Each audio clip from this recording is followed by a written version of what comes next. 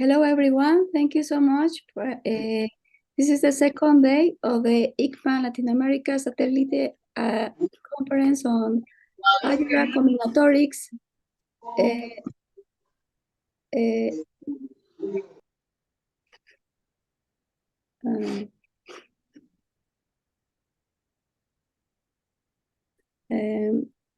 Arthur, I think I'm on mute. Thank you. This is the second day of ICMA Latin America's Satellite Conference on Algebra, Combinatorics, and Number Theory. Our first speaker is the professor Catherine Stench. Catherine is an associate professor in the Department of Mathematics at University of Colorado. She has won several international awards and was postdoctoral at different universities, including Harvard University and Stanford University. Her research is mainly focused on number theory, from which the areas of cryptography, arithmetics on claim groups, arithmetics of abelian varieties, algebraic number theory, and arithmetic dynamics are highlighted. So thank you so much, Catherine, for being part of this conference. The title talk is "The Local Global Conjecture for Apollonian Circumspecking is False." Thank you, Catherine. And go. Thank you very much.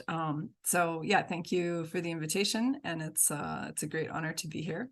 So today I'm going to talk about some work that came out of a research experience for undergraduates over the summer.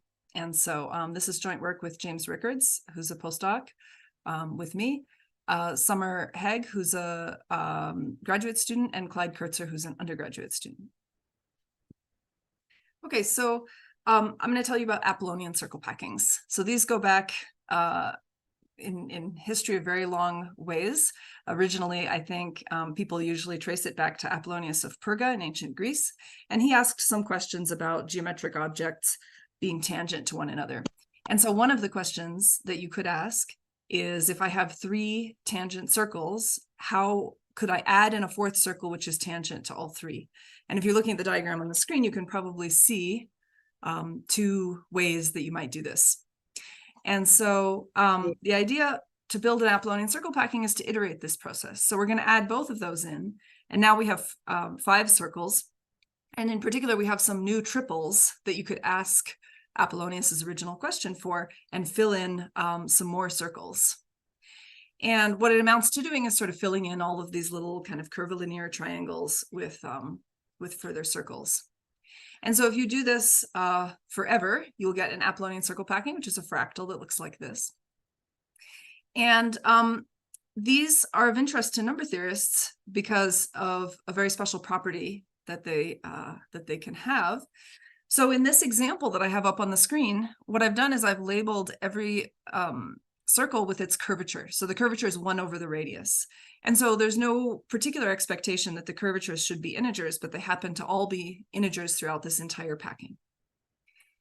So the reason for this is a theorem of Elizabeth and Descartes, Princess Elizabeth of Bohemia.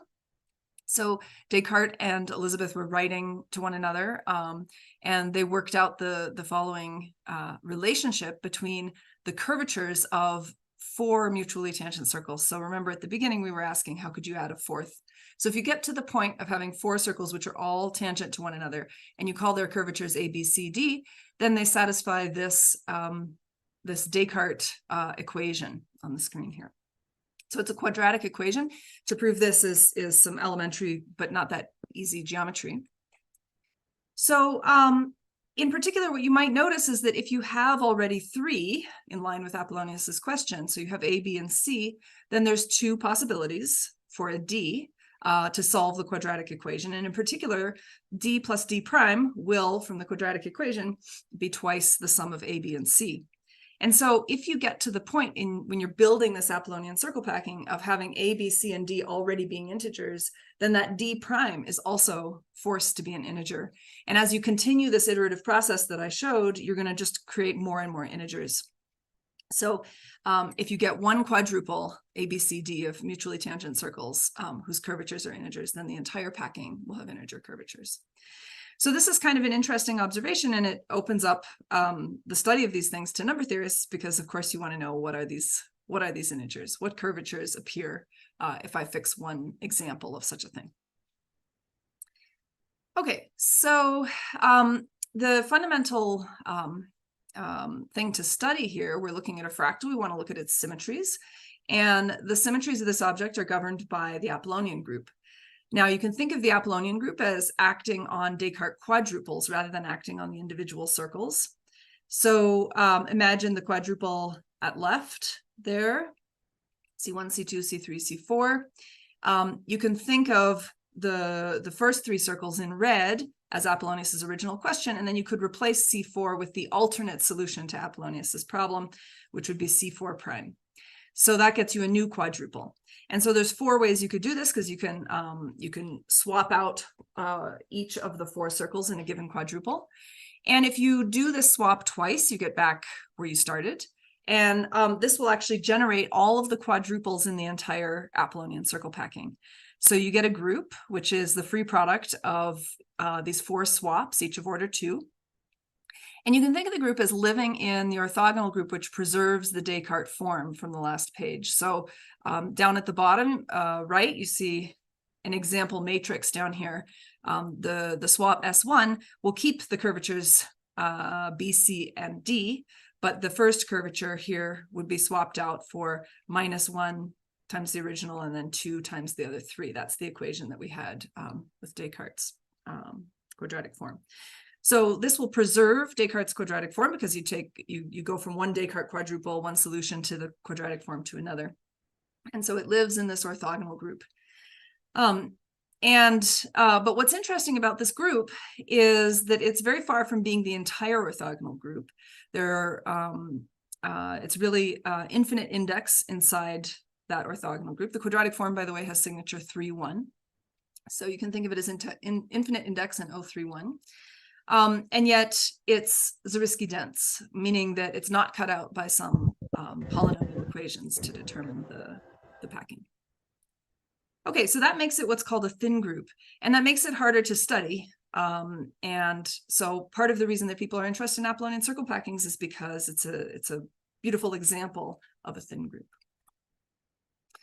So one might more generally look at orbits formed by thin groups. So the Apollonian circle packing is an orbit of a single quadruple. You start with a quadruple and build the packing using the action of the group. And then if you ask for the curvatures, maybe you're asking for, say, the first entry from all the quadruples that you get.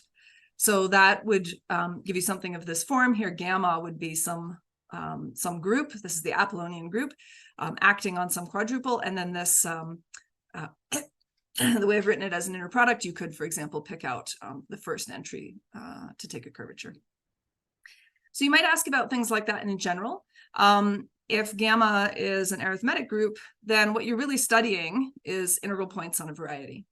But if gamma is a thin group, then we call this a thin orbit, and we ask whether we have tools to approach this, because we don't have the sort of tools that you would have in the arithmetic case. Okay, so just to give another example of this general topic of study, some of you may have heard of Zaremba's conjecture. So here, this is about continued fractions, but it can be realized as another example of a thin orbit. So the idea is to take a finite alphabet of natural numbers that you're interested in just the continued fraction expansions that are using only letters from that alphabet. So for example, you might take continued fraction expansions whose coefficients only live in 1, 2, 3, 4, 5. And you might ask, if you take finite continued fraction expansions, you get rational numbers. What are the denominators that you get? If you only allow a limited alphabet, maybe you don't get enough rational numbers to witness every denominator. So Z sub A is the set of denominators Q, so that there is some rational number P over Q whose continued fraction expansion comes from that limited alphabet. And the conjecture is that already when you take 1, 2, 3, 4, 5, you should expect to see all denominators in this way. Okay, and so this is an interesting question. You can ask about different sorts of alphabets and generalize this question of Zaremba. Okay, so this is just another motivating example of thin orbits, but I'm going to go back to Apollonian circle packings. So the general question that we want to answer is, what are the curvatures that appear in the packing? What's in this thin orbit? The outer circle in this picture that's on the screen has curvature -6. We say minus because actually its interior is on the outside. I want all the interiors to be disjoint. And so that one I have to think of the interiors containing infinity. Okay, and so once we've picked sort of a base quadruple to get started building this packing, so we've got -6, 11, 14, 15. Those largest circles in the picture, then you can see that there really isn't room to put a circle of curvature 1, 2, 3, 4. Most of the small integers are kind of ruled out just by there not being space in the fractal. And so this I might call like a geometric consideration because there just kind of isn't room. But this only applies at the beginning. So there's clearly some small integers which can't appear as curvatures in this example. Now, you might ask in general, as you get higher, what happens in terms of the amount of space that exists in that fractal? And what's known is the fractal has a Hausdorff dimension, so it's about 1.3. And the number of circles whose curvature are bounded by x, so the number of circles that are larger than a certain size, can be counted with the Hausdorff dimension. So it'll grow about as x to the power of the Hausdorff dimension.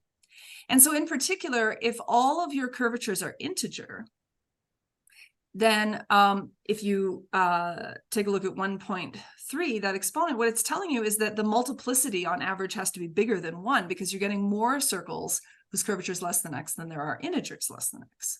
And so in particular, the multiplicity on average should be around x to the 0.3 for curvatures of size around x.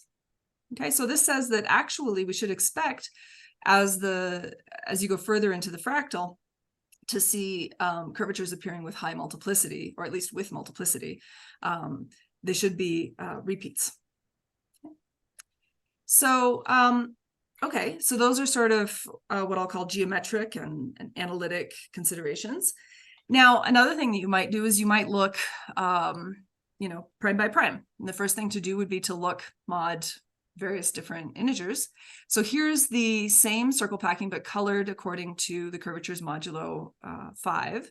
And if you count, there are indeed 5 colors in here. So sort of interesting to ask what kind of pattern they occur in, but right now I'm just interested in the fact that there are all 5 residues, mod 5.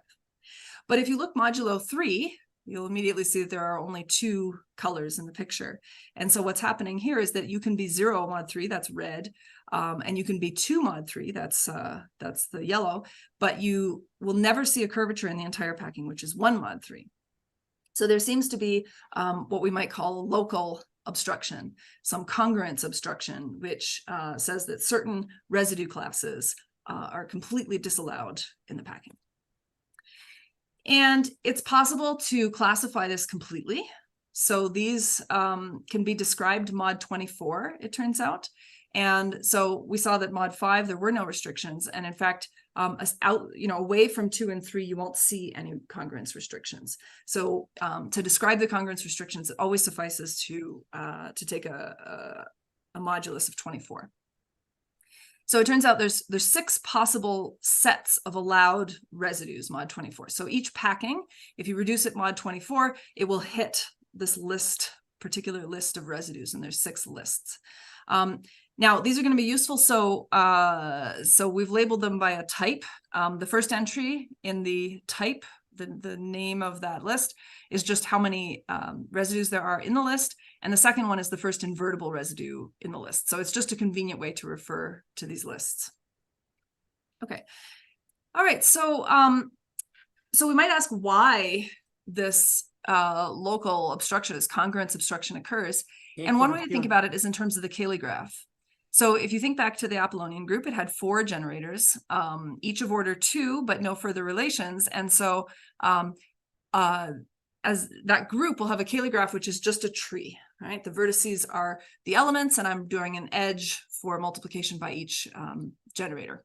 So there's 4 edges emanating from any vertex, and it's a regular tree of degree 4. But you could label that tree with the Descartes quadruple at each, label one of the vertices with the Descartes quadruple and follow that quadruple around the tree and see how the swaps affect it. Now, if you do that on the, you have an infinite tree, but if you look at it mod n, you will get a finite picture. And so this picture on the screen is the picture of mod 8. So from the quadruple at the top here, 7, 2, 2, 3, if you apply the swap S3 in the 3rd position, your 2 will change to a 6 in this 3rd position. And what you see is that in this mod 8 example here, you don't get all of the residues mod 8. The tree is just a little bit too restricted. And so if you start with a quadruple that has these residues mod 8, you will, for example, never see a curvature, which is 1 mod 8. So this explains these local obstructions. All right. Okay, so let's go back to the Apollonian group. I want to talk a little bit more about some of the theory that's useful to try to understand the Apollonian circle packing. So the Apollonian group, you can also realize it sort of geometrically as Mobius transformations. So you put your Apollonian circle packing in the plane, and Mobius transformations will take circles to circles. And in fact, they preserve the tangencies and whatnot. So you can think of this as acting on Descartes quadruples as well, but it's the action is kind of from the other side. I don't want to get into the details of it, but anyway, you can think of the Apollonian group as taking some particular base quadruple, to your packing. And if you do this, then you're thinking of the Apollonian group as living inside PSL2Z adjoin I. So Mobius transformations would be PSL2C, but these will have coordinates in the Gaussian integers. And the reason that this is related to the previous version of the Apollonian group, which was living in OQ, is that there's a relationship between PSL2C and SO13. And so you can move back and forth between these different ways of thinking of the Apollonian group. So all I really want for the purposes of the talk is to point out that the Apollonian group can be thought of or realized inside PSL2Z adjoin I. So in this context, then, we can ask about reducing modulo ideals of the Gaussian integers. And SL2Z adjoin I, you reduce it mod A, you get some image. And the Apollonian group lives inside SL2Z adjoin I, and you might ask, what image do you get when you reduce that? And most of the time, it will turn out to be the full image. So you can't tell the difference between the Apollonian group and the whole SL2Z adjoin I just by reducing. So there are only finitely many primes where this fails. And so those are the primes where you have this sort of bad behavior where you lose certain residue classes. So this is a useful way to think about it. You think about not the infinite Cayley graph, but the Cayley graph for all of the reductions of the Apollonian group modulo various integers n. And each of these is a finite graph. You can look at the adjacency matrix, and you can ask about the spectral theory of that graph. So the idea here is to imagine perhaps you have, just to give a little explanation about what I mean by the spectral theory, Imagine that you have, say, mass at all of the vertices of your reduced Cayley graph, or just your finite graph that you're interested in. And you might think about allowing that mass to flow to the neighbors evenly. So at each time step, you're going to flow a quarter of the mass that you have at your vertex to your 4 neighbors. And if you do this, then this is a Markov chain, and you can analyze sort of the rate of mixing of that mass across the graph. And it depends on the eigenvalues of that normalized adjacency matrix. And so in particular, there's something called an expander family of graphs, which is something about a collection of graphs. And that's what we have here. We have a collection of all of the different reductions of the Apollonian Cayley graph. And if that spectral gap, that difference between the first few eigenvalues is maintained throughout the family, then we say that we have an expander family. And that spectral gap controls the rate of mixing. So what it does for you is that if it's larger, it tells you that your mass will spread out evenly throughout the graph faster. Okay.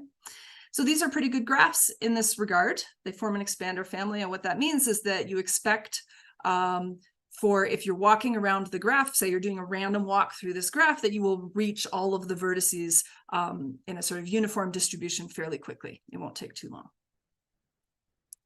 So the idea at a very high level is just that if all of these mix well, let's supposed to say well there, if all of these have this well mixing property I was just talking about, and we saw that they hit all of the residue classes, then do they behave kind of independently? So if you have a quadruple and you're walking your quadruple in the integers, you're looking at its image in all of these different reduced Cayley graphs, and it's moving around well, it's hitting them all. If they're kind of independent, it's kind of like a Chinese remainder theorem, and you might expect to kind of obtain all the different possible combinations.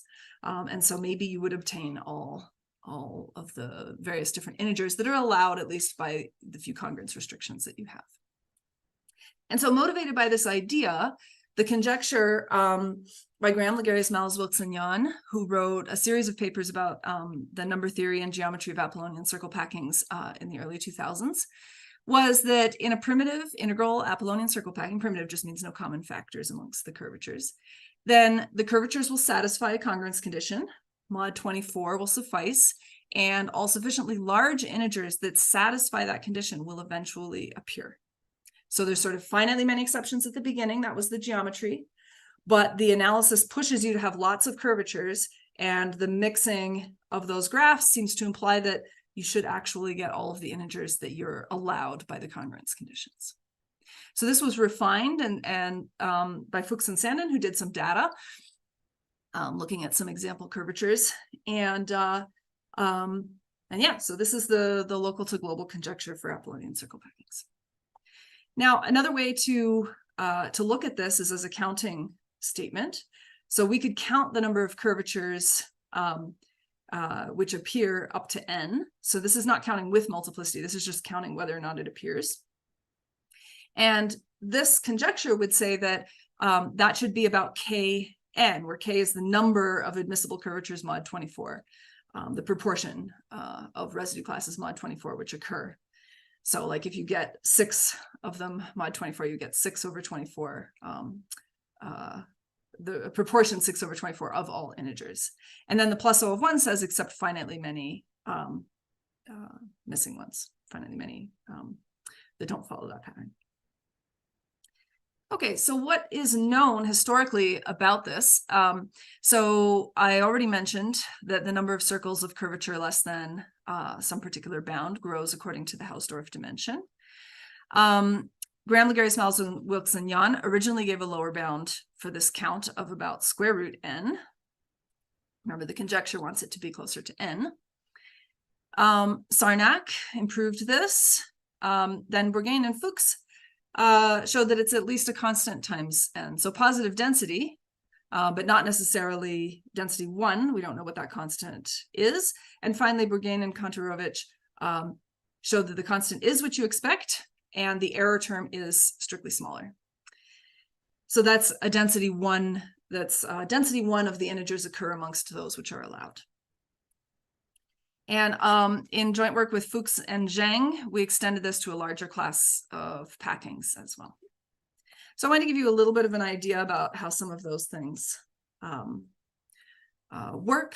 So the main tool that allows you to access these results is that the packing contains a lot of different quadratic forms. So the idea is choose one mother circle. So it's 11 in this picture here. And then all of the circles which are tangent to that one, I've colored in blue. So that's a family, okay?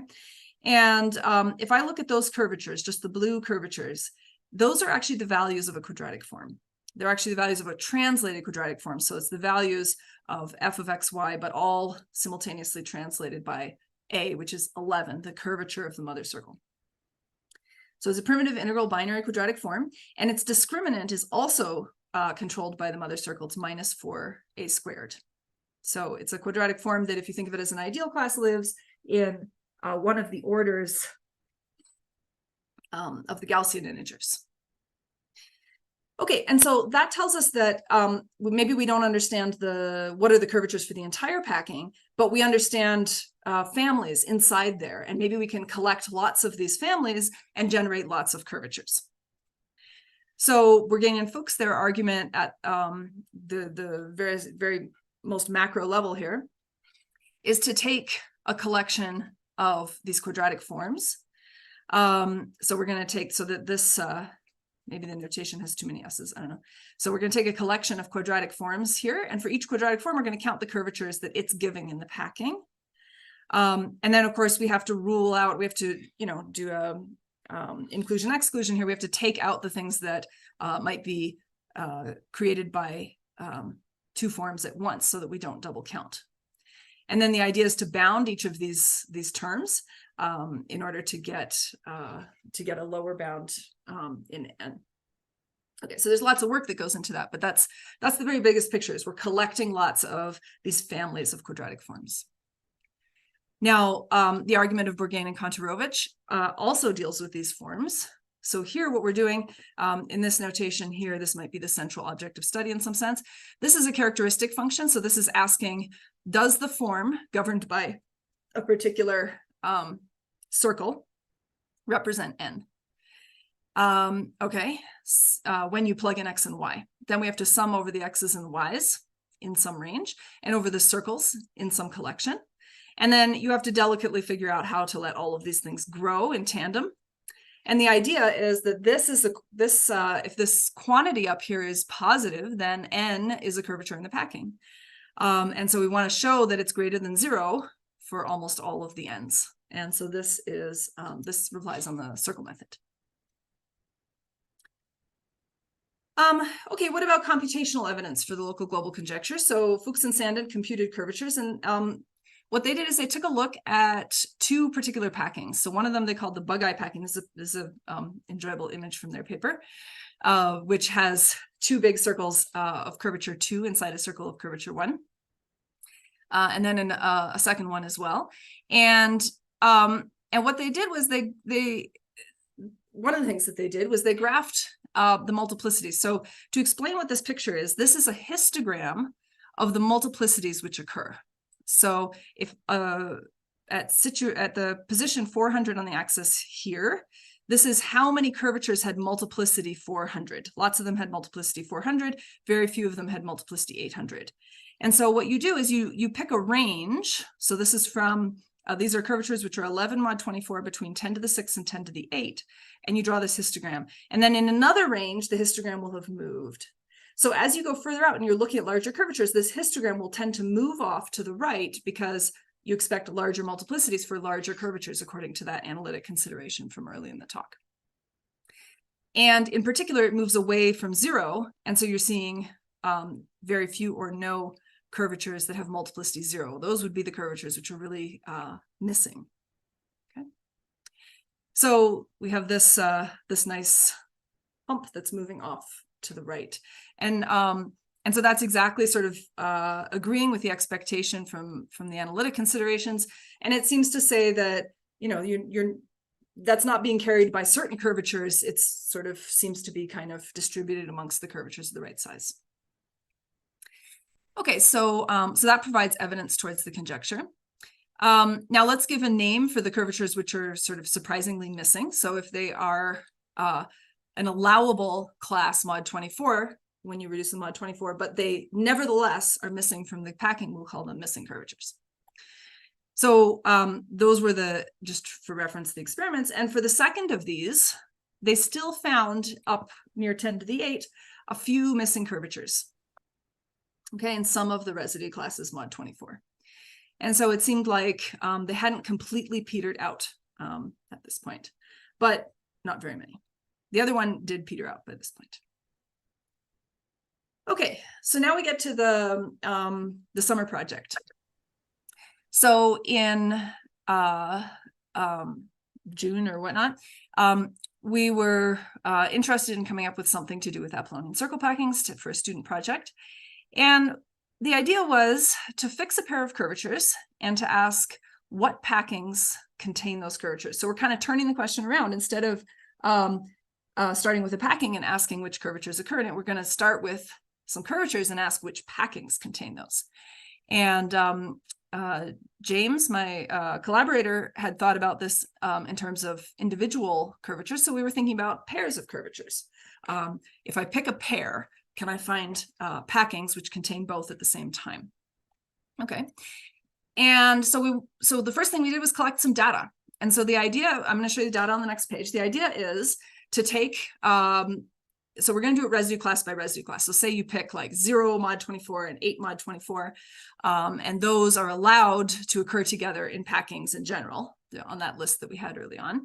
So you pick that pair, then you look through the possible curvatures in one residue class in one axis, look through the curvatures, the possible curvatures in the other residue class in the other axis, and you just compare. So each point in the plot corresponds to a particular pair of integers, and you put a black dot if no packing ever has that pair together. And otherwise, you leave it white or actually kind of pink in the pictures. And the local to global conjecture will say that on any row or any column, which means you're fixing one of the curvatures and asking which other things can occur in there, you should only see finitely many black dots. Okay, so here's an example picture. On the left is the large, on the right is the detail. And you don't have to worry too much about the axes, but remember that each coordinate corresponds to a pair of integers. And you see a few of them there that didn't occur together, but you can see that those dots, they occur at the beginning for small curvatures, and then they seem to peter out. And there were lots of comparisons of different residue classes to do. So Summer graphed, I don't know, it was around 100 or something of these, and they pretty much all looked like this except for exactly one graph. And this one you can see is very patternful, and it's patternful on lines. So if those lines don't stop having dots, this looks like a contradiction to the local global conjecture. So when we saw this, we started messing around, taking the successive differences and things as it kind of looked like it was quadratic. And we quickly figured out where these dots are. And then we went back to look at some of the data that shows okay,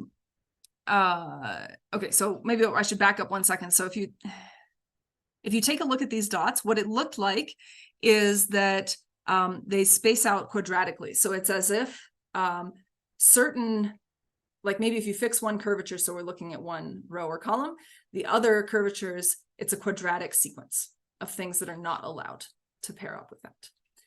So what we did is, okay, well, if it's quadratic, then we should see patterns in the successive differences. So one thing you can do is you can graph the successive differences between missing curvatures.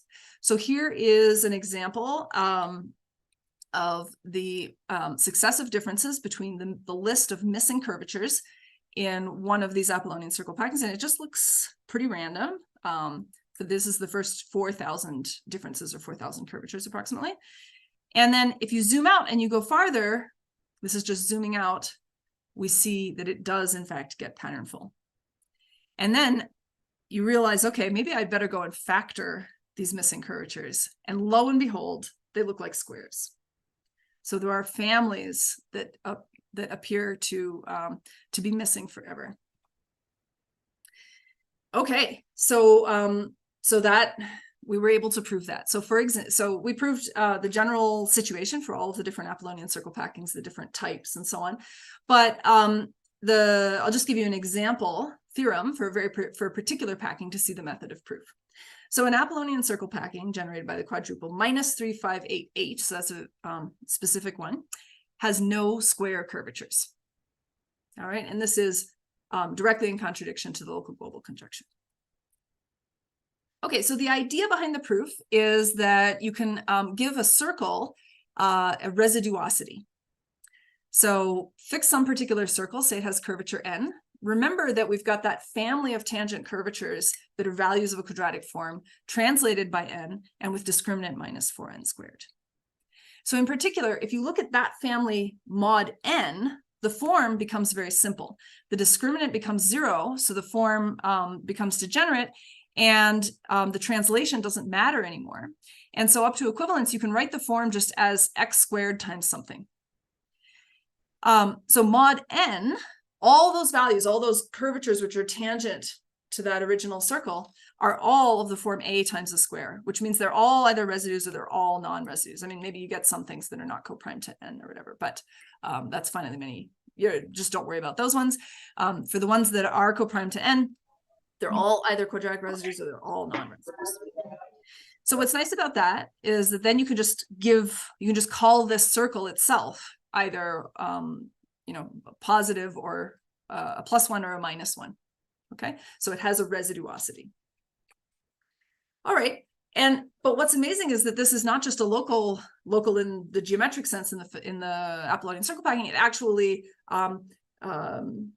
propagates through the Apollonian circle packing. So if you have two circles which are tangent and they have non-zero coprime curvatures, then quadratic reciprocity actually lets you determine the residuosity of one from the other.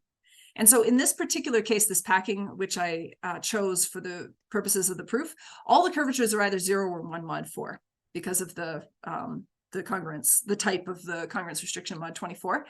And so it's particularly nice. Quadratic reciprocity just always comes out to 1. There's none of that -1 to the stuff, okay?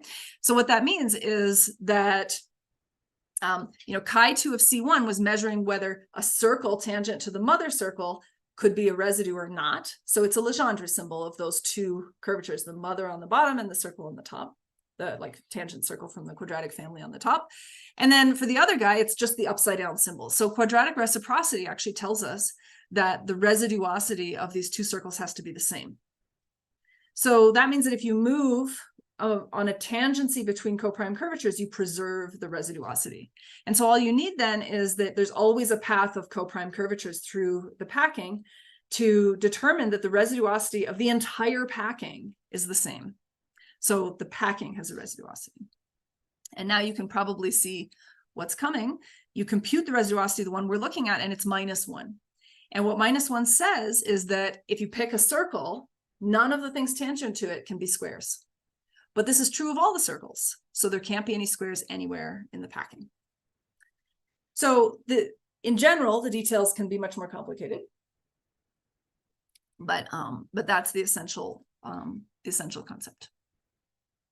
Okay, so the idea is that there's sort of these new invariants where you're associating a residuosity to a particular circle, and it turns out to be constant across a packing.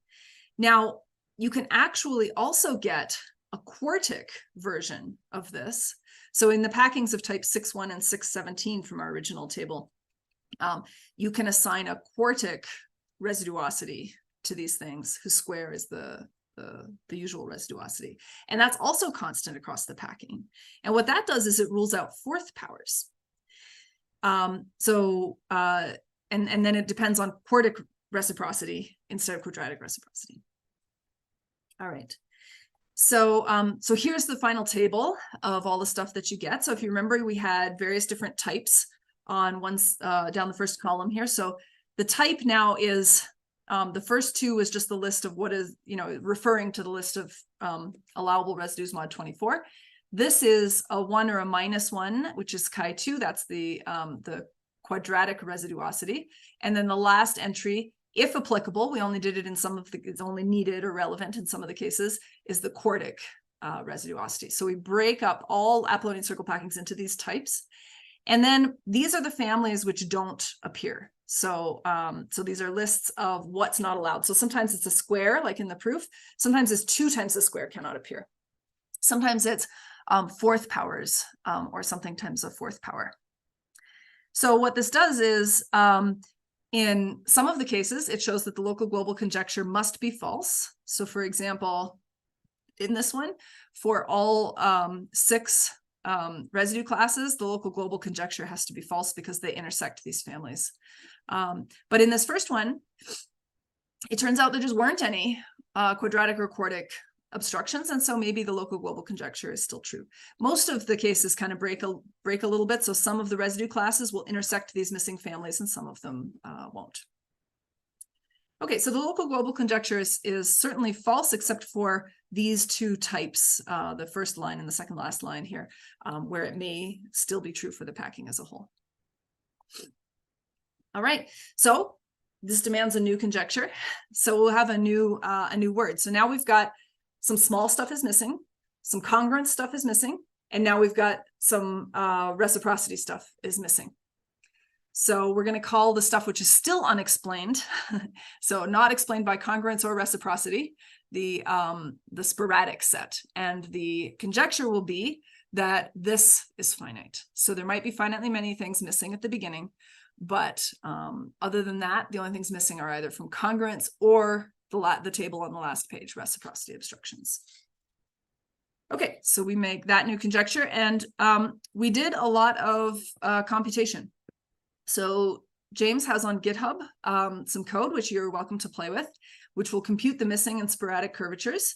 And we computed these sporadic sets up to quite large values. So you can do up to 10 to the 10 in a few hours. And 10 to the 12, if you're willing to wait around, is attainable for packings you're particularly interested in. And what we found is that they seem to peter out. So here's a graph that sort of shows the speed at which they peter out. But we have full tables of all of the lists of sporadic curvatures, and we went for many of the smallest packings, we went out until we had gone 10 times past the last sporadic curvature without seeing a new sporadic curvature. And in all the cases, it seems you're able to do that. So it seems like pretty strong evidence for the conjecture. So what this picture is, this is a log-log plot in order to bring it down to so that you can see the shape of a curve here. And this is an approximation to the probability that a curvature is sporadic as the curvature size increases. So in the range of 10 to the 3, that's the curvature size. This is, out of, so we take a sample of curvatures from that range and count how many of them were sporadic, right?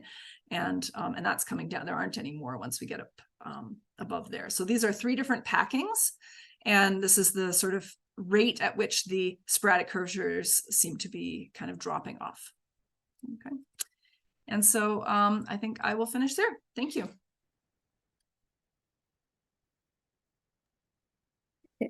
Thank you so much, Catherine. Is there any questions for Catherine or comments?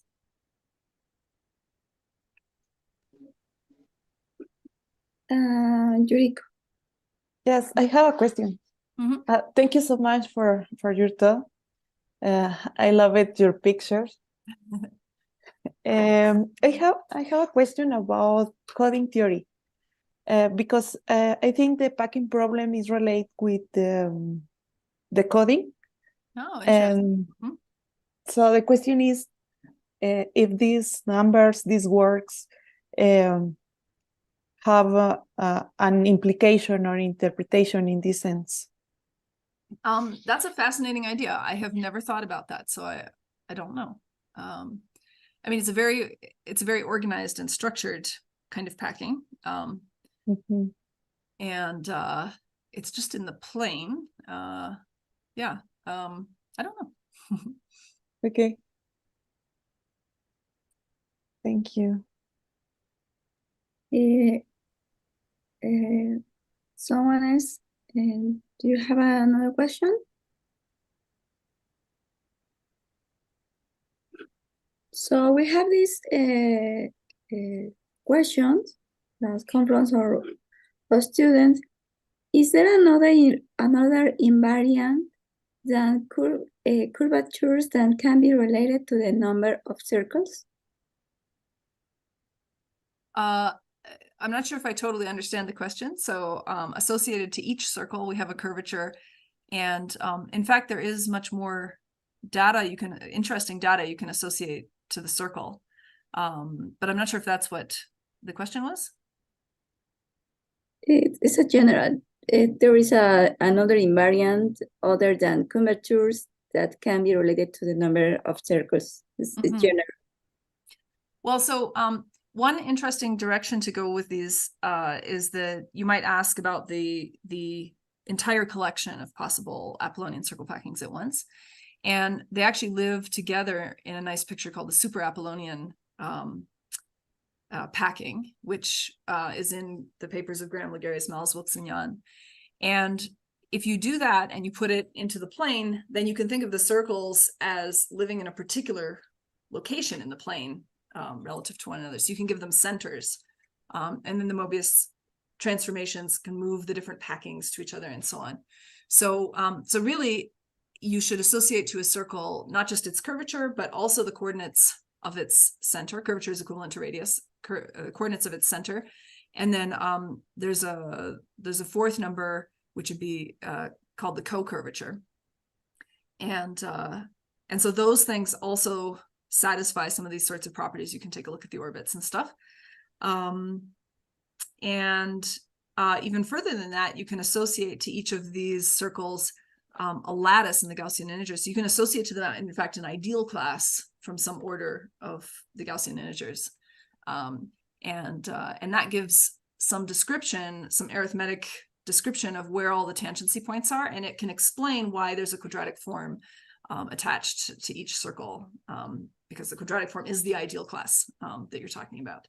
So there's actually a lot of different things associated to the circle in this packing, and the curvatures are just sort of the first thing to look at in a way. Hopefully that's sort of what was being asked. Well, thank you so much. And we have time for one more question. Someone else? Yuriko again. Yeah, I have another question. In addition to the reduced Cayley graphs, there are another combinatorial structure that can you be associated with the Apollonian group? Besides the Cayley graphs? Uh-huh. I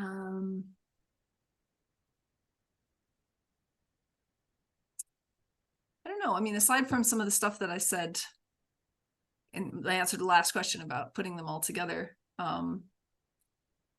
Yeah, I mean, these are excellent questions to ask, because every time you can find one of these sort of associated structures, you have a new tool for understanding what's going on. I don't know of anything else in that vein. Or maybe there is a special condition that you can associate specifically the Cayley, reducing Cayley graph, no? Or something like that. You mean to characterize? Yeah. Yeah, that's an interesting question too. So one thing that's yeah, I mean, just studying the reduced Cayley graphs is interesting. So one thing that comes to mind is that not only do you get the local obstructions, but you actually, if you look, for example, I had a slide where I showed one of the reduced Cayley graphs, mod 8. You could count how often the different residues appear. And so certain residue classes actually get kind of more curvatures in them than other ones. So there's sort of more nuanced questions to ask there. So the strong approximation says that they generally look like the reductions of SL2, except at those finitely many things. So there might be some way to characterize those cases. But then the exceptional cases, the ones where they don't reduce like that, I think it's kind of an interesting question to ask, maybe what those look like maybe you can give more characterization of that to figure out some sort of more nuanced questions about the counting of various residue classes. Yeah, I think so. Thank you so much. Yeah. Thank you. And we have questions on the chat. This from Carlos Barco. And he say, hi, which are the challenges to modeling and analyzing stochastic process with fractal structures and showed?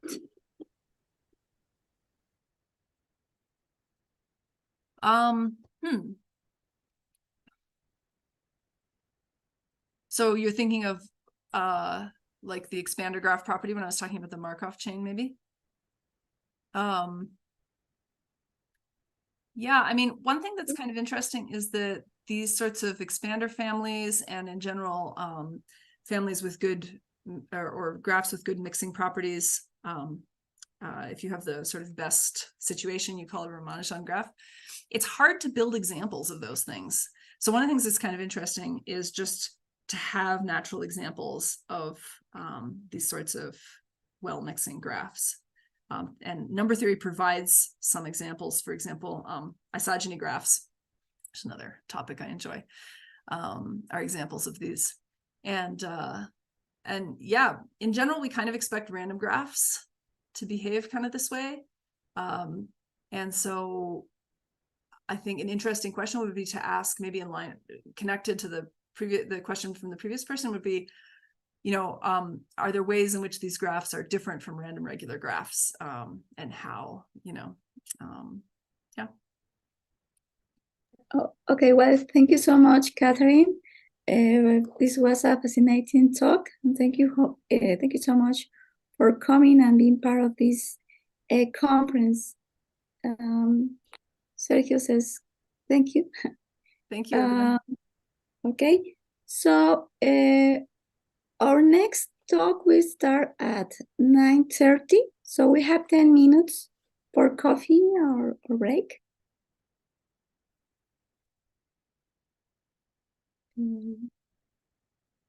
Thank you.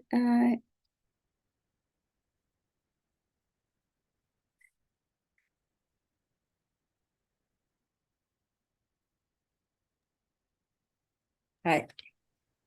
Okay. Can you hear me? Yes. Hello, Andrea. How are you? Okay. How are you? Hi. Andrea. I'm fine. Thank you. I have already connected my tablet and I would like to share a screen Yes, to yes, see you that can everything share. is okay. So just a moment, please.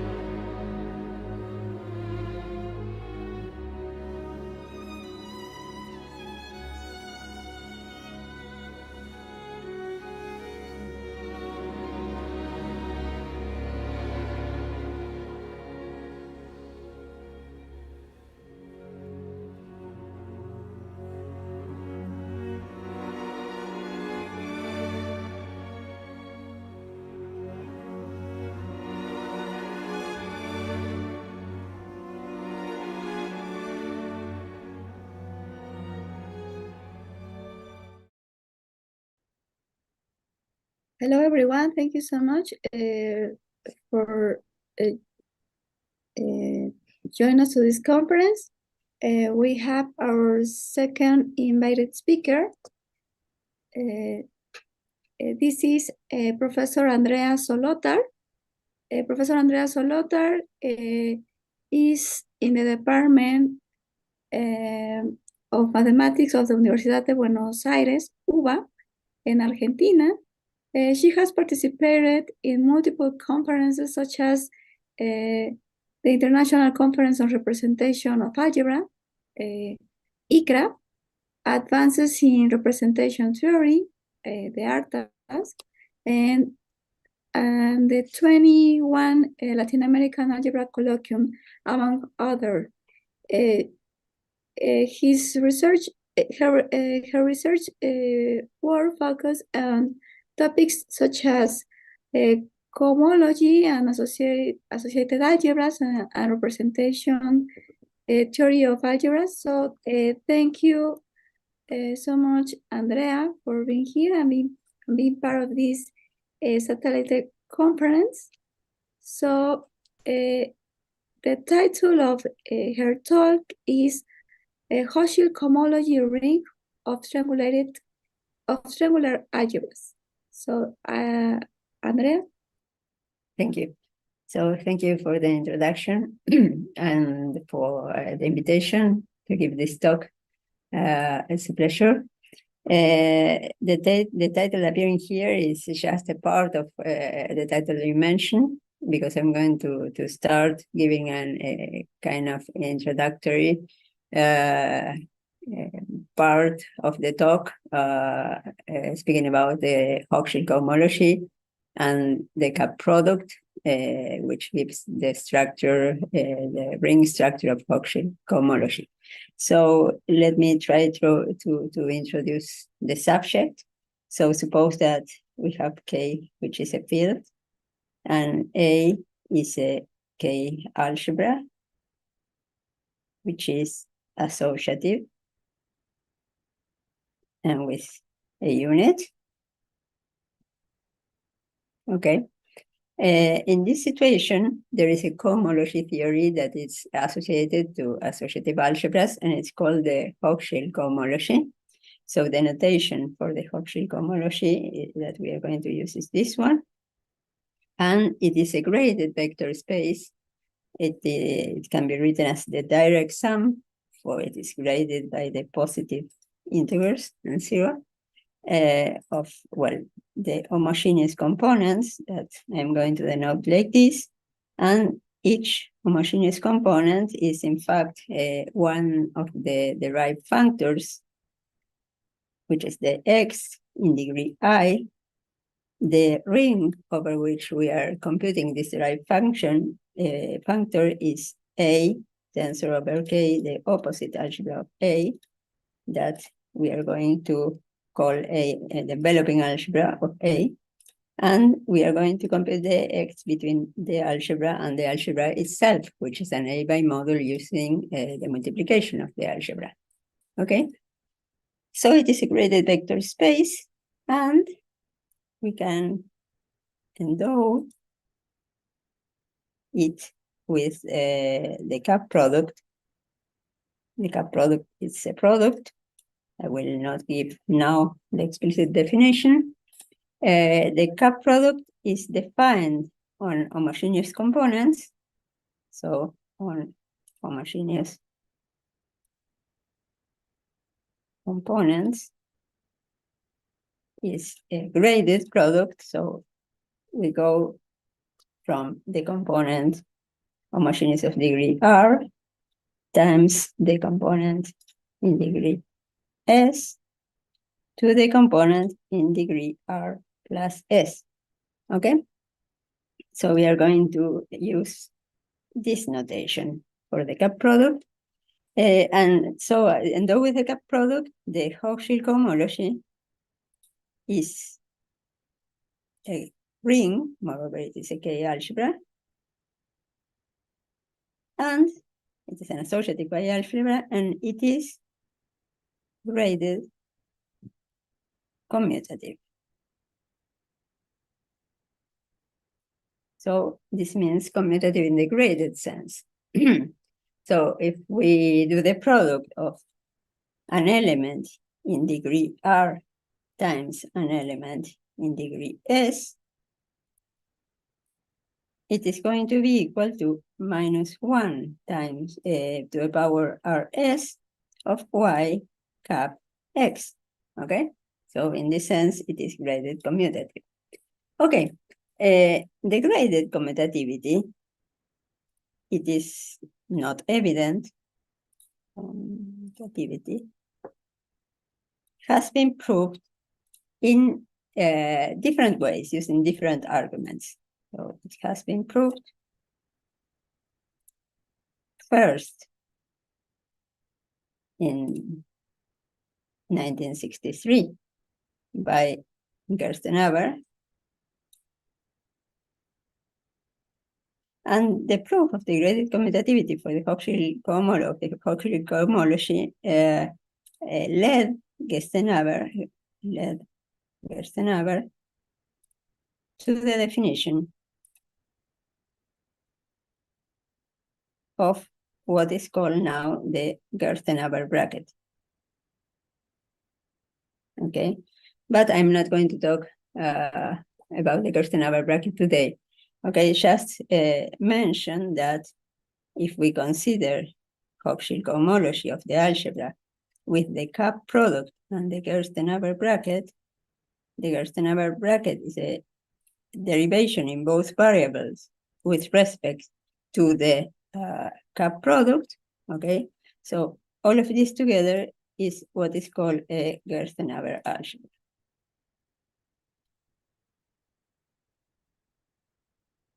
So it is a very, very rich structure of Hochschild cohomology that is used to study the algebra A and, more important, the representations of the algebra A. Okay, so this is just one proof of the commutativity of the cup product.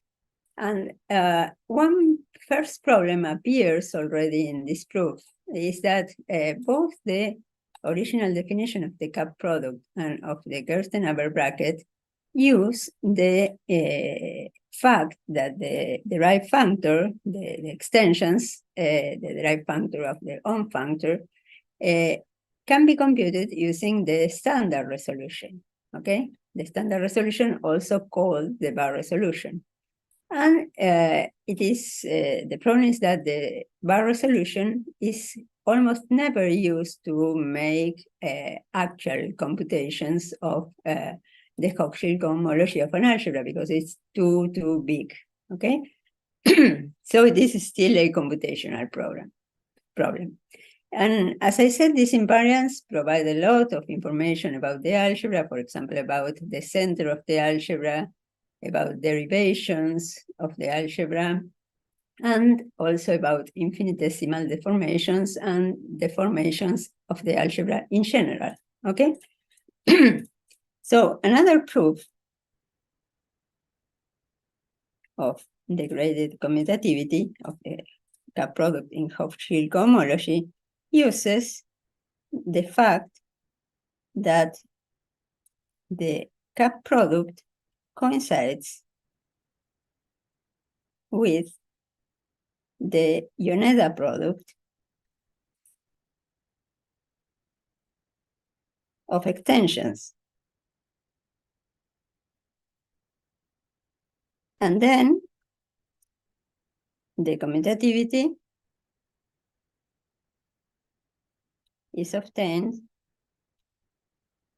using what is called the Hilton-Ekman argument. Okay? There is a very nice paper by Mariano Suarez Alvarez explaining this result. Okay?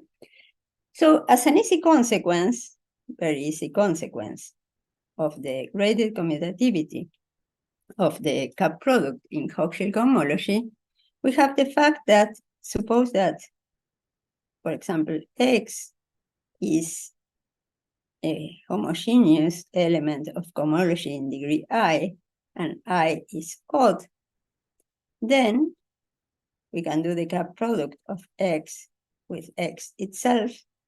And due to the graded commutativity, it's going to be -1 to the power 1 x times x. So if we are in a field of characteristic difference from 2, this will imply that x cap x, or the square with respect to the cap product, has to be equal to 0, or equal to 0 or a coboundary, which is 0 in cohomology, okay? So this gives, for certain algebras, a lot of nilpotent elements, okay? So we get this result just from the graded commutativity, okay? So as I mentioned, the bar resolution is a very, very big resolution, and so one needs to avoid it to do computations. So what about the cap product when computing the Hochschild cohomology using another resolution? Well, there is a way to use the other resolution to avoid the bar resolution that I will explain now. So it is possible to use other resolutions, any resolutions. Resolutions, I mean, of A as an A bimodule, okay? Which is the same as being a module over the enveloping algebra, okay? Either on the left or on the right. Okay, so there is a way to use other resolutions to compute the cap product. And suppose that you have P with a differential, which is a projective resolution of A as A bimodule, then if one is able to define a map of complexes from P to the tensor product over A of P with itself, which is a morphism of complexes, then we will be done, because using this diagonal, one will be able to compute the cap product, okay? So let me add a page. So this is mainly the idea that we are going to use today, okay? So we want to say things about the structure of ring of algebra of the Hochschild cohomology of an algebra A using the cap product, okay? There are lots of examples of computation. There are lots of examples of computations of this algebra for different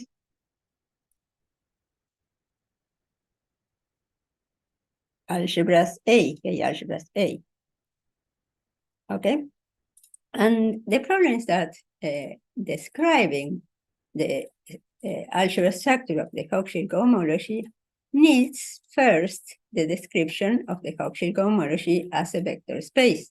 Okay, and this involves very, very long computations usually.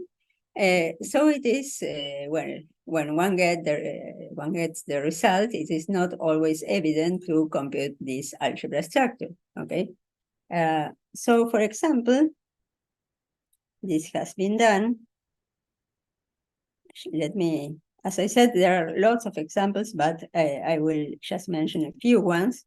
So for A equal to the group algebra, okay, so she here is a group, finite group, let's say.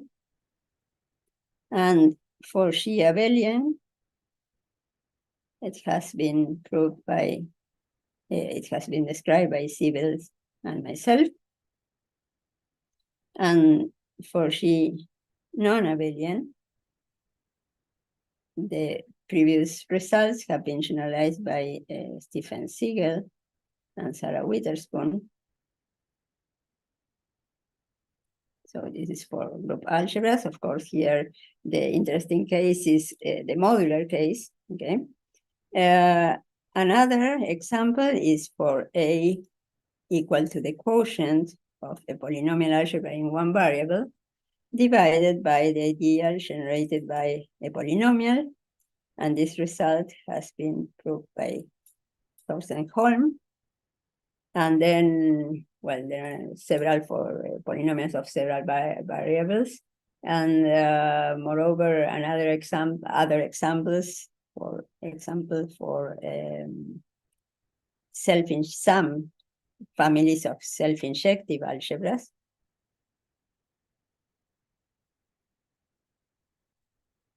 So, for example, several papers by Volkov and co-authors, others by Bachalova and co-authors, and, well, lots of cases for self-injective algebras.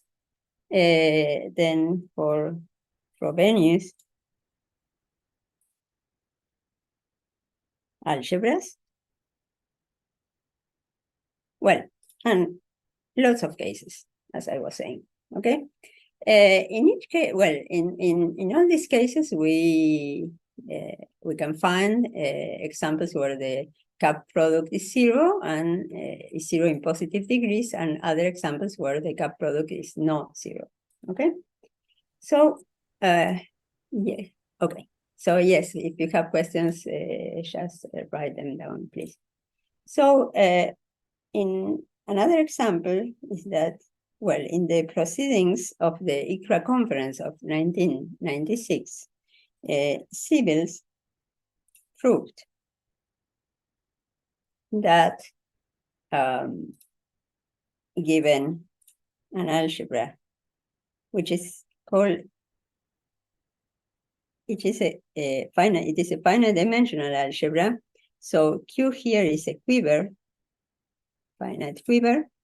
This is what is called the path algebra, this part of Q. And I is an ideal, two-sided ideal, okay? So he proved that given an algebra like this finite dimensional algebra, such that the radical to the square of the algebra is zero, that is the composition of, the product here is given by a composition of arrows, okay, or compositions of paths. So if the composing two arrows is zero, or two paths that are longer than just a vertex in the algebra. So if composing two of them is zero, and Q is not an oriented cycle, then the cup product is zero in positive degrees. Okay? So, what happens in other cases? Okay? Well, we are going to continue with algebras that can be written in this way as a quotient of a path algebra. So another result was obtained in 2006 by Juan Carlos Bustamante. So he published in the Journal of Pure and Applied Algebra a paper, which is called the cohomology structure of string algebras. I'm going to go back to string algebras. He also proved that the cup product is zero in positive degrees if the algebra is what is called a string triangular quadratic algebra. So let me go back to string and to triangular, okay? So, well, quadratic is that the relation, the ideal I can be defined by relations of length 2, okay? Here, since the algebra is a string, this contains already the condition that it is monomial. That is, that the ideal I can be generated by monomials, okay? So I will mention the definition of a string in a moment, but let me first go back to triangular. Triangular means that Q, the quiver Q, does not contain oriented cycles. Okay? And the condition of string, besides being monomial, is that we have monomial and then special biserial. Let me explain this last condition. So this corresponds to two conditions, 1 and 2. 1 means that at each vertex of the quiver Q, there are at most 2 arrows with a source. At each vertex, let's say E, the source E, and at most 2 arrows with target E, okay? And then the second condition is that for all arrow in Q, so I will write Q1 for the arrows, there exists at most 1 arrow beta in Q and at most 1. Moment for a new page.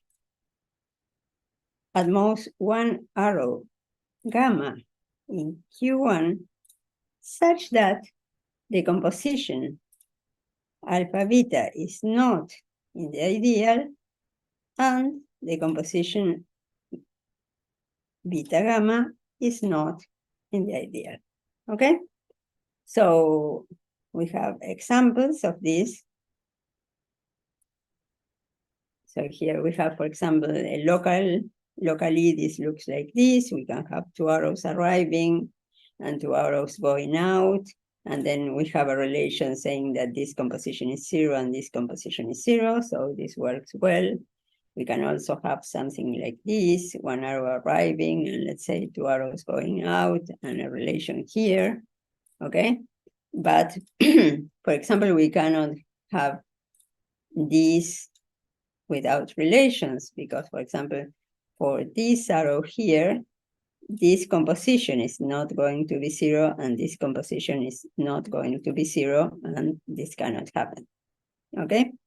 So this is the idea of what happens locally, okay? So I mentioned that Bustamante considered this case of algebras, this type of algebras, and he proved that in this case, the cup product is 0 in positive degrees. Okay, so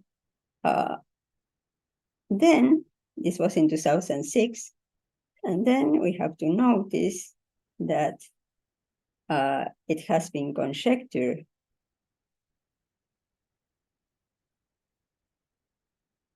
by Ed Green and not being Solberg in 2011 in a paper published. This is also in the proceedings of the ICRA, that if A is triangular, as before, then the cup product is trivial, is 0 in positive degrees. But this is still, with this generality, is still a conjecture, okay? And then there are 3 papers by Redondo, María Julia Redondo, and Lucrecia Román, where they prove several instances of this type of results. They prove more things, but let me talk about the cup product, okay? So they proved the result for a string monomial, of course, triangular,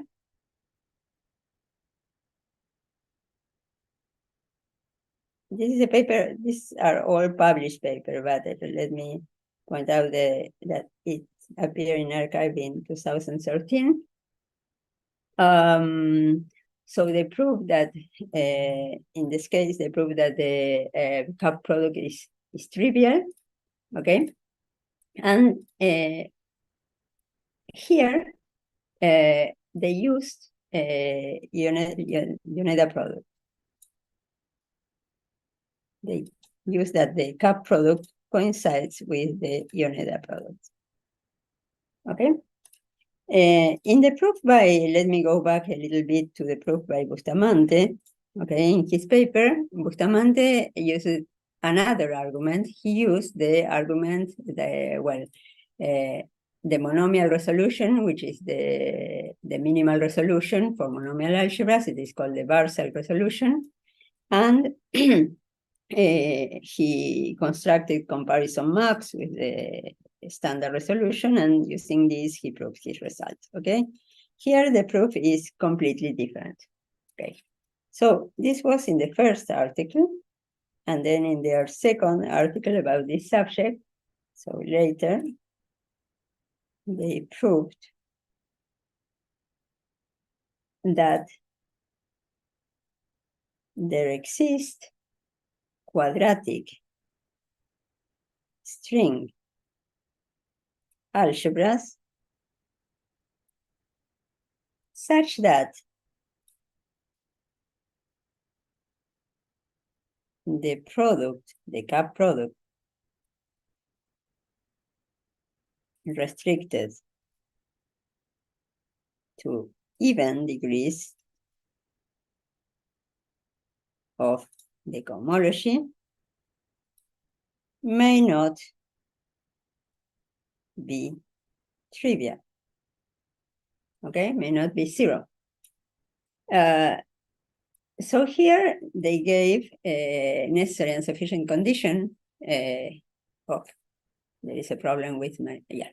They gave a necessary and sufficient condition about the quiver and the relations so that they are able to construct non-zero, well, elements in Hochschild cohomology in even degrees such that their cup product is not 0, okay? And they also prove here that all elements in odd degree times another element in odd degree is always 0, okay? And the necessary and sufficient condition they give involves the existence of cycles in the quiver. So these algebras are not triangular, okay?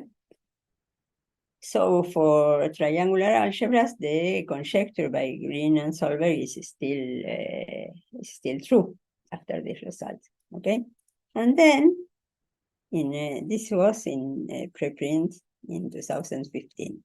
And in a third paper, the preprint is from 2016, they proved, they constructed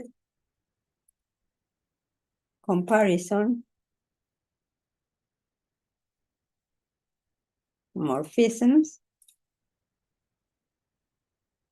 for monomial algebras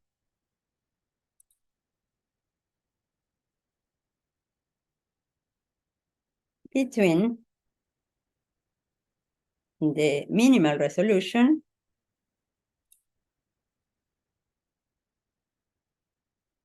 which as I mentioned, for monomial algebras, it is called Bar-cell resolution, and it is very well known. And the standard, the bar resolution. So let me say a few words about bar-cell resolution. In bar-cell resolution, the elements, for example, that you have in cohomology in degree, let's say, for example, 1, are given by linear combination of an arrow in the quiver, which is parallel to a path, and this path is not in the ideal, okay? So suppose that we have this arrow, which is called A, and here we have a path like this. So we are going to denote this element, suppose that, well, it's a cocycle, A parallel to the path C4, C3, C2, C1, okay? I'm going to use this notation later. Okay, so this, they construct, as I say, the comparison morphism for monomial algebras. It is a very, very complicated construction. Well, it is really very hard work, okay? And so in particular, they give a description.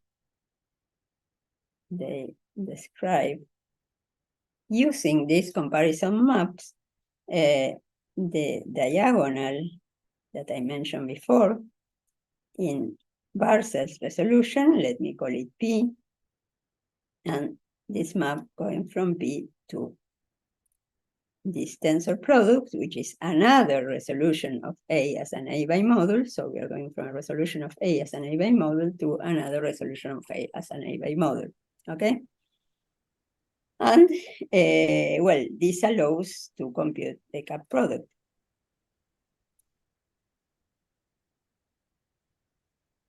But this is, of course, a theoretical result that they use for several types of algebras. But it is still very hard to compute the cap product in an effective way, okay, in a computational way. Okay, so as I mentioned, in most of these papers, except for the one using the Yoneda product for the composition of extensions, in most of them, the computations use the minimal resolution and the comparison morphisms. So now, what I want to tell you is that we would like to introduce or to use another argument to prove that the cap product is 0 in positive degrees for monomial triangular algebra.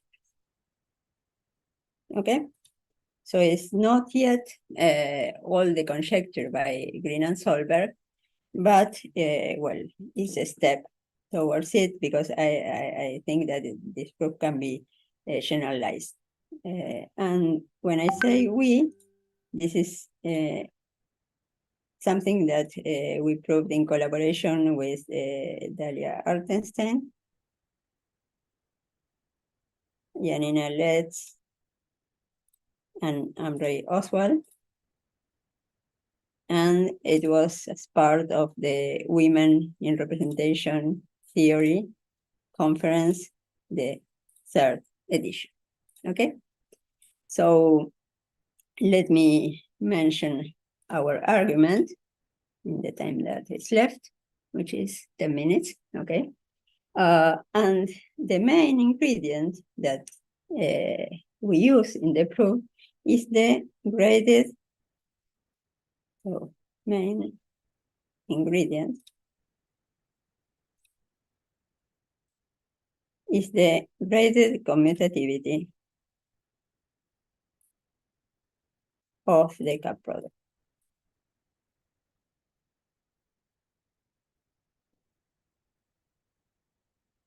Okay. So which are the steps of our proof? Okay. Let me first recall our setting. We have an algebra, which is a quotient of a path algebra by an ideal, which is a monomial ideal. It can be generated by monomials.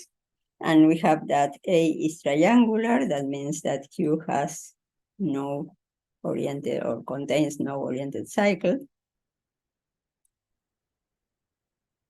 A is not necessarily finite dimensional.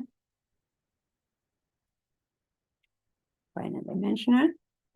Okay, so which is the first step in our proof? The first step is to define a diagonal map that we use to compute the product, going, as I mentioned, from the Barcel's resolution to the product over A with itself. This, as I mentioned, was already done already obtained, or there was one map because it's not unique, it's unique up to homotopy in the paper by Redondo and Roman. But, we defined one and we proved that it's useful for us. I cannot, their definition is very complicated and I cannot tell if it's the same.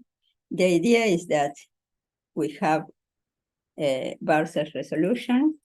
In theory, they define the morphism, the comparison morphisms to the bar resolution of A, same degree. And the diagonal map in the bar resolution is very well known. And then we have the map that goes the other way, the other comparison map, going, to P times P. And then we can construct the diagonal here, okay? But the idea is that if we consider the map, the structural map of P as a resolution, and the same map here, so we go to A, tensor A, and we have an isomorphism here. So we are going to call this thing mu, okay? So it is enough to prove. So what we did is to define a map and prove that it satisfies that if we do the composition here, that is, not here, but here, okay? This composed with delta, and then followed by mu. This is going to be equal to epsilon, okay, to this side. So if we are able to prove, and we are able to prove that our definition satisfies this condition, then our map is okay up to homotopy, and we are just interested in maps up to homotopy. So this is the first step. The second step of the proof is a proposition, which is the key point of the proof that we have. So given a monomial, and here we are not using this triangular, okay? And suppose that we have an irreducible I cocycle for Hochschild cohomology, and I is positive. And by irreducible, I mean that it cannot be written as the sum of two non-zero cocycles, okay? So in this case, given a cocycle like this, let me write it X, okay? X, as I described before, is going to be a linear combination of coefficients, this is in K, and then we have a path, which is contains the relations in the resolution parallel to an element in the basis of the algebra. Okay, it's a linear combination of things like this. So here, pi has, there are, for example, in degree 2, maybe I have, let's say, a relation here, this composition of 3, 0, and then I have a relation here, okay? P1, let's say, and it is parallel to something that is non-zero in the algebra. Okay, so it's a linear combination of things like this. Okay, so suppose also that y is an, wait, I don't know, I don't need y yet. Okay. So let me continue with this proposition. Then in this case, we have, oh, sorry, I have a problem.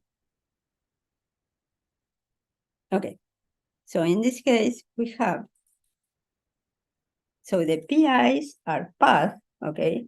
We have that the intersection of the PIs as concatenations of arrows is non-empty, okay? And this is the key ingredient to the proof, okay? So just to finish with the talk, let me mention the third step. The third step then is our theorem. So without loss of generality, now we suppose a monomial triangular, okay? Without loss of generality, suppose x and y are irreducible cocycles. Then we prove that the cup product has to be 0. So they are in positive degrees, no? And how do we prove it? Well, suppose that x cap y is not 0, okay? And suppose that, for example, x is in degree r and y is in degree, let's say degree k, and y is in degree h, okay, of the Hochschild cohomology. So in order to have that it is non-zero, there must exist an element q, and suppose that x is written as before, and y is written as a sum for j equal 1 up to h of coefficients beta I, and then path qi, qj, parallel to, let's say, how will I write it? Let's say Cj, okay? And so there exists a Q, which is going to be an element when representing something in Hochschild cohomology in degree k plus h, okay, with a component which is as follows. So it will be, we start with, let's say, an element E, and then, or we start with an element A, and then we compose it with P0. P0 is one of the elements, P1 is one of the elements appearing in X, and then we continue with a path P, which is not in the ideal, and then we continue with the path Q0, okay, or Q1, sorry, which is corresponds to the element Y, some of the things appearing here, okay? So we have an order of appearance of the vertices, which are terminus and which are targets and source of these ones, okay? So this order and the fact that we have an element like this, and using the graded commutativity, y cap x is not going to be 0. So we are going to have another construction like this and inequalities as before. okay? And both constructions at the same time, and the fact that the algebra or the quiver is triangular, this leads to a contradiction. So it is very graphical. You can just 2 more minutes. You can think that if you are able to compose the path in a way, since the algebra is triangular, since the quiver has no cycles, it will be impossible to get a composition in the other way, okay? This uses our proof for irreducible cocycles, and of course, the fact that there are no cycles in the quiver, okay? Of course, there are counterexamples, as I mentioned, when the quiver contains cycles, and there are also examples of algebras which have a triangular quiver without cycles and are not monomial algebras, for example, 2p algebras, where the product is still 0 in positive degrees, okay? So we also conjecture, as Green and Solberg, that the result is going to be true for all triangular algebras and not only the monomial one. So this is the end of the talk. If you have questions, just write them into the chat or ask them. Thank you.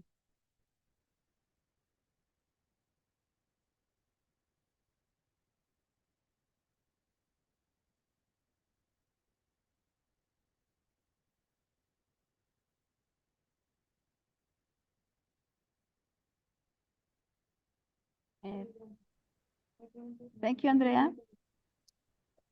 Sí, Okay, espérame tantito.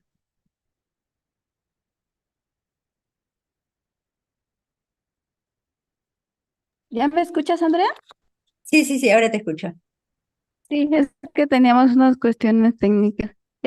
¿Alguien tiene? Thank you so much, Andrea. Someone else have a question for Andrea?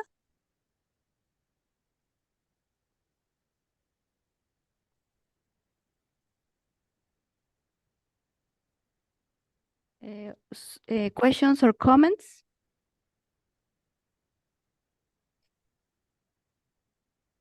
Well, I have some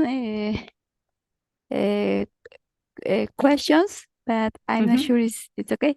So my first question is, do you have an extra condition for the field? I mean, being perfect or something like that? No. There is no condition on the field. No. Fortunately, there is none. Oh, okay. And I have another question that recently there is I just read a survey related to the Hans conjecture, where you work with civils and others is mentioned. So I would like to ask you if you want to explain us a little bit more, something like that, how this conjecture or this topic is related with Cauchy cohomology. Okay, yes. About Hans conjecture, for example, we know that for triangular algebras have a finite global dimension, okay? And since they have finite global dimension, then the cohomology will stop at some degree, maybe very, very big, but it will, at some point, it will stop, okay? So we already know that, for example, related to the cup product, when we do, suppose that we have an algebra which is non-monomial, so we don't know if the cup product is 0, even if it's triangular. If you do the products of elements in positive degrees in cohomology at some, for example, if you do a power of an element, suppose that you have in even degree, so that the power is non-zero, then at some point, the power will need to be zero because you know that the cohomology stops, and the cohomology, when you do the product, you go to bigger and bigger degrees, okay? So we don't know that for this algebra that each product is zero, but since the global dimension is finite, we know that at some point the product will stop. So this is, for example, one way to relate it. Thank you for the question. Okay, thank you so much. And this is a nice and fascinating topic. So thank you so much. Someone else have a questions or comments? No? Well, and then thanks, Andrea, for coming and to join us in this conference. So thank you so much. Thank you very much. Thank you. Bye-bye. Okay, so we have for a break and coffee. Our next talk will start at 10:30.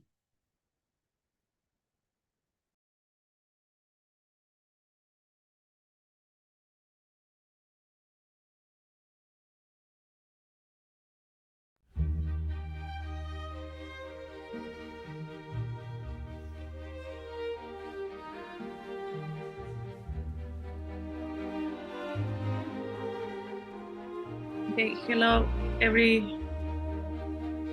everyone, and the next speaker is Jonathan Montaño. Hi Jonathan, how are you? Hi, Yuriko. Thank you for accepting this invitation for give this talk. We are so happy. Thank you for the invitation. And maybe you can try to share your screen Sure. in this. Yeah, let me open here the file. Okay.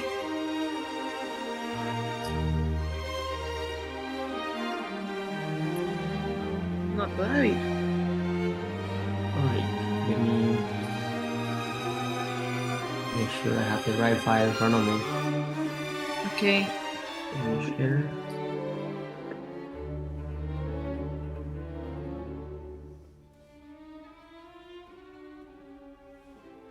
Is that good? Yeah, it's good. Perfect. Awesome. Thank you. The host for your talk will be Luis Núñez.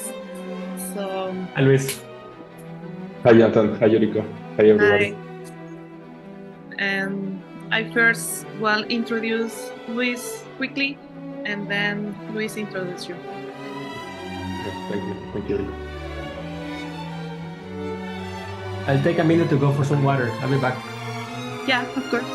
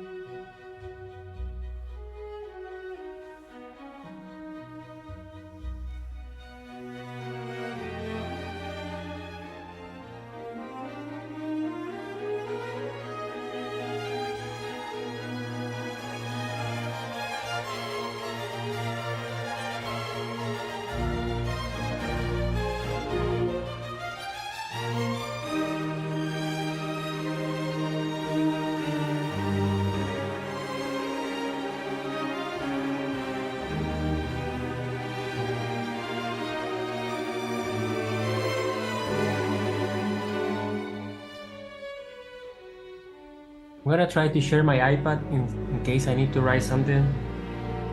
Okay. That's good, right? It's good. Okay, perfect. Are you gonna use the slides or? It is slides, but you know, sometimes people ask questions and sometimes it's easier to switch to that. It's nice idea. Change. Yeah. At least to be prepared.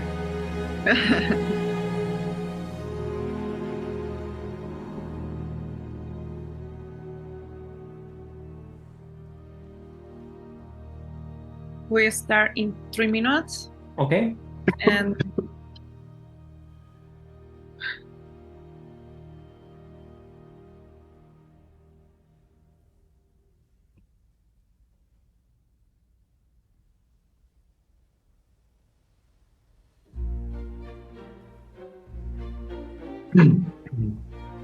You wanna share your slides now? You wanna do it later?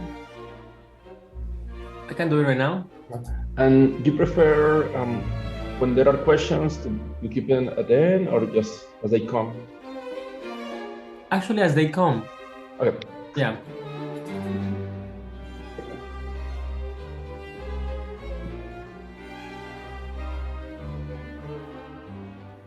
if some people ask via YouTube, I write the question in the chat. Okay. Thank you, Yuriko. Sounds great. Thank you.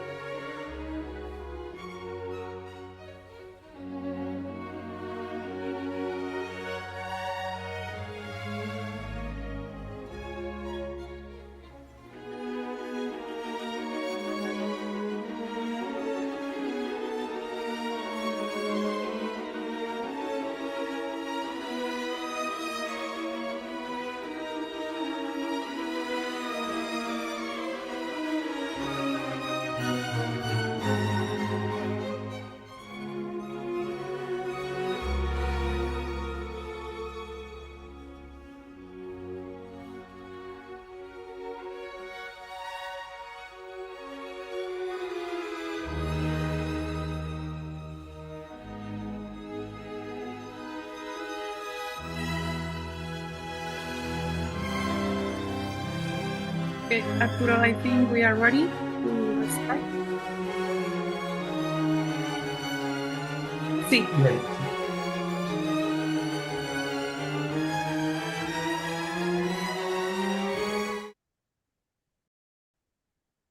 Hello, everyone.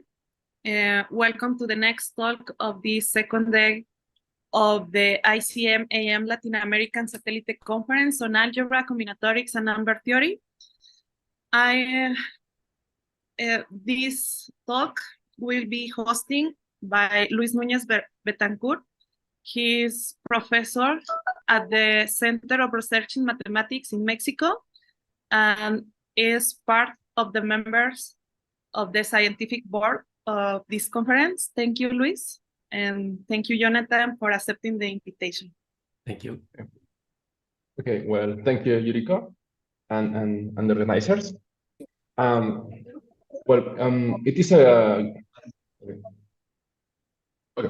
It is a pleasure to introduce my colleague and dear friend, Professor Jonathan Montaño. He is originally from Barranquilla, Colombia. He obtained his bachelor and master's degrees from Universidad Nacional de Colombia, and his PhD from Purdue University under the supervision of Bernd Ulrich. Jonathan is currently a professor in Arizona State University. Jonathan has done great research in many aspects of commutative algebra, such as multiplicity theory, as you can see in the talk, or you will see in the talk, but also local cohomology, symbolic powers, Schubert's polynomials, monoid rings, Frobenius methods, and many others. He has touched many aspects of the field. Jonathan has won several fellowships, grants, and awards during his career. But even more, he possesses an incredible energy and enthusiasm for mathematics that is inspiring students who will become the next generation of Latin American algebraists. So, well, thanks, Jonathan, for speaking, and go ahead. Thank you, Luis, for the very nice introduction. And I'm very grateful to the organizers, to John, Yuriko, Mauricia, and Duvan for the invitation.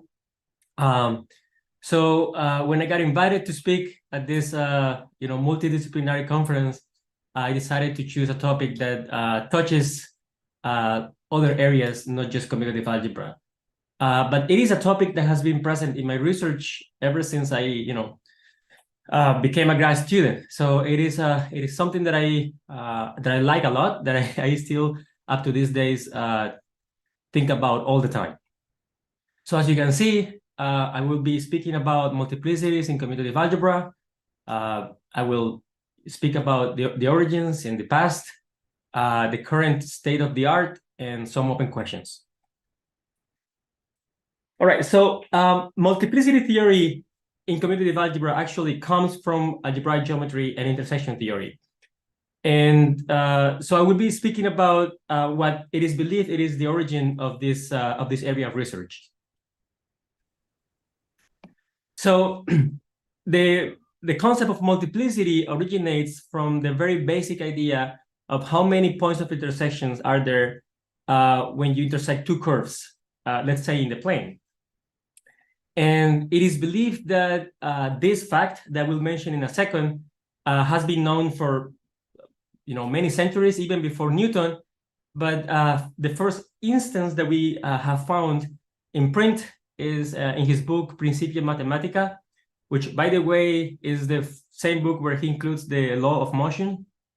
And what he says, here in the bottom part of the slide, you can see a portion of the book, at least the modern translation, or translation to the modern English. And what he says is that there may be four intersections of two conic sections. So two conics, of degree 2, so that's 2 times 2, that's 4. The intersections of the conic sections with the curves of the third order, because they may amount to 6, so that is 2 times 3, 6. And intersections of two curves of the third order, because they may amount to 9. So that is 3 times 3, 9. So as you can see, it is pretty clear that Newton knew that if you intersect two curves of degree D1 and D2, then there is at most D1 times D2 points of intersection, or at least in some of these special cases.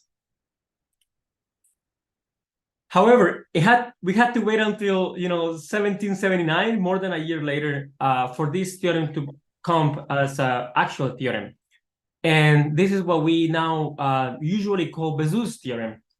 And what this theorem says is that if you intersect two plane curves in the projective space, then if you multiply the degrees of the two curves, then that's equal to the number of points of intersection, or at least if you count the points with certain multiplicity, some intersection multiplicity. That is, if you multiply degree of C times degree of D, then you're gonna get a sum, right, over all the points of intersection of a certain multiplicity. Now, Bezout's theorem actually only, at least his arguments only produce an inequality, right? Here, the left-hand side bigger or equal to the right-hand side. And he was able to prove that these were equal when the two curves intersect transversally. So transversally means what you can imagine, this what the intuition says, that if you take the tangent lines of the two curves at that point, then they are different lines. So a question is, what should this multiplicity be so that this equality always holds? Okay. And that was that was a question for many centuries, trying to understand what this multiplicity has to be, or at least algebraically, what does it have to do?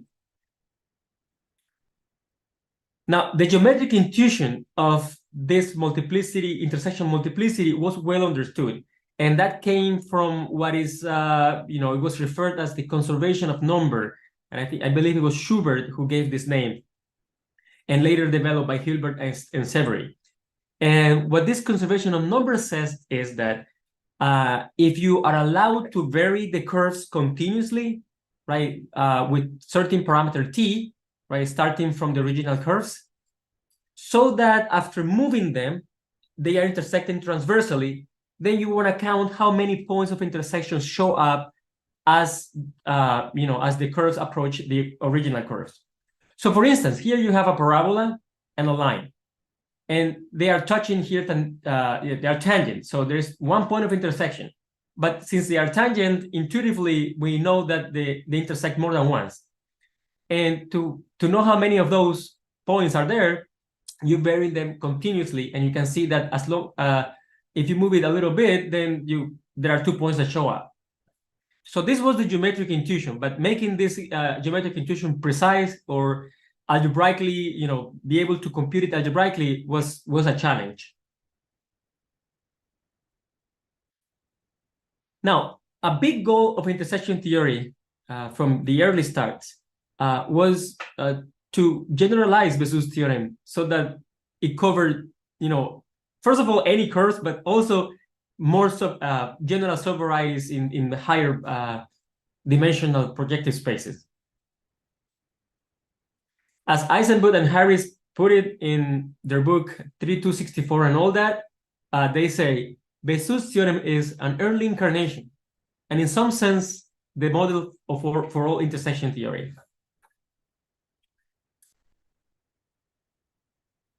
Now, if you notice, in Bessoud's theorem, we have two sides. On one side, we have the degrees of the curves, or the subvarieties. On the other hand, on the right-hand side, we have the intersection multiplicities. Now, the degrees of the subvarieties, that was something well understood. And that came from intersecting the subvariety by a hyperplane, a general hyperplane of the correct dimension. And in fact, the way to compute this degree algebraically was also well understood. And that came from considering the normalized leading coefficient of the Hilbert polynomial of the coordinate ring of X, of the subvariety. And this, came from a series of papers in incremental, adding incrementally, starting from Hilbert, and then Amy Noether, and then Lasker, and then Trotsky, Macaulay, and van der Waerden, and so many others. By the way, this Lasker is the chess master, the world champion in chess that probably you all know. However, if you move to the right-hand side of the Bessoud's theorem, the concept of multiplicity, as I said before, was not very well understood. And actually, understanding this intersection multiplicity was a major problem in algebraic geometry all the way up to the mid-1900s. Now, initially, there was a candidate for the multiplicities, at least in the case when the two subvarieties intersect properly. So what does it mean to intersect properly? It means that if you take each irreducible component of the intersection, then the codimension of the component is equal to the sum of the codimensions. And an early guess for the intersection multiplicity was to consider the local point of the component Z at its generic point, and then compute the length, because if you do that, it is the generic point. Then this becomes an Artinian local ring. Then you have a well-defined notion of length. And the reason why this was a guess, or people thought this was the right thing, is because it works if you go up to 3. So that is, if you are in the projective space, then this works. This satisfies the conservation of number and satisfies Bessoud's theorem. However, this fails immediately if you go past this point. So if you consider n equals 4, so that is we are in P4, then this doesn't work. So here is a classical example. This shows up in probably every reference that talks about this topic. If you consider X to be the image of the rational map sending P2 to P4 determined by these monomials, right? And then if you consider Y to be the hyperplane in P4 determined by setting the first and the fourth component equal to 0, then if you notice, if you intersect X and Y, then that's going to force the parameters S and T to be 0, and only R survives. So, and that's just one point in the projective space. So that means X and Y intersect in only one point, right? Now, let's talk about the multiplicity at that point. So if you are going to have some multiplicity that fits well in the in Bessoud's theorem, remember that Y is a hyperplane, and hyperplanes have degree 1. So if you are intersecting two subvarieties, and one of them has degree 1, then the degree of the other one has to be the sum of the multiplicities. But now remember, in this example, we only have one point of intersection. So that means the degree has to be equal to the multiplicity at that point.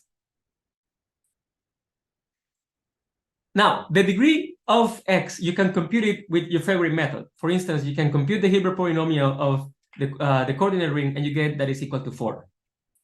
However, if you go through the definition of this, candidate for multiplicity, you get 5. So they don't agree. And in fact, van der Waarden knew this in 1927 already in his very influential paper on Hilbert's functions, series of compositions of ideals, and a generalization of the theorem of Bessoud. He writes, in other words, the definition of multiplicity satisfies the rule of conservation of number. One would be mistaken by assuming that the notion of length always leads to a definition of multiplicity that satisfies this condition. On the contrary, already in the determination of the points of intersections of an M2, here M2 means surface, with another surface, M2, in P4, so he's talking about this example. The notion of length leads to a definition of multiplicity such that in certain cases, when the two surfaces meet, have degree 1, like Y, and degree 4, X, it depends on the relative position whether the sum of the multiplicities is 4 or 5. And then he writes, in these cases, we must reject the notion of length and try to find another definition of multiplicity. By the way, I am not looking at the chat, so if there is a question, please feel free to interrupt me.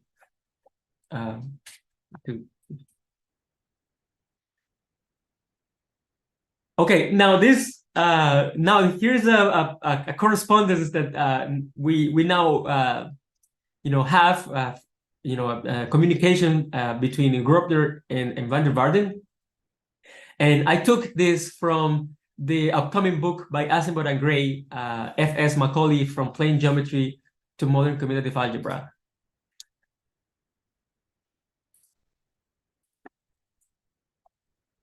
And what they write in the book is that Grobner considered the previous example, right, the one in the previous slide, to be an indication of the failure of Bessoud's theorem. And then he corresponded about this matter in 1955 with van der Waarden. But maybe Grobner was not very happy with the reply he got. So this is what he got. So van der Waarden writes, you know this example and we have discussed it. Here, one must sacrifice even Bessoud's theorem. This is not so bad. There are many spaces in which Bessoud's theorem is not valid and in which one can nonetheless advance algebraic geometry. What weighs much more heavily is that one must also give up the principle of conservation of number.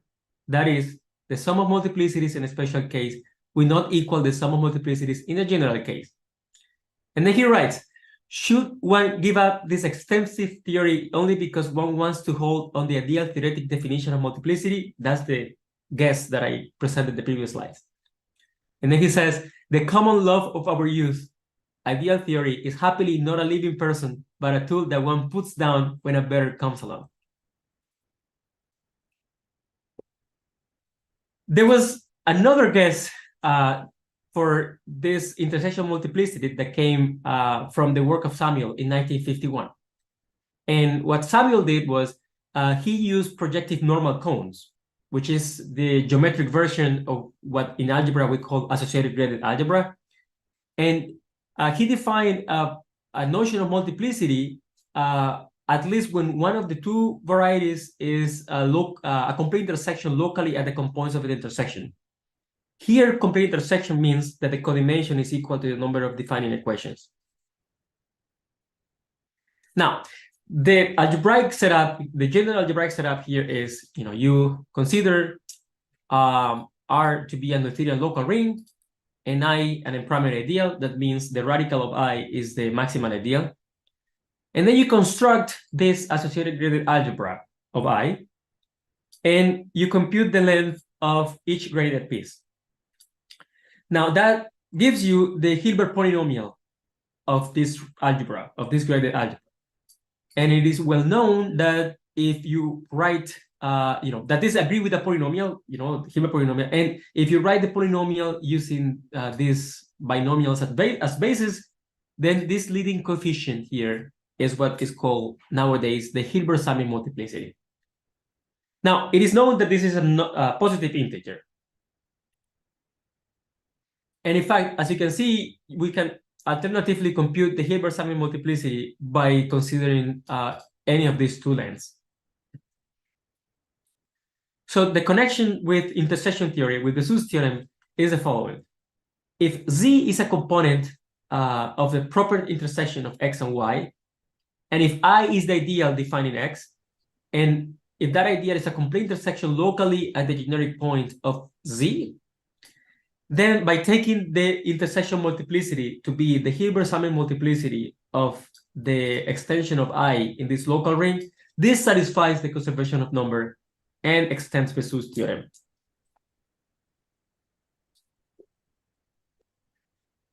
Now, this is,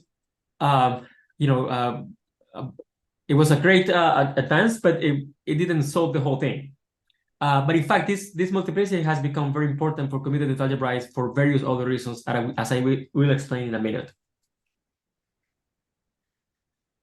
Now, of course, intersection theory evolved past all these difficulties, and now we have a very rigorous and robust area, called intersection theory, and it is believed that most of the rigor that intersection theory has right now comes from the influential book by Fulton, Intersection Theory, in 1984. Now, let me tell you how Bessoud's theorem looks like nowadays. So the general Bessoud's theorem now reads, suppose you have two subvarieties, X and Y, in P to the n, and they intersect properly, and let's call the irreducible components Z1 to ZR. Then there exists a notion of intersection multiplicity, right? Such that if you multiply the classes of X and Y, then that's equal to the sum of the multiplicity times the class of the intersection, of the components of the intersection. Now, here, these classes are being considered in the Chow ring, and the product is being taken in the Chow ring. Recall that the Chow ring is, the set of formal sums of subvarieties modulo rational equivalence. There was a question? No, okay. Now, this concept of class, I just said going modulo rational equivalence. What this is doing intuitively is allowing X to move a little bit. So X is allowed to move continuously. And when you do that, then you are encoding this geometric intuition of conservation of number, or allowing to move the two subvarieties. And finally, the area of multiplicity, intersection multiplicity, came to an end with the work of Serre, and he defined the intersection multiplicity in 1958 to be the alternating sum of the lengths of these tors at the at the generic points of the components of the intersection. Now, with Serre's intersection multiplicity comes the first open problem that I would like to present to you, and I chose to present the general algebraic version that now is referred as the Serre's positive conjecture. Now,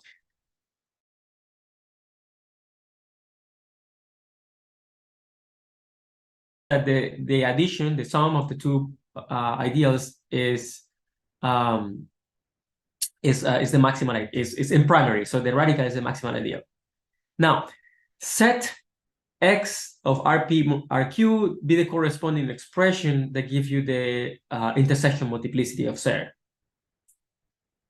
Now, we know that in this case, the dimension of R mod P plus the dimension of R mod Q is at most the dimension of R, and that was done by Serre himself.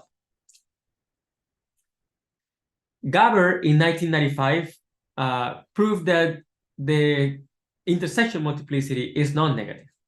Okay. And then in 1985, independently by Roberts and Gillette and Soule, they proved that if the inequality here is strict, then the intersection multiplicity vanishes. So the conjecture is, if the inequality here is an equality, right, if these dimensions add up to the dimension of R, then the intersection multiplicity is positive. And there has been important progress here, but there is still, it's still open in the full generality. And the only open case is when R is a ramified mixed characteristic.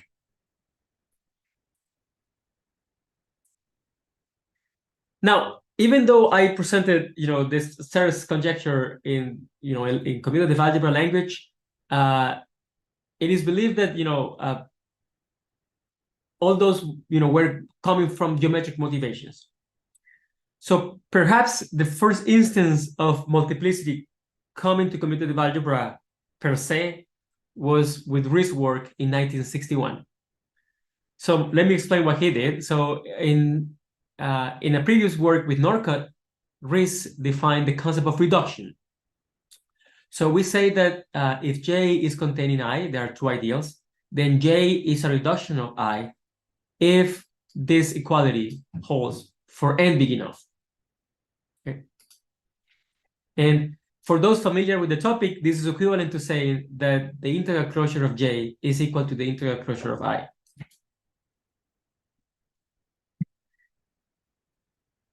Now, the motivation to introduce the concept of reduction came from the following observation. If J is a reduction of I, then, I to the n contains J to the n, of course. And J to the n is going to contain J to the n, I to the n. That's for every n and m. But if you let n big enough, right, using the fact that J is a reduction, this product is equal to I to the n plus n. So you're going to have that the powers of J and the powers of I are cofinite, and that implies that they have the same Hilbert-Sammer multiplicity. Okay. So as you can see, if J is a reduction of I, they have the same multiplicity. The converse of this statement is what we call now Ries theorem. If you assume that R is analytically unramified, which means that the completion, that M at the completion is reduced, then J and I in primary ideas, J is a reduction if and only if the two Hilbert-Sammer multiplicities are the same. So remember that one direction holds in general. For the converse, you need this analytical ramified, which is a mild condition. In fact, I'm gonna be bold here and say a bold statement using the same wording of Eisenberg and Gray, Eisenberg and Harris. And I'm gonna say that Ries theorem is in some sense the model for the development of multiplicities in commutative algebra. Now, in this slide, I wanted, it's gonna be very crowded, but I just wanted to create this slide to prove a point that multiplicity now is everywhere. And of course, by no means I claim that that the works that I'm including in this slides are all the work in multiplicity. Is way more than this, much more than this. This is just a sample of things that we can see nowadays. So, you know, Hilbert-Sumner multiplicity is still, you know, up to these days is an active topic. You know, Hilbert-Sumner multiplicity only works for imprimary ideals. So now there is a version that works for every ideal, and it's called the generalized multiplicities. There has also been some work in multi-graded multiplicities by considering multi-graded structures, like for instance, for considering multiple ideas at a time. If you go to a positive characteristic, we have the related notion of Hilbert-Kahn's multiplicity, which is also very active and important in studying singularities in positive characteristic. And recently, there has been a spike on studying multiplicities of not just the powers of an ideal, but any graded family of ideals, such as symbolic powers or integral closures, and so on. All right, so now in the remaining time, what I will do is I will touch a little bit on the first three parts. Unfortunately, there is no time in 50 minutes or an hour to talk about everything, but I'm not saying that these two topics are not important. They are more important, but perhaps a little more modern. And so I will be touching on the more classical work. All right, so let's expand on the significance of Hilbert-Sumner multiplicity in commutative algebra. So there is a famous conjecture that it is still open. So if you want to work on it, please. And it's a conjecture due to Leck. And what the conjecture states is that if you consider two local rings, such that, you know, it is an expansion of local rings that is flat, so S is flat over R, then the Hilbert-Sumner multiplicity of the maximal ideal on R is not greater than the one of the maximal ideal of N. In 1956, Nagara showed that if R is a mix, the multiplicity being 1 is equivalent to the ring being regular. And regularity of a ring is related to smoothness in algebraic geometry. So in some sense, Leck's conjecture is saying that singularities of a variety do not get better if you consider flat extensions. Now, there has been some important work in this conjecture, and let me just mention some of them, including the latest work by Li-Chuan Ma, who has advanced the topic tremendously. So up to dimension 2, this is true, and this was shown by Leck himself in the original work. He also proved it some years later when S modulo MS is a complete intersection. And Herzog, Ulrich, and Backlin showed the conjecture when the associated graded algebra of the maximal ideal of M is a complete intersection. And actually, they didn't know they proved a case of Leck's conjecture. And the reason is because, you know, Leck's conjecture can be proved in some cases using the existence of Ulrich modules. And what they proved in this work is that Ulrich modules exist in this setting. And using some modifications of this ideal of Ulrich modules, Li-Chuan has proved important cases of the conjecture. The first one is the dimension 3 case, and when R is equicharacteristic, that was the work in 2017. And most recently, and this is a very general case, when R is the localization at the homogeneous maximal idea of a standard graded ring over a perfect field.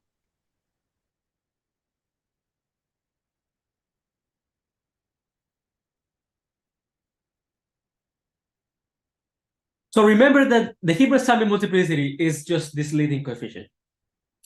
But if you write down the Hilbert polynomial of the associated graded algebra, it has a tail, right? It has more stuff to it. then people have also studied these other coefficients here. And these are called the Hilbert coefficients of the ideal. And they are also important.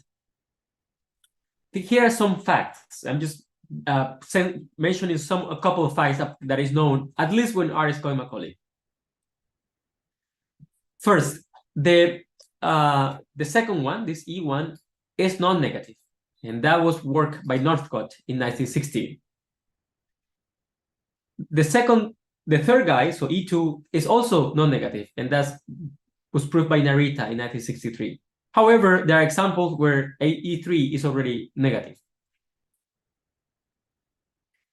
If you assume that the associated graded algebra of I has depth d-1, that is like almost Cohen-Macaulay, then all the coefficients are non-negative.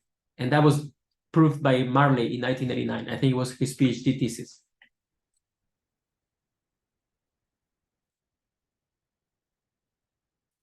So now I will present the third open problem. And this is, considering a slightly different version of the multiplicity and the Hilbert coefficients. So here, instead of taking the powers of the ideal, you are considering the integral closures of the powers of the ideal. And after doing that, these lengths are also equal to a polynomial. So everything works similarly. But these numbers may be different. The top one is equal to the Hilbert-Samuel, so that doesn't change. But the other ones may change. And you can see already that they can change from the following fact. So let R be the minimum n such that this equality occurs for m bigger than or equal to n. So this is like, it's like the reduction, it's like the inner reduction, but using integral closures, right? So if this equality holds for starting at n, then we're gonna call this number R of I. This is called reduction number.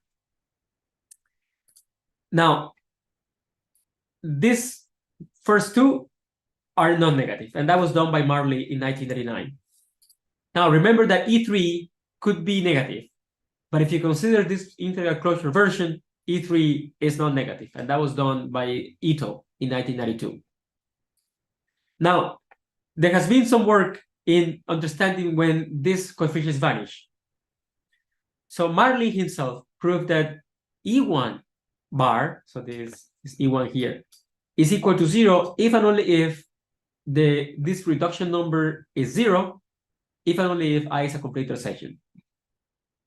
Later, Hunicke, or even before that, Hunicke proved that the second coefficient, so E2, is 0 if and only if the reduction number is at most 1.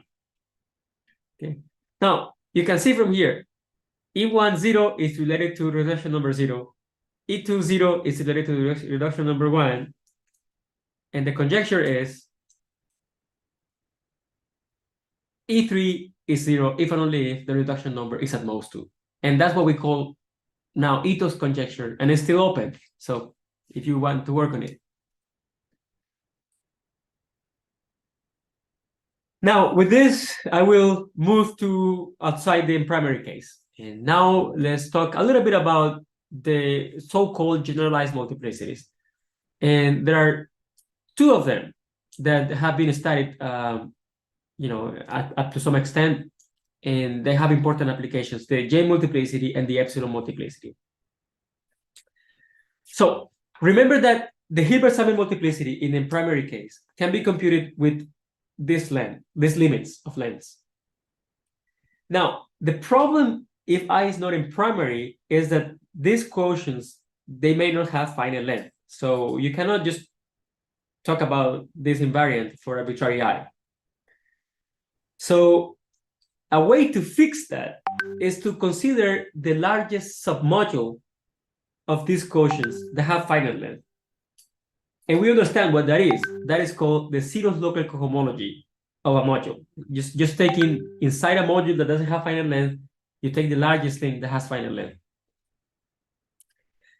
If you do that with this limit, you get what we call J multiplicity now. and that was introduced by Achilles and Menaresi in 1993. And if you consider the corresponding modification of the right-hand side limit, then you get the epsilon multiplicity. And this was introduced by Katz and Validashti in 2010, although they introduced it with a lim sup definition, and later Kotkowski proved that you can replace lim sup with lim. So these multiplicities have a variety of applications. In fact, when J multiplicity was introduced, it was to approach problems in intersection theory. Later, Fleming and Menaresi generalized Riesz theorem. Remember, Riesz theorem is this characterization of integral closure or reduction in terms of multiplicities. They generalized it using J multiplicity. However, the generalization, although it's theoretically important, in computation is a little not desirable, because you need to localize the ideals at every prime ideal, a priori, at every prime. So in some sense, even though this does generalize Riesz theorem, there was the desire of obtaining a different version of Riesz theorem without localization. And there are also, work relations of, this multiplicity with depth of associated algebras and Riesz algebras. And that's work of Polini Shi, Mantero Shi, and by myself in my thesis. The epsilon multiplicity is no less important. We also have a Riesz theorem version there, and that was done by Ulrich and Validashti. However, it still needs localizations. Very important application to equisingularity theory, which is the study of numerical characterizations for a family of singularities to have the same type of singularity all along the family. And that's work of Kleiman, Ulrich Validashti, and also Tony Rangashev. And on a more combinatorial side, there are formulas for the generalized multiplicities for monomial ideals. And that's work of Gubert and Jeffries and myself, Ali Louis, Supernov, Validashti, and also for determinantal ideals by Jeffries, myself, and Barbara. So here I would like to present another open problem. So as you can see, there are formulas for monomial ideals and determinantal ideals. But there is another type of ideals that has a rich combinatorial structure, and those are binomial ideals, so ideals generated by binomials. So the problem I propose is to find formulas to compute the generalized multiplicities of those ideals. As a starting point, we might think, what if I is just an idea that defines a numerical semigroup? So it's a one-dimensional, binomial idea. It's a toric idea for certain, certain semigroup generated by some integers. We know the J multiplicity is not zero if I is not a complete intersection, which is almost always. And that was done by Kosick and Norrie in 1976. Of course, they didn't know about J multiplicity, but they proved something that implies this. There are already formulas for the J multiplicity in this case, but for D was 3. So if you want to find inspiration of how these formulas may look like, you can check the work of Nishida and Ulrich in 2010. So they already did the case D equals 3, which kind of hints of what type of answer we might expect in generality.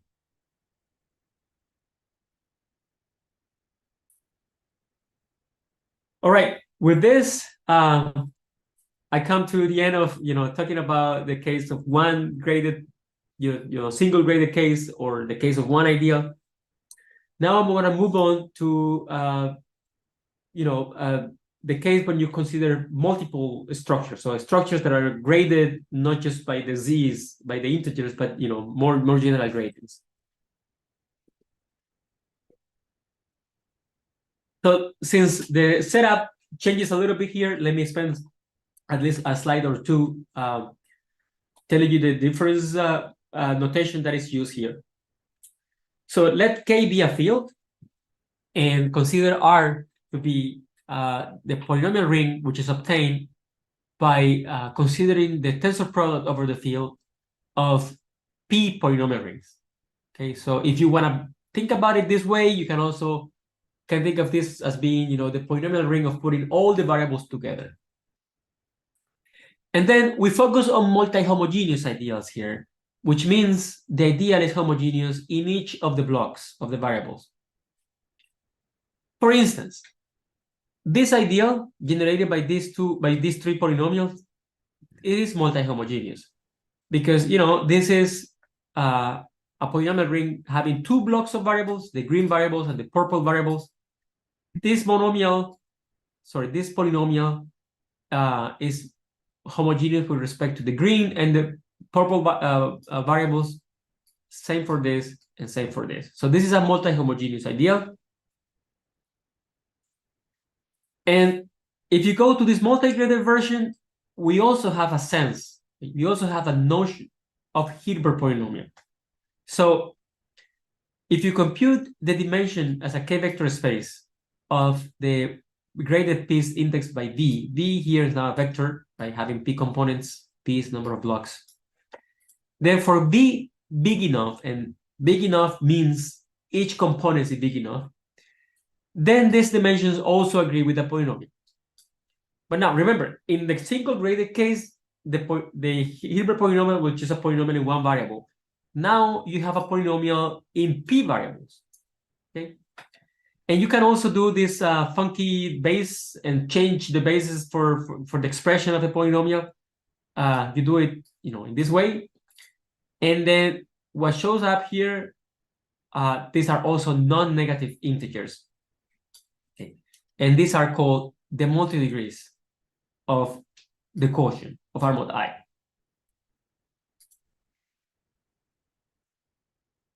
Now, multi-degrees, they appeared originally also in the intersection theory. So let me discuss what does it mean for, in geometric words, what does it mean to have multi-degrees? So here we need to consider the irrelevant ideal. So remember, this is just the ideal obtained by multiplying the variables in each block.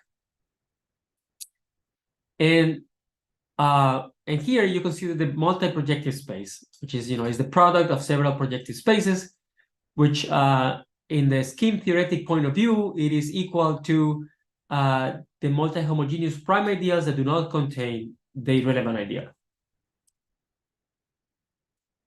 Now, just like in the classical setting, if you restrict to the prime ideals that contain a certain ideal, then you have a subscheme, right?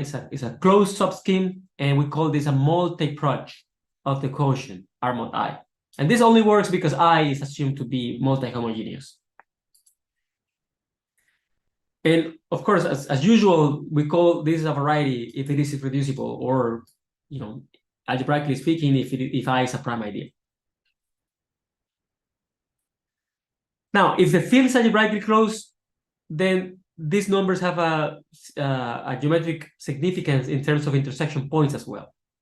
So what we have here is that for any tuple of integers that add up to the right dimension, then the multi-degree indexed by those integers equals the number of points of intersection of the variety X with a product of general linear subspaces of the right dimension. Okay. And this came from that work that I was discussing from Varden, the one from where I took the quote in the second slide.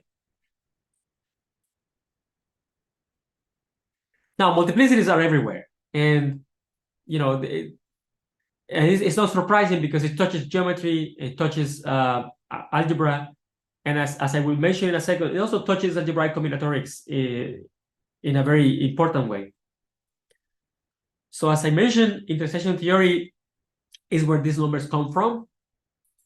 But if you restrict the multi-degrees to a certain multi-graded algebras constructed from ideals, you obtain mixed multiplicities of ideals. The connection with Schubert polynomial comes from this very influential and famous work by Knudson and Miller in 2005. By the way, Miller is Ezra Miller, who will be talking in this conference tomorrow. And what they showed is that if you compute the multi-degrees of matrix Schubert varieties of a permutation, then you obtain the Schubert polynomials. And this gave a very precise way to study Schubert polynomials using algebra, which is, it was significant. And in fact, there is, up to these days, this problem is still used quite a bit. If you compute multi-degrees of graphs of rational maps, you obtain their projective degrees. Mixed volumes of convex bodies also show up as multi-degrees of certain toric varieties. And there is even work in algebraic statistics using multi-degrees. And just to mention a couple, we have the work of Michalek, Stronfels, and Euler in Swernik in 2016, and Junha in 2013, and so on. So me and my co-authors, we came to multi-degrees interested in one precise question. So remember, I mentioned that multi-degrees are non-negative. That is different than the case of Hilbert-Samuel. Remember, for the case of degree or Hilbert-Samuel, that's always positive. So here, multi-degrees could be 0. So the question is, when are they positive? When are they not 0? So before mentioning our theorem, let me mention some notation that we need in the statement. So if you consider J to be a subset of the index set from 1 to P, right? And if you consider pi J to be the projection of the original multi-projective space to the smaller multi-projective space, by just considering the product of the projective space indexed by the elements in J, so this is a natural projection, then what we proved in joint work with Castillo, Sidris, and Lee and Zhang is that if X is irreducible, then the multi-degree is positive if and only if for each such subset, the sum of the corresponding integers is not greater than the dimension of the projection. So this gave not only a theoretical way to understand the positivity of multi-degrees, but also computationally, because all these numbers are computable. I should mention that there was some previous work by Trung and Junha where they touched the case of bigraded, bigraded algebras. Now, we also proved that, and that's not difficult to prove, that this dimension, considering dimensions of projections, this is what combinatorics called a rank function. So as a corollary, we obtained that if you gather all the vectors that index the positive multi-degrees, this is a polymatroid. Okay. So it's a saturated set. Saturated means it includes all the points in the complex whole, and it is a polymatroid. In fact, this theorem had been, was at the same time independently obtained by Brandon and Ho, but in the case of algebraically closed fields.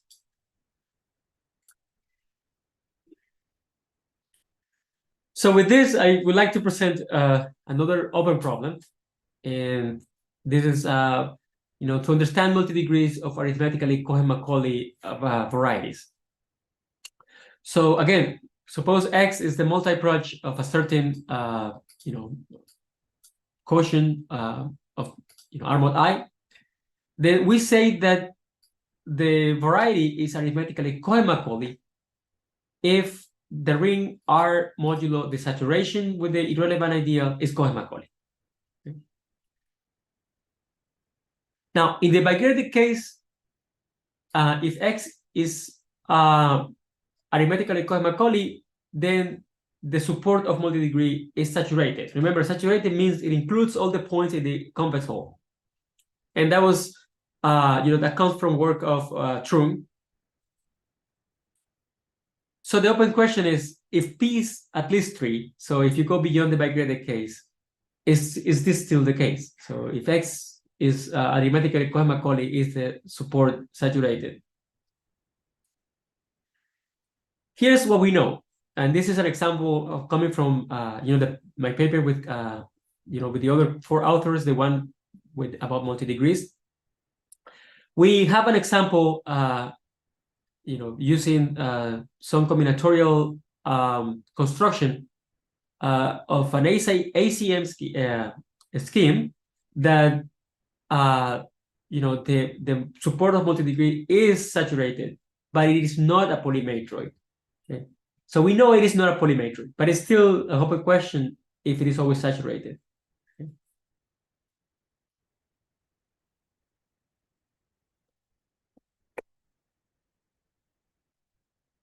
How much time do I have? Is it 9 minutes, but we also want some time for questions. So probably sure. All right, so let me just spend like 4 minutes then.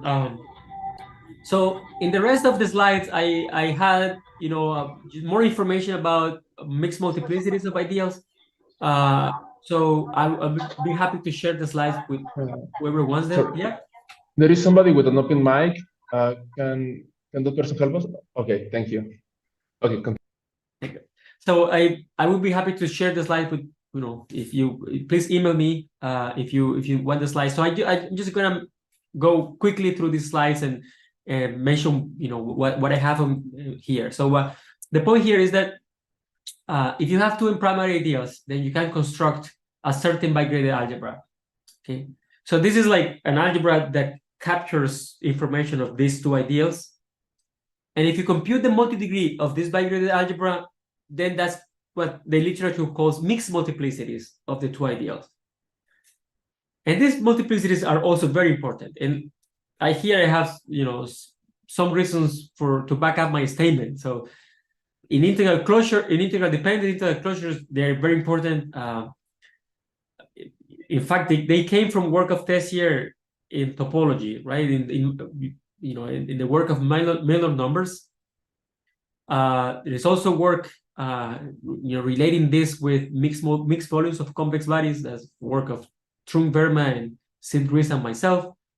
And even in algebraic geometric combinatorics, it showed up in the first proof of Junho, his first paper where he was studying the log concavity of the characteristic polynomial of graphs.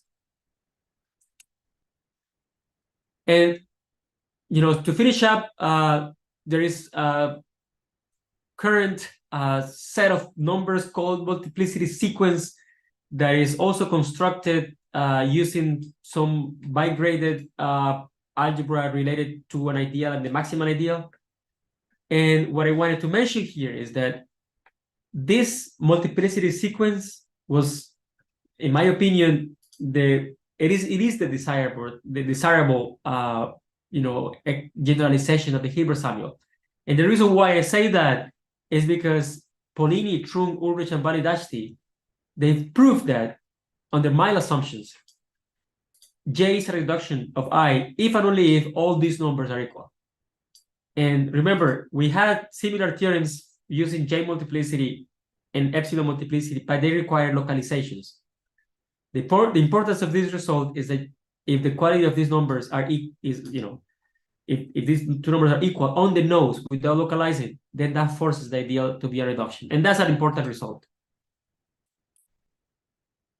And then here, finally, I was able with Justin Chen and Yeonsu Kim, we implemented this sequence in Macaulay 2, and this allowed us to perform a series of computations, and from those computations, a clear conjecture arrives, and is that I didn't touch very carefully the definition of this polynomial, but it is included in the slides. But the top degree of this polynomial, whatever that is the multiplicity sequence. But as every Hilbert polynomial, you have more coefficients in lower degrees. And what we notice is that at least when R is regular, the second set of coefficients were also non-negative. So we are ready to put that as a conjecture and based on our computations. And yeah, so with that, I think, yeah, I'm gonna finish.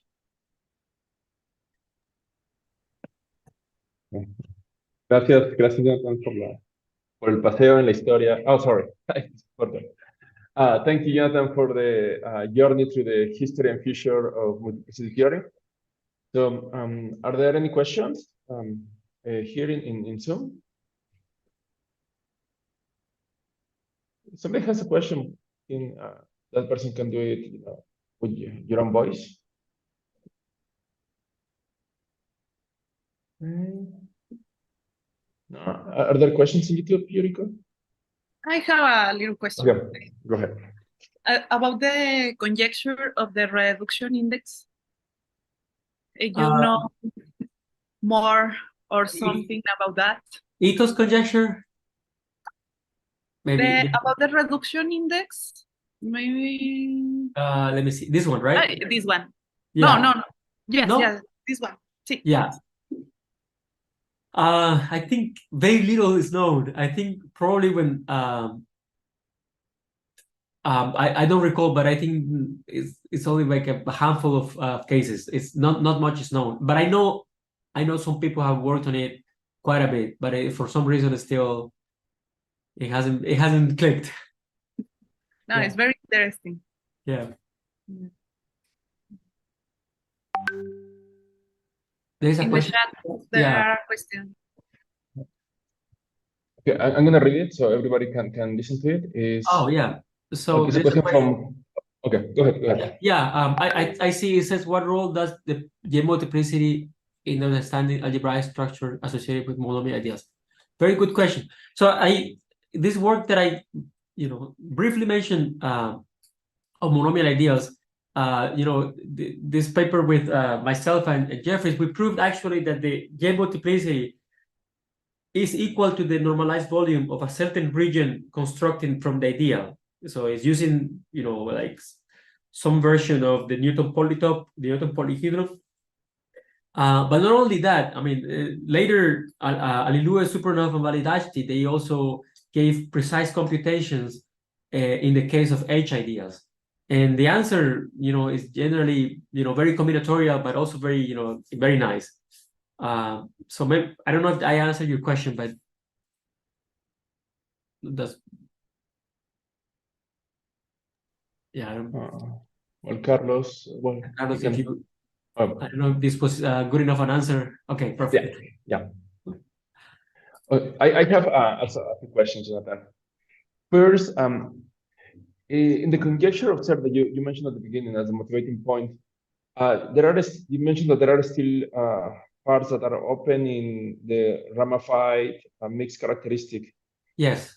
Is there any hope or any progress done since the introduction of perfectoid spaces? So I don't know if I should mention this, but I did see that Lin Chuan, in his latest, in the abstract of his latest NSF proposal, he said he has, he's interested in tackling this conjecture using perfectoid. So maybe Lin Chuan is the person to talk. Maybe he already solved it. We don't know. Well, yeah. Okay. Also, you mentioned different kinds of multiplicity, J multiplicity, epsilon multiplicity, mixed multiplicities, and then you also mentioned how some things from the Hilbert-Sarbon multiplicity have been adapted to different contexts. For instance, Hilbert-Sarbon multiplicity. And my question: do you know any version of J multiplicity, epsilon multiplicity, or mixed multiplicities in prime characteristics? Something like the analogous of Hilbert-Kunz? Good question. So I know there is some work done, like the J and the epsilon version for the Hilbert-Kunz. I think I know definitely Helon, Dao, and Smirnov, they have a paper there, but I think also Einstein with somebody else. I forget the precise group of people, but I know there's some work there. Regarding the mixed multiplicities, no. At some point I was I briefly thought about it, but I didn't make much progress. So I think it would be, perhaps it could be interesting to see if there is a mixed version of Hilbert-Kunz. Okay. Thank you. Well, thank you. Since we are already taking time from the next talk, so let's just thank Jonathan and then continue with the talk by Cesar. Thank you once again for the invitation. Thank you, Jonathan, and thank you, Luis. We are on time for the next talk. Our next speaker is Cesar Ceballos. Hello, Cesar.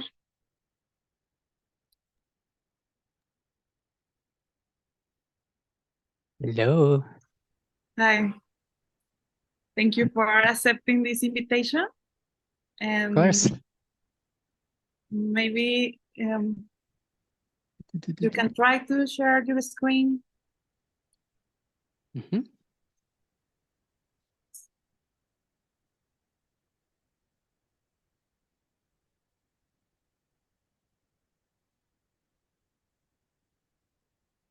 Can you see it? Yeah, it's okay. Is it full screen?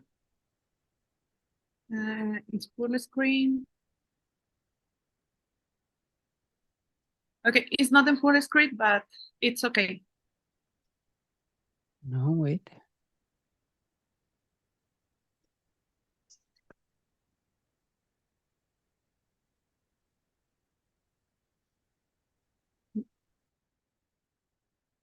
How can I do full screen?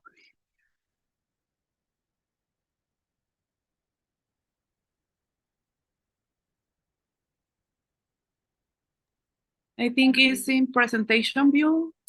I don't know. I usually do with my Mac, and now I'm in Windows, so I don't know.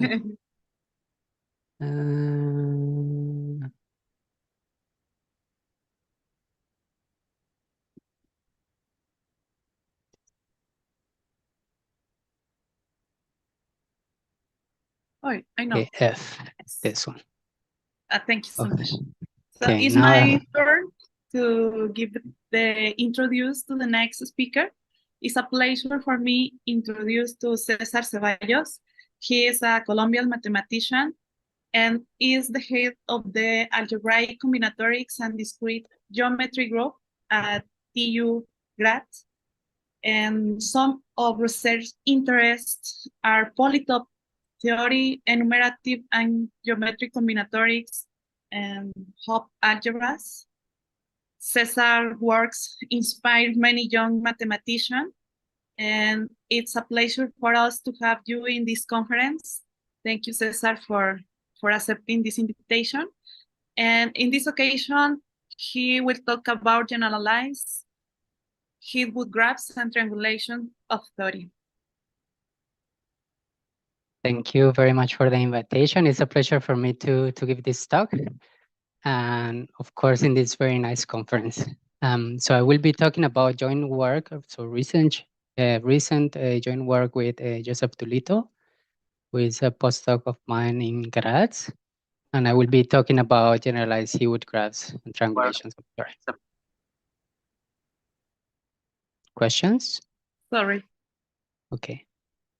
So please mute yourselves if you are not asking questions. So actually, I really like questions during talks. So so please ask as many questions as you like. If you don't ask me questions, I usually ask the audience questions. So be prepared to be asked questions. Okay. Okay. So here's the outline of the talk. Okay. Good. So my talk is basically subdivided in three parts. First, I will give a little bit of historical background and a motivation for studying these objects. And this will be related to the four-color theorem and map colorings of some surfaces. And then I will tell you what the Hewitt graph is, the classical Hewitt graph. And then in the second part of the talk, I will generalize it. Using some geometric objects in discrete geometry that are called permutahedral tilings of space. Okay. And then at the end, towards the end, I will tell you some results about these generalized objects. Okay.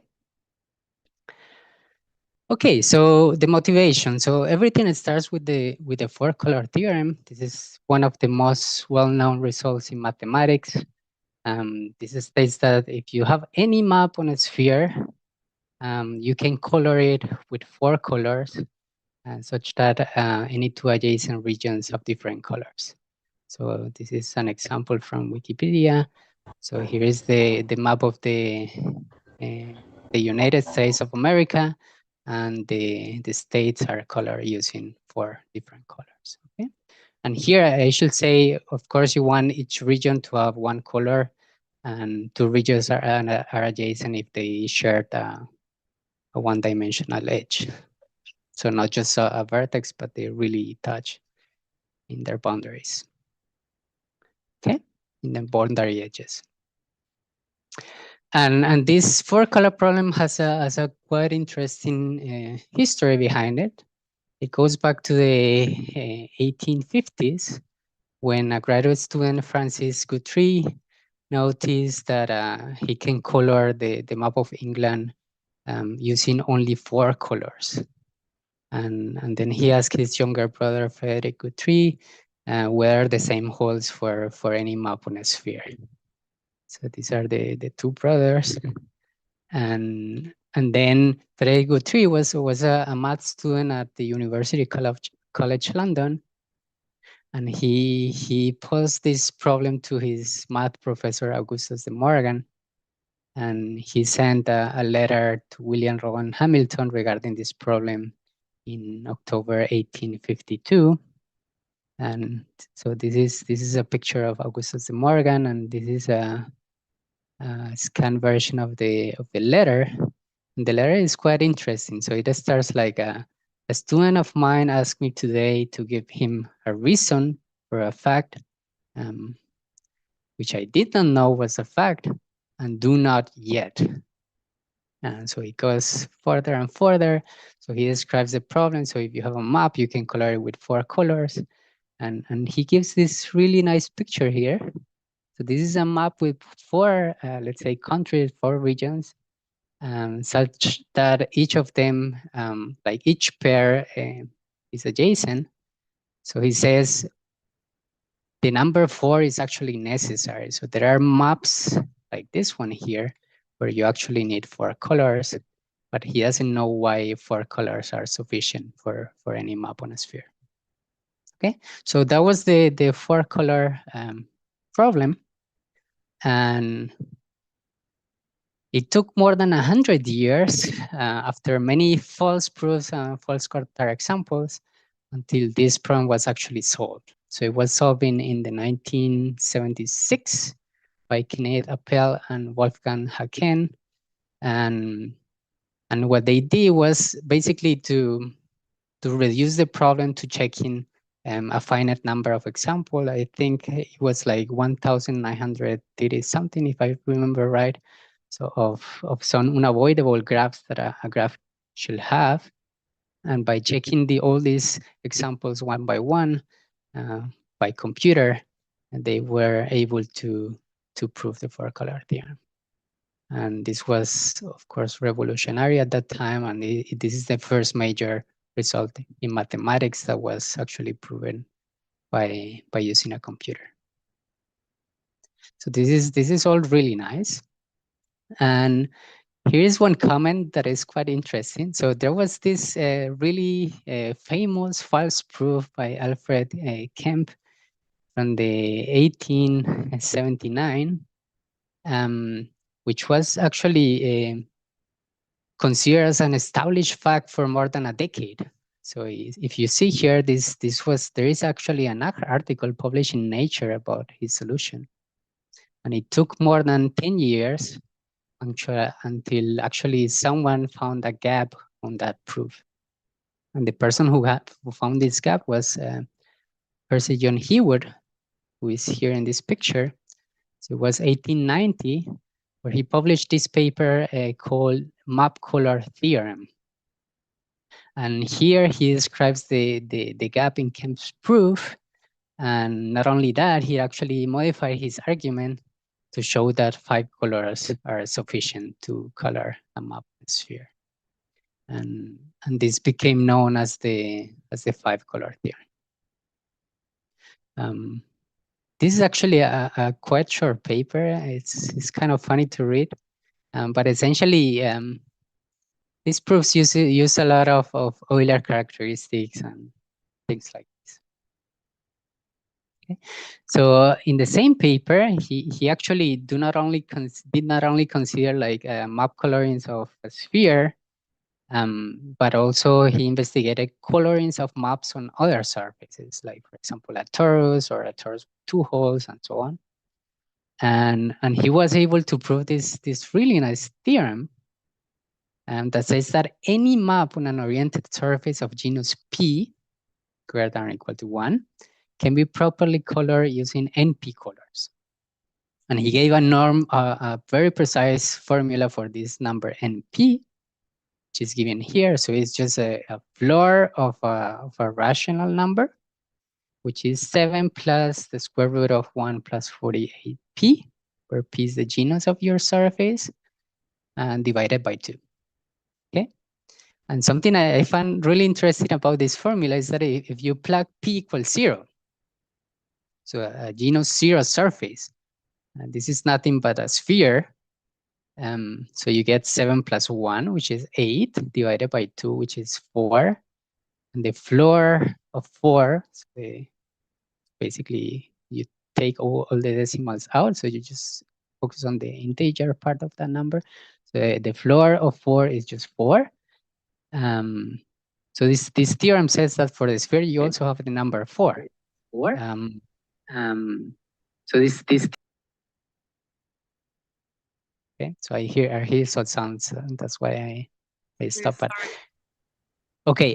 So now, so for the sphere you have these 4 colors, but the techniques that he uses in this paper do not prove the 4-color theorem. It only proves the genus P greater than or equal to 1. And so he says any map can be colored using NP colors, and the fact that the number NP is tight became known as the Hewitt's conjecture, and this was finally proved more than not more than what 70 years, almost 80 years later, by Ringel and Youngs, who proved that this NP is actually tight. So what do I mean by being tight? So what he would prove is that any map on a surface of genus P can be colored using NP colors. But being tight means that this number NP is actually necessary. So there exists a map which cannot be colored with less colors. Okay. If there are any questions, please do not hesitate to ask. Okay. Okay, so let's look at the case of genus P equal 1. So this is a torus with 1 hole. So this is a torus. And this case was actually proved already by Hewitt, and it's often referred to as the 7-color theorem. So if you go back to this formula, if you plug P equal 1, so you get 1 plus 48, which is 49. Square root is 7. 7 plus 7 is 14. Divided by 2 is 7. The floor of 7 is 7. So this theorem is saying that any map on a torus can be colored using 7 colors. Okay. And he also argued that actually this number 7 is tight. So he showed a map. So this is called the Hewitt's map. So he showed a map on the torus. So this is a torus. You should think of this torus as like identifying the inner circle with the out circle. And this wraps around and forms a torus. Okay? And he showed this map on the torus with 7 regions where you actually need 7 colors in order to not to have 2 adjacent regions with the same color. And the reason why you need 7 is because any region touches any other region. Okay, so any pair of regions are adjacent. So You don't have any option that just to color them all different. So the number 7 is tied in this case. Okay. So this is Heawood's original picture, the Heawood's map. Here's a more modern reproduction of Heawood's map on the torus. So again, the inner and outer circle are identified with the torus. And here you see, like, for example, this region number 1 with color 1 goes inside, goes around, and goes outside, goes in from the outside of the torus here. So this region 1 and 1 is the same region. So it just goes around the torus. Okay. And you see, for example, the region 4 here is adjacent to all other regions. So it's adjacent to 1, adjacent to 2, is adjacent to, where is 3? It's adjacent to 3 here, it's adjacent to 5, it's adjacent to 6, and it's adjacent to 7. Okay, and you can check that any region is adjacent to all the others in this particular case. Okay, and there are more very nice pictures about this Heawood's map. So here are two by Leach from the 1950s. The left one, so it's obtained by gluing together 7 regular hexagons. And I will talk a little bit more about this representation later on. And essentially the same representation, but drawn in the more common way of representing a torus. So maybe all of you know that a torus can be represented as a rectangle where the opposite sides are identified. So you wrap around and wrap around. So you get a cylinder and wrap around, you get a torus. Okay, and this is the picture of Heawood's map. If there are any questions, please do not hesitate to ask. I'm just looking at the chat.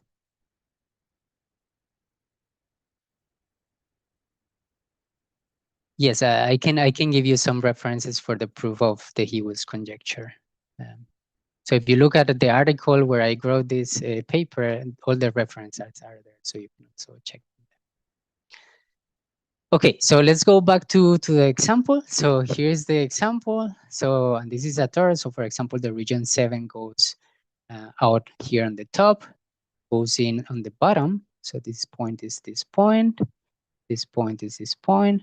So the 7 goes out here, goes in here, goes out on the right, and goes in on the left. Okay, so this is really a torus. And here you can also see, for example, the region 4 that we checked before, adjacent to 1, 2, 3, also to 5, to 6, and to 7. So any region is adjacent to any other region, and then you get all the others by just translating this picture. Okay. Okay, and here are some two representations done by Unger and Coxeter. So this representation by Unger was exactly the same as Leach, but drawn a little bit different. So you just squeeze things a little bit. You can transform one to other. So they are actually essentially the same. And this picture by Coxeter is just a picture of Unger's representation drawn in the torus. So here you should think of this left picture as looking at the torus from the top, and the one on the right, you look at the torus from the bottom. And then you can turn it like this to build the torus. Okay, so the region Y here matches this region Y, goes from the inside again and goes around here. Okay, any questions? Okay, perfect. And these illustrations have inspired many beautiful mathematical artwork models. And so, for example, by Susan Goldstein here, by Norton Starr, and there are many, many more beautiful representations, particularly like this one by Moira Chas. And if you get cold in winter, you can also get a scarf. And this is using also 7 colors. So this is the Heawood's map on a torus. If you're interested in these mathematical artwork models, you can check this website by Susan. she has more of these representations. They are all really nice, and she also includes some details and citations on the works related to these constructions. So you can check that out also on her webpage. Okay. Okay, so this Hewitt map is a really nice map that played a fundamental role in the theory of colorings of surfaces. And the Hewitt graph is essentially just the one skeleton of the Hewitt's map. Okay, so here's the Hewitt's map, and then you just take the points and edges of that map. Okay, so here's the left representation that we had from Leach, that I told you that I will discuss later. And essentially what you are doing here is the following. So this is a very nice exercise. So as I told you before, you can represent the torus from a rectangle by identifying the opposite sides. So you form a cylinder and then wrap around, you get a torus, donut. But you can also do something more funny. So instead of starting with a rectangle, now you start with an hexagon.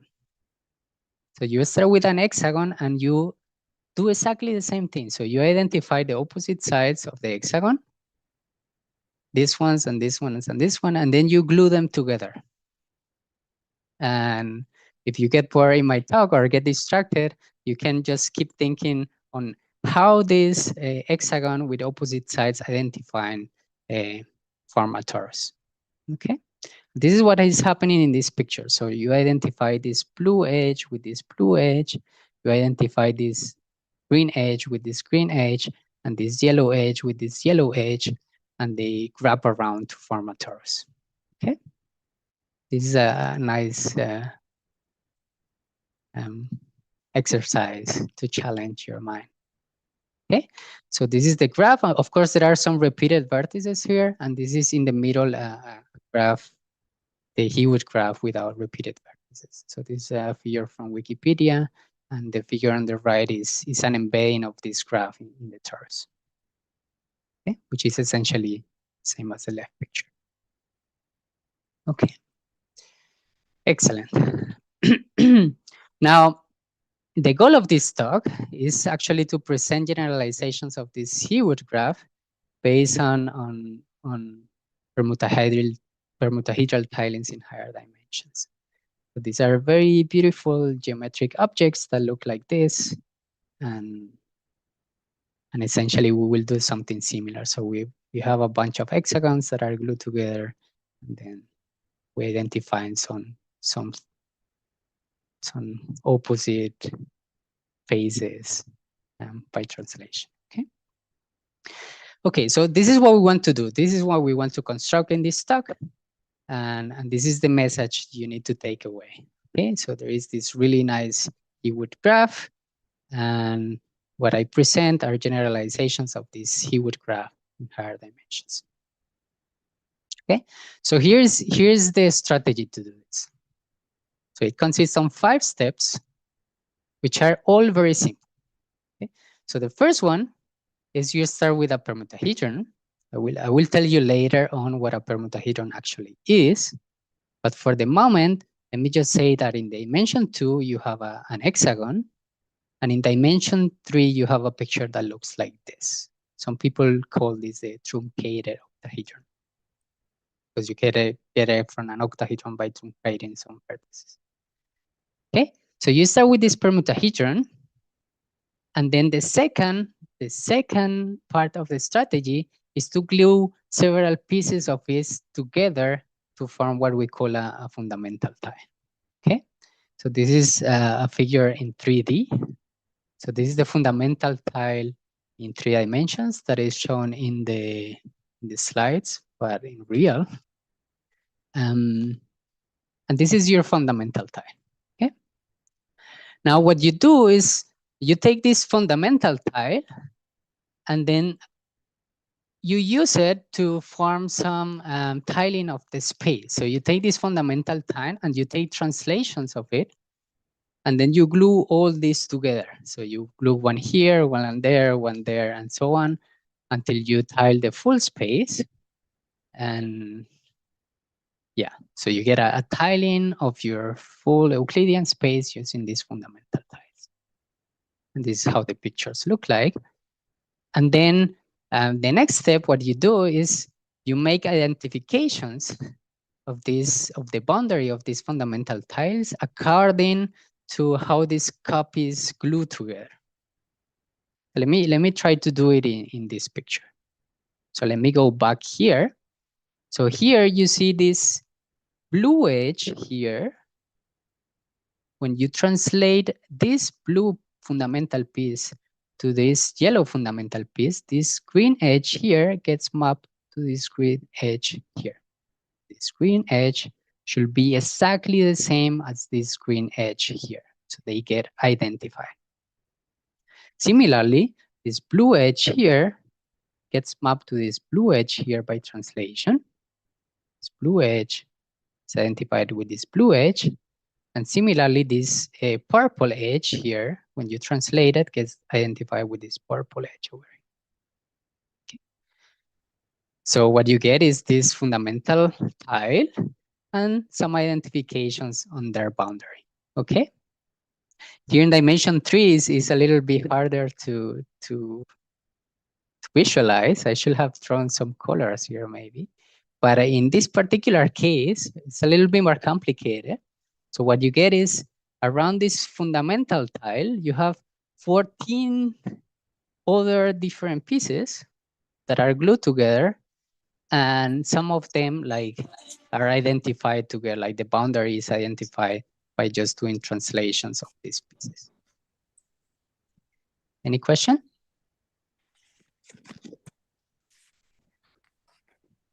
Okay. Okay, so this is all very nice. And then the magic happens.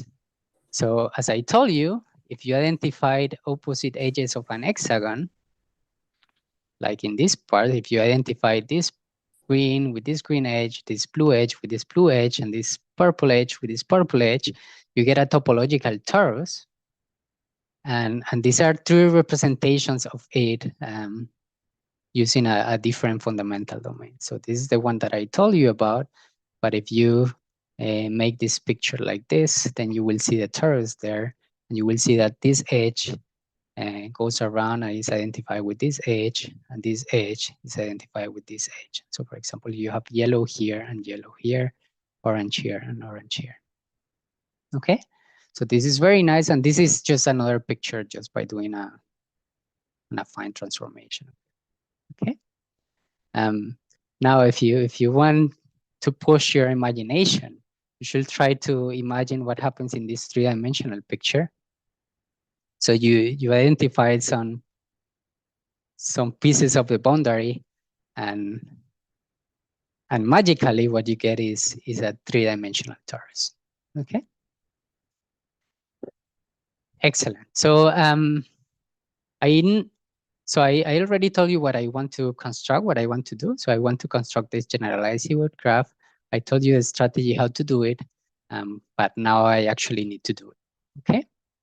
And I should say that even in dimension 2, our construction produces many more examples. And here are some very nice pictures of these. All of them are graphs that are embedded in a torus. Okay, great. Okay, so 2 days ago I was baking this cake with my daughter.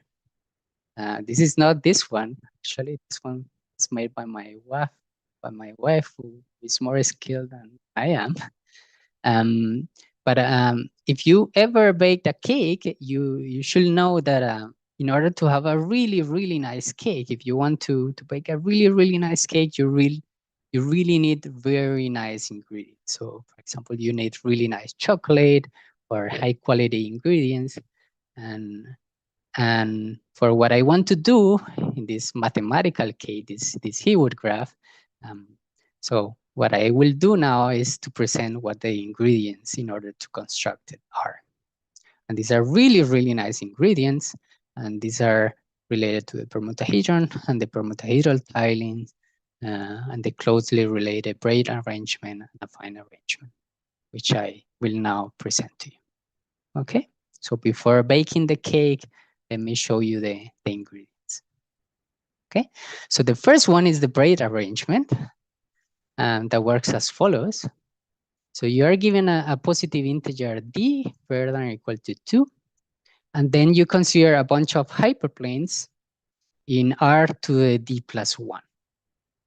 And these hyperplanes are the hyperplanes given by xj minus xy equal to 0. Okay, so you have two coordinates that are equal in your arrangement, and this is an example for d equal 3. So you should think actually of this as a three-dimensional picture. So this lives in 3 dimensions. But if you think a little bit about it, all these hyperplanes intersect in a one-dimensional space, which is the span of the all ones vector. So if you put all the coordinates equal to 1, they all satisfy this set of equalities. So what you can do is just quotient your R to the d plus 1 by this one-dimensional space. And what you get is this subspace V given by the points in R to the d plus 1, whose sum of the coordinates is equal to 0.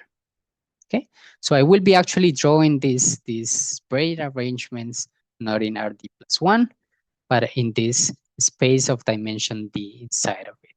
Okay, so this is braid arrangement for d equal 2 in this subspace, this two-dimensional subspace. Okay, and this one here is the hyperplane x2 equal x1. This one here is x3 equal x2, and this one is x1 equal x3. Okay, great. And the permutahedron is going to be a convex polytope, which is obtained as the convex whole of all permutations of plus 1. So here is an example. So they should think of as points. So I am omitting commas and parentheses here for convenience. So this is the point 1, 2, 3 in R3. This is the point 1, 3, 2 in R3. And note again that I'm drawing this picture in dimension 2. And the reason is that if you look at the sum of the coordinates of all these points, this sum is always constant because you are just permuting coordinates. So this permutahedron actually lies in an affine subspace of dimension 2 in R. This is what I'm drawing in this picture. And what you should remember now is that the braid arrangement and the permutahedron are dual to each other. So this arrangement of dashed lines is the braid arrangement for d equal 2. And you see that these two pictures are dual to each other. So the points of a permutahedron correspond to the two-dimensional cones of this braid arrangement, and so on and so on. Okay? Excellent. But in order to have this beautiful cake, mathematical cake, I need a further ingredient, which is the affine arrangement. And the affine arrangement will be essentially the braid arrangement and taking translations of the hyperplanes. Okay, so you will consider the hyperplane xj minus xi equals 0, and also there are translations xj minus xi equal to k for any integer k. Okay, so this one here was x2 minus x1 equals 0. This one here will be x2 minus x1 equal 1, equal 2, equal 3, and so on. So you just take translations of these hyperplanes and you put them all of them together. Okay. The affine Coxeter arrangement is just a restriction of this arrangement to this subspace of dimension B. Okay. Any questions? Good.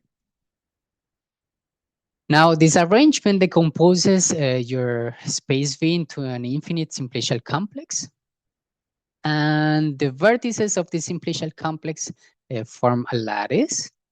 And this lattice is the lattice of integer linear combinations of these vectors W1 or omega 1 tilde, omega 2 tilde, and omega 3 tilde. And these vectors are very simple to describe. So essentially you put a D in position I and minus ones elsewhere. And then you divide by D plus 1. So this is what this formula is saying. For example, omega 2 tilde, so you put a 2 in position 2 and minus ones elsewhere, and then you divide by 3. And if you want to generate any other point in this lattice, so this is a triangular lattice in dimension 2, then you just take integer linear combinations of these 3 vectors. And this works in every dimension. Okay. And the other ingredient is the permutahedral tiling. For this one, we also use these vectors omega I, but now they will not be just these omega I tildes that are obtained by dividing by D plus 1. I just take this vector here. So I just multiply them by D plus 1. So omega I is just D plus 1 times omega I tilde, which is the vector consisting of, which has a coordinate D at position I and minus ones elsewhere. And the permutahedral tiling is the infinite tiling of whose tiles are translates of the permutahedron. So I start with this permutahedron here, which is the blue one. And then I take all possible translates of it by vectors V in this lattice. Okay? So this is my permutahedron. This will be my permutahedron plus omega 1. This will be my permutahedron plus omega 2, and so on. And I take all possible translations. And the nice thing is that the affine arrangement and the permutahedral tiling are dual to each other. And you can see that easily in this picture. So this hexagon here, so these 6 triangles here correspond to this hexagon here. So each triangle gets assigned to a point, and they are adjacent if and only if the 2 points are connected by an edge. This is what I mean by dual. Okay, so the face posed on one is dualized on the face posed and gives you the face posed of the other. Okay. Okay, perfect. So now we have all the ingredients to bake our mathematical cake. And now you need the recipe to put all these ingredients nicely together. And I'm so impressed by this picture. My wife she's so skilled geometrically. She can turn a round cake into a, what do you call this animal in English? I don't know. Mapache in Spanish. Waschbär in German, but I don't know the name now in English. But this is really nice. Okay, so now we have all our ingredients and we need to put them nicely together. And this is what I'm going to tell you now how to do that. Okay, so here's the recipe. So for the recipe, we are given a sequence of positive integers, so K1, KD plus 1. And for this sequence of numbers, I will define the generalized Hilbert graphs HK as follows.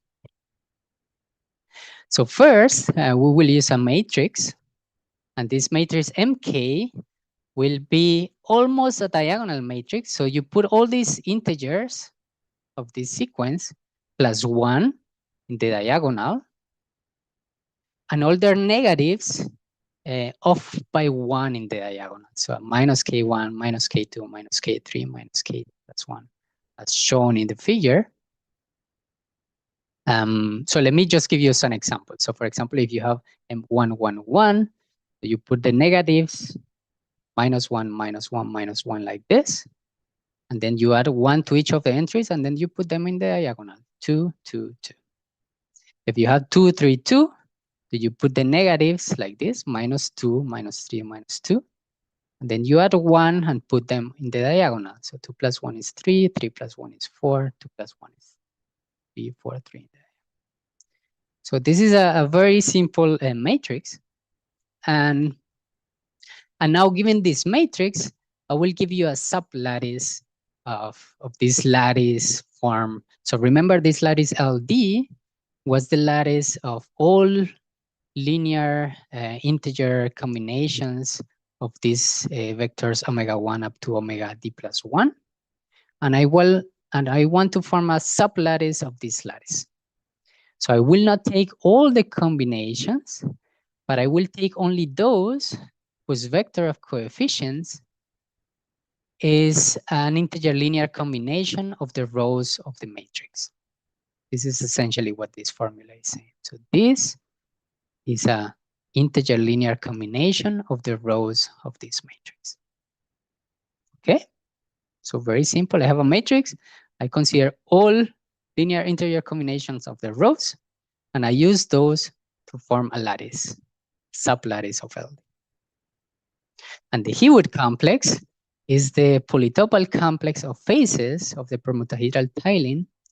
But then what you need to do is you identified faces up to translation by these vectors in this sublattice. Okay, so you just take the quotient, the permutahedral lattice by this sublattice, or the permutahedral tiling by this sublattice. And the Hewitt graph is just the one skeleton of the Hewitt complex. So again, so think of it as an infinite complex, and then you take faces, and then you identify them by translation. Okay, so it's very simple. So let me give you some examples. This is much simpler to explain by example. So let me take k equal 1, 1, 1. So this is the matrix that we computed before. The sublattice is just given by integer linear combinations of the rows of this matrix. So consider in the omega I basis. So this will be a 2 omega 1 minus omega 2.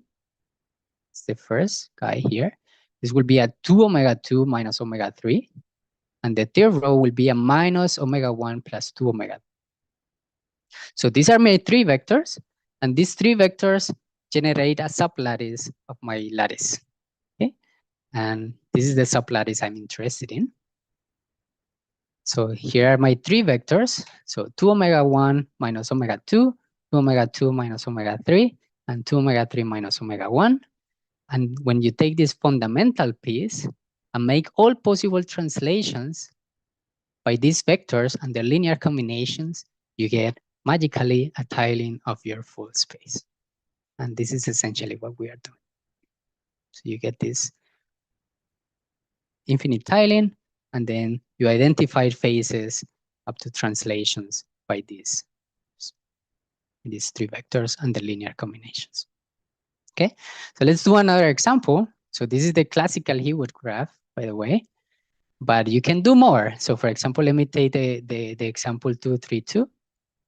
The matrix is given here. So the vectors are 3 omega 1 minus 3 omega 2, 4 omega 2 minus 2 omega 3, 3 omega 3 minus 2 omega 1. These are given by these vectors here. So I draw them a little bit different so that they fit into the hexagon, but this is 3 omega 1 minus 3 omega 2. This is 4 omega 2 minus 2 omega 3. And this is 3 omega 3 minus 2 omega 1. And then you make all possible translations, and this gives you this really nice picture. Okay? Questions? A raccoon. A raccoon is the animal I was talking about. Okay, so what about dimension 3? So let's take k equal 1, 1, 1, 1. And this is the matrix. Again, this is the sublattice. So it's 2 omega 1 minus omega 2 and so on. 2 omega 4 minus omega 1. And these are the possible translations of your fundamental piece. And you get pictures that look like this. So they just fit beautifully in these pictures. Okay. And the theorem is that if you take this very nice picture and then you identified the boundary according to these translations, you get a very nice topological space, so you actually get a torus. So let me phrase it a little bit different. So this generalized Hewitt graph is the dual graph of a triangulation of a d-dimensional torus. And here's some pictures in dimension 2. So this is my torus.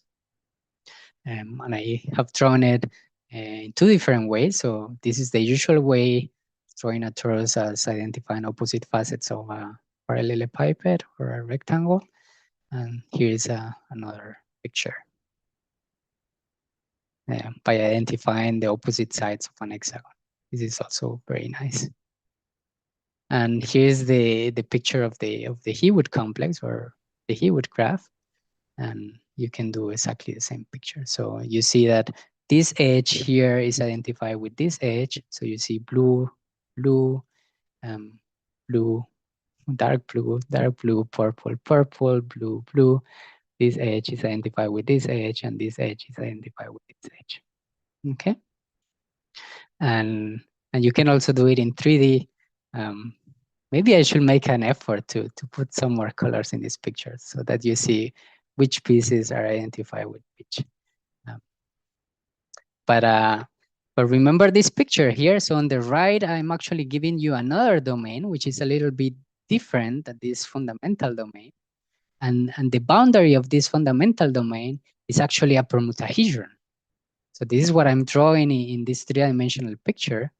So if I were to draw this picture in 3D, you will see a permutahedron with a bunch of three-dimensional pieces in between, and the topological space you get by identifying opposite facets of this permutahedron. So as a corollary, you get that the permutahedron with opposite facets identified by translation is a topological d-dimensional torus. And I was quite surprised to see this. I was not expecting that, but it was very exciting to see that result. And this, of course, opens the question, what is the topology of other families of polytopes with opposite facets identified by translations? And there are very natural candidates. Just pick your favorite polytope, which is kind of symmetric.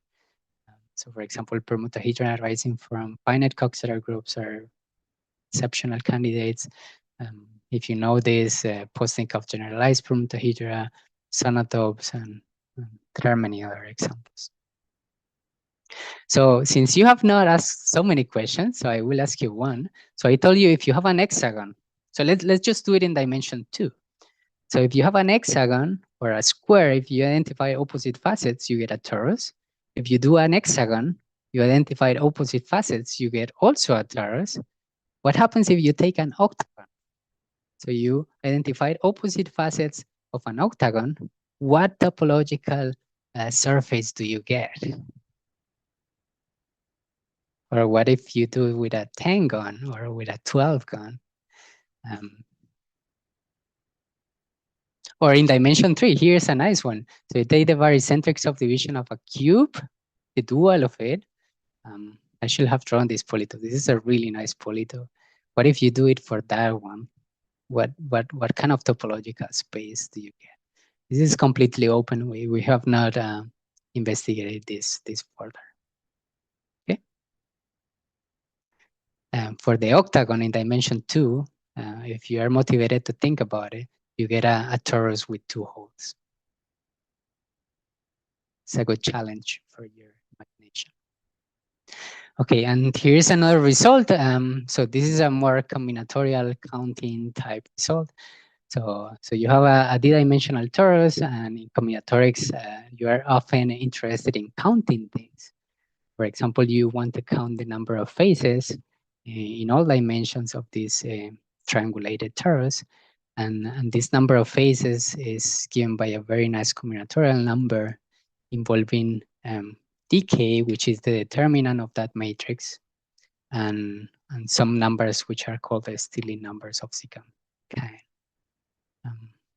If you are related with this is very nice. If not, just take this as a nice result, as a nice counting result, counting the faces of this tori, and here are some numbers. So the classical Hewitt graph, for example, has 7 hexagons, has 3 times 7, so 21 edges, has 2 times 7 vertices, so has 14 vertices. Okay. And this is all that I wanted to tell you about. Thank you very much. Thank you, Cesar, for your nice talk. So I'm in the chat. we have one question. Yeah, so the Some question questions. is, yeah, the question is, how do you choose in which orientation to identify the boundaries on the Yes. fundamental tile according to translations? And the answer is literally just by translation. So you just translate. So you preserve the orientation. So you don't make a twist or anything. It's really literally identify this with this by translation. So in a square, for example, that edge goes to that edge pointing in the same direction. So you don't get a Mobius strip kind of. Okay. Thank you, Cesar. We have another question. It's by Carlos Barco. And the question is there analyze how good graphs and or triangulation of theory connection to application in percolation theory? That is these basic moments. Yes, so I know actually a colleague of mine here in Graz that is thinking about this problem. So he's thinking about percolation problems related to these infinite tilings, and he has some results about it. And I was discussing with him about it, but I don't know so much about these topics. But it's like a mix of probability techniques, and it looks very nice. Thank you. More questions or comments? I have a question. No question, a comment. A general comment to Cesar. Okay. Cesar, no, just to say thanks for supporting this initiative and for giving this very, very nice talk. So I know that your community of combinatorics will appreciate this very nice presentation. Thank you, Evan. Thank you for organizing this really nice event. I'm really impressed. Very nice. Okay. I have a question about and sometimes we can associate some algebraic structure to combinatorial structure. So you know something about if it's possible associate ideals or rings to these particular combinatorial structures? So in general, yes. So the theory of polytopes in general. So you can associate things that are called Stanley-Reisner rings, and these were like studied by Stanley. And this is closely related to results that tell you about the combinatorics and geometry of polytopes and things like that. So there is also a lot of algebra involved in these polytopes things, not especially on these ones, but in general. But there are also like algebraic structure, like for example, like Hopf algebras that are tightly related to the permutahedron. So there are Hopf algebras on permutations. Yeah. So there are many algebraic structure. So this permutahedra, so they kind of, there are various communities working on the combinatorics on it, on the geometry on it, on the algebraic part of it, and all these areas like communicate with each other in very beautiful ways. So you can describe algebraic properties in terms of combinatorics or in geometry and so on. It's very nice. Okay. We have a question from YouTube. The question is let me see. Let me a second.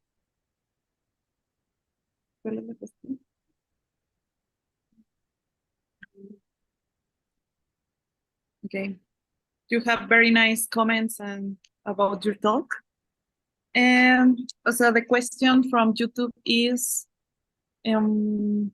the complex sorry, I want to say this in Spanish because the question is in Spanish. El complejo de Coxeter de un grupo tiene como caras los coset parabólicos. ¿Hay alguna manera de hacer corresponder las caras del complejo de Coxeter bajo triangulación con algo? I don't know what is the Coxeter complex?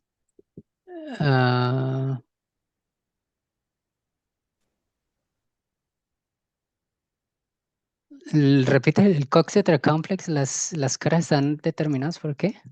Yeah, there is some way to give the correspondence between phases of the Coxeter complex with translations.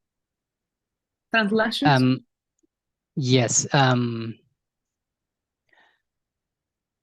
Well, I guess this is exactly what we are doing, kind of, because so if you look at over here. So if I understand right, what the Coxeter complex is. So essentially what you are doing is, so the Coxeter complex is basically the complex of the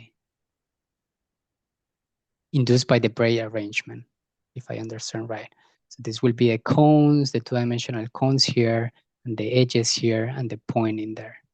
And what we are doing is, but now we are doing a refinement of it, and then we make translations of it. So I think if you really want to phrase this in Coxeter language, you really need to go to affine Coxeter groups. And in affine Coxeter groups, there are ways of labeling let's say the chambers and the faces, depending with like Coxeter kind of information. And then in that one, you do translations. But yes, you can do this in, let's say, in affine Coxeter groups. And what you will do there, I didn't mention this in the talk, but what we are doing here opens many directions of potential research. So we did this in the very specific case of this, let's say, Coxeter complex of type A, but in general, you can do other Coxeter complexes and take a sublattice. So this sublattice we are taking is a very specific one, but you can take others.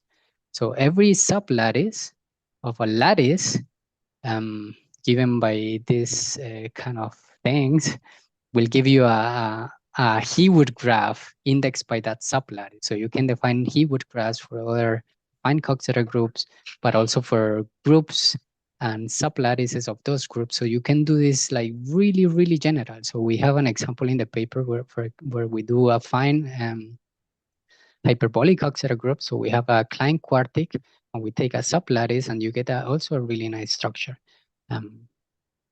So yes, so you can do this much more general than just what I present. Thank you, Cesar. Thank you for your talk and for accepting this invitation. It's an honor for us. So we have time for more questions. One more question, maybe, or comment.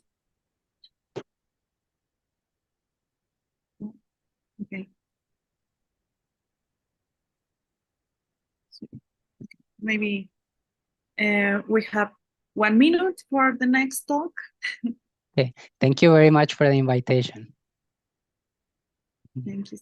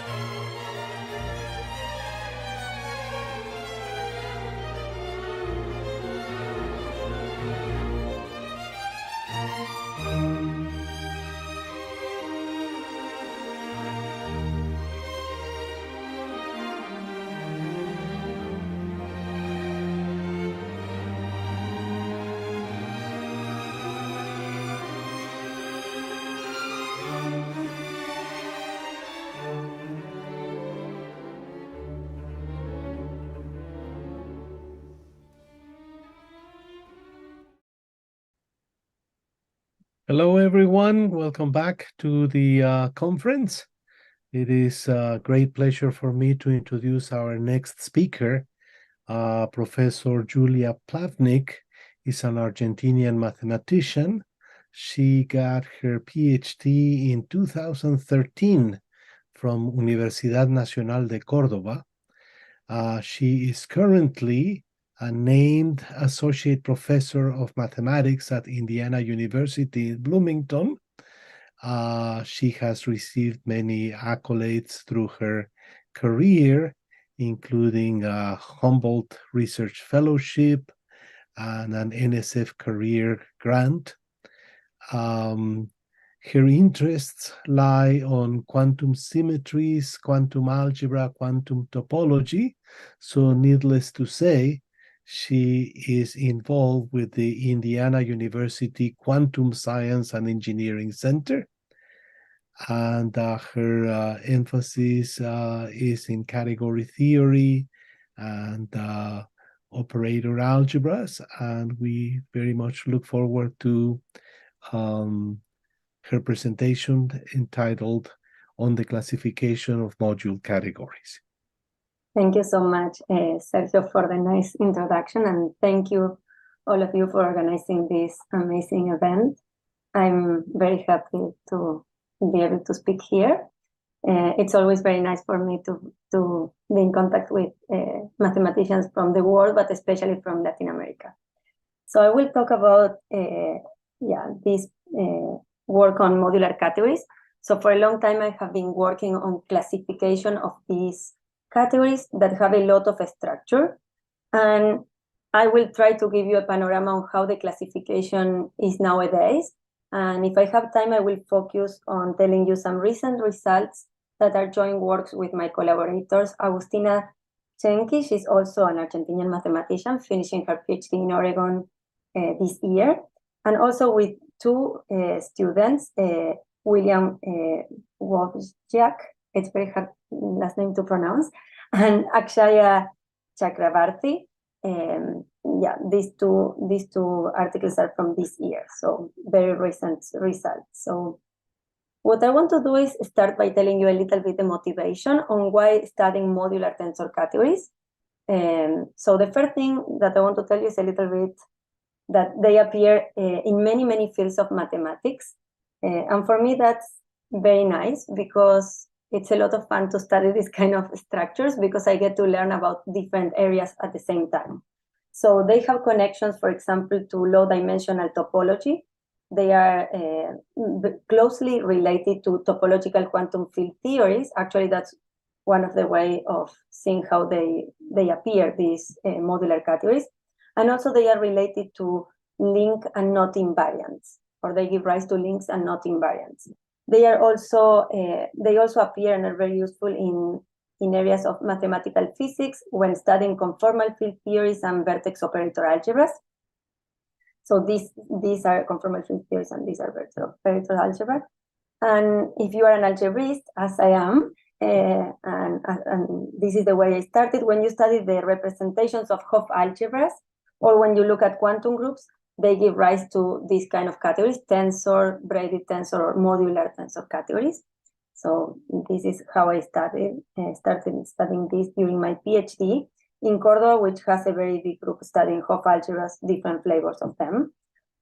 There is also an analytic perspective when you study von Neumann algebras, C-star algebras, subfactors, planar algebras. They all give rise to interest, or these modular categories appear, and they are interested. The most exotic examples of fusion categories that we have come actually from this subfactor side.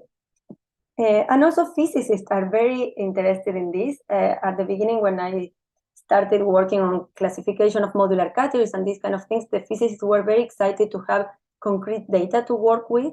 So for example, condensed matter physicists that are interested in understanding topological phases of matter are interested in the classification of modular categories because modular categories classify certain topological phases of matter. And so it seems like they would be useful for a topology or for constructing a topological quantum computer if that could be done. But also higher energy physicists are interested in these categories. The other thing is that it's nice to think about modular categories because groups are the classical mathematical object that encodes symmetries, right? When we're studying classical symmetries, groups appear and they are the ones that encode these symmetries. When you now look in quantum, in the quantum world, the symmetries of quantum objects are no longer captured totally by groups. So one could ask what would be the host for these quantum symmetries, and the natural host for quantum symmetries are tensor categories. And I did an asterisk here in tensor categories because I will say a lot of the time modular tensor categories. In any case, I will be thinking always in a very specific setting that I will tell you later. So it will be a semi-simple setting. So I could have said modular fusion categories here. And this will be the way I will abbreviate most of the time modular tensor category. I also wanted to tell you why I like classification, or why is one of the focus of what I studied. It's not the only thing that we are studying, but it's one of the things that people studying modular categories care about. It's classifying them. In part is because this is a very young field and we're still looking for examples. And one way to look and find examples is classification. For example, I will write here a name of a class of categories that appear, but people were classifying categories of certain dimensions, especially dimensions that were powers of 2, and they were able to discover a class of categories, depending on the power of 2 here, that is called n-Ising categories. It doesn't matter exactly what it is, but what was interesting was that people were classifying and they found this family of examples that we didn't know about them before. And so classification brings to us these kind of things. Also, classifications inspires constructions. So again, this is a new field, so we are trying to do or to find new examples, but also ways to construct systematically new categories from old ones. And one of these ones is one that we propose with some of my collaborators called zesting. But the way that it appears, it doesn't matter exactly what we do, but basically we twist a little bit all the components of our category to get a new one. But how this zesting was inspired at the beginning was because we were working on classifying categories of a very specific dimension 36. And that's when this was the first time that we noticed that this construction could happen, and then we wrote it in general. The other thing that that classification is useful for is to understand the structure and to find new properties, understand different invariants of these categories. And for example, you know the classical Cauchy theorem for groups. There is a Cauchy theorem for spherical fusion categories and for modular categories, and actually appear when people were studying certain classification problems. So it's not like we only classify for classifying because it's fun, but it's also because it gives hints for us to find other things that maybe are also very important for the theory. And also for physicists and people that like kind of the more this nature approach, like having a periodic table of modular categories would be kind of the dream of people that want to really use them.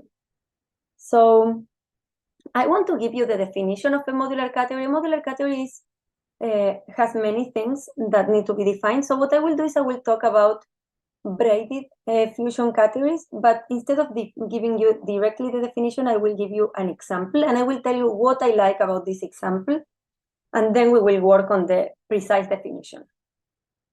So the example that I want to talk about is the category of finite dimensional representations of a finite group.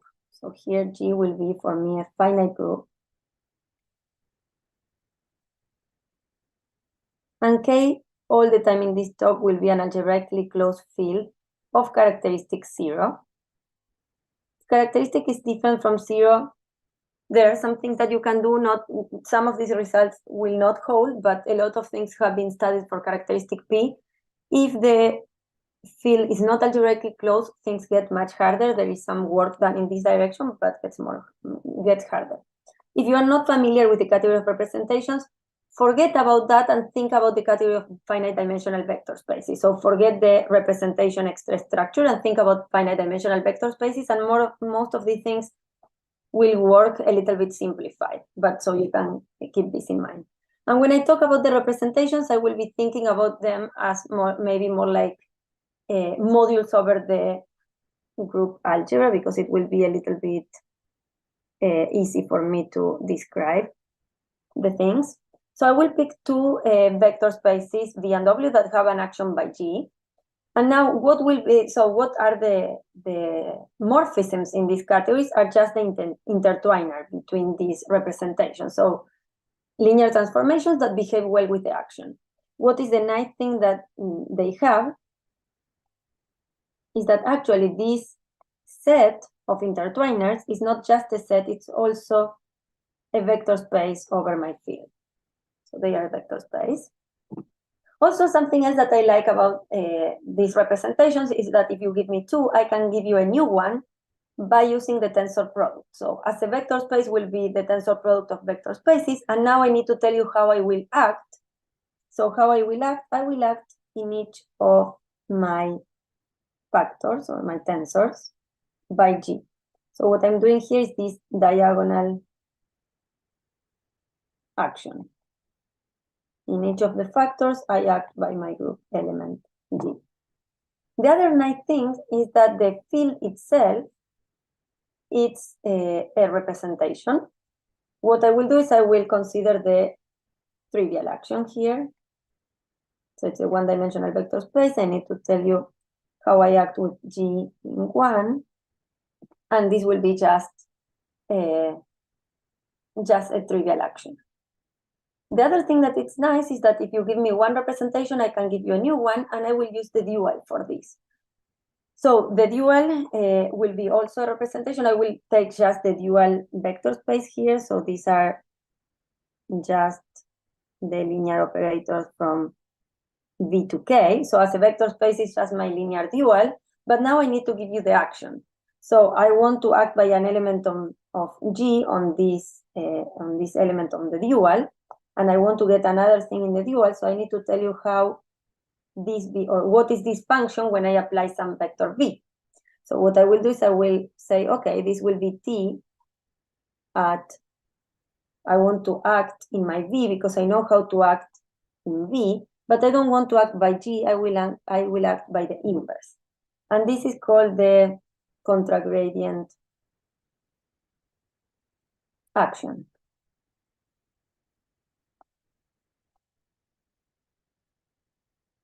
Then, so since we're in characteristic 0, we can understand well every representation by using a special class of representations. Which ones? The irreducible ones. Since we're in characteristic 0, we know by Maschke's theorem that every V decomposed as a direct sum of some irreducible representations. So what I'm saying is that this category is completely reducible. Any object in my category can be described in terms of the irreducible ones.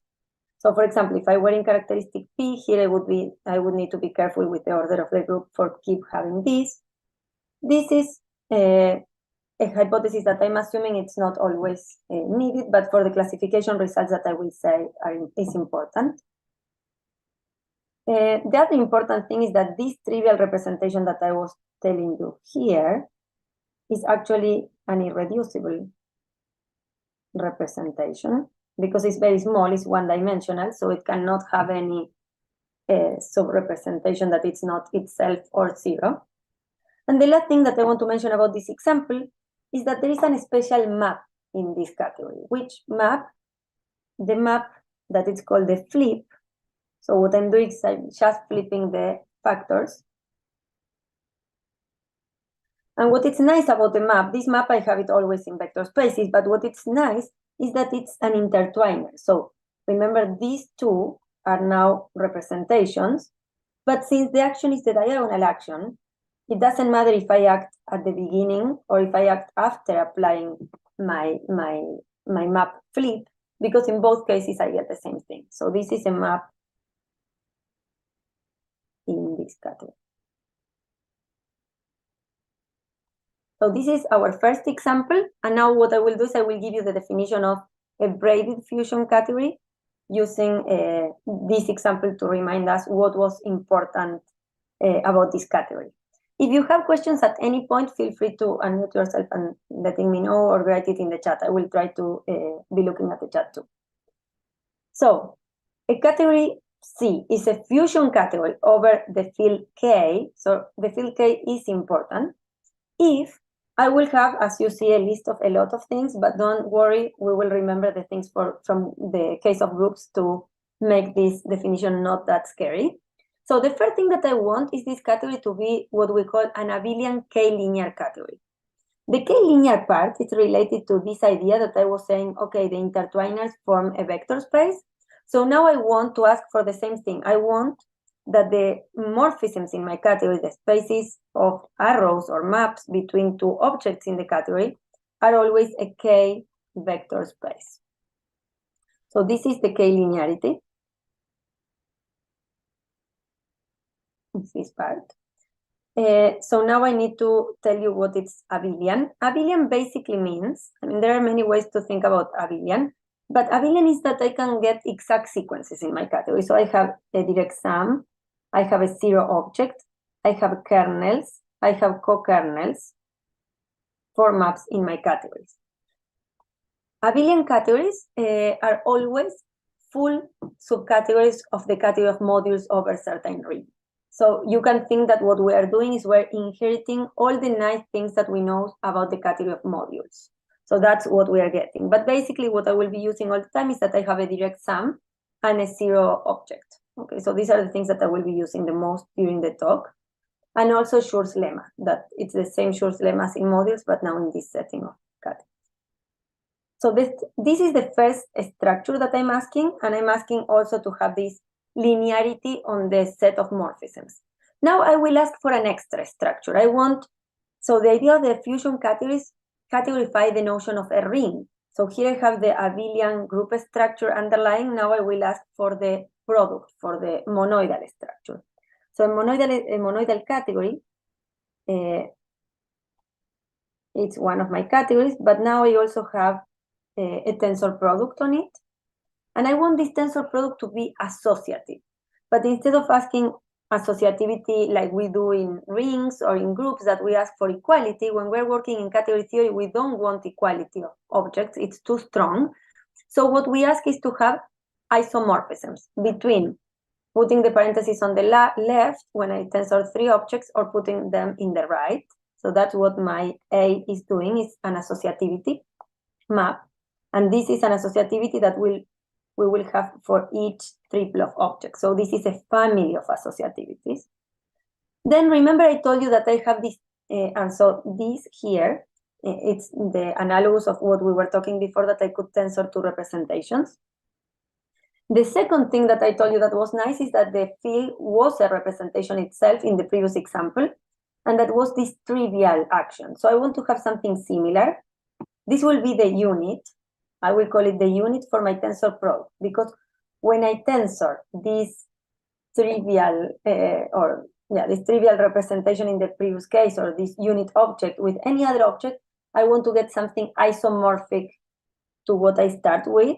And to say that, I will need two maps, a map left and a map right. So this LR, for example, what it's doing is telling you, maybe this LX is telling you that if I tensor with one in the left, I get an isomorphism with X. And I have something similar in the right using this other map. So now we have these maps, but we need to ask for a little bit of more compatibility. So what we will ask is that this associativity behaves nice. In which way? It's coherent in certain way. So if you pick 4 objects, there is 5 ways to put parentheses on them. So that 5 ways will be the vertices of a pentagon. And then we will complete this pentagon with arrows between the objects that are given by associativities or associativities tensor identities. And this diagram need to commute, saying that doesn't matter how I pick the parentheses, I always can go from one to the other. There is a coherent way to go from one to the other. And there is also a triangle axiom that relates the L, the R, and the associativity. So this is a monoidal category. Now I will ask for this monoidal category to have an extra property, which is the one that we were saying for representations. Remember that for representations, I told you it's nice because if you give me a representation, I can give you an action on the dual of the vector space. So I have duals. And that's what rigidity means that for every object in my category, there are left and right duals. So I will only write one. And this dual is not just only an object, it's an object in the category, but also comes equipped with two maps that maybe are familiar from vector spaces also. The evaluation map, which is generalized idea of the evaluation map that you can imagine from vector spaces, and one that is called the co-evaluation map.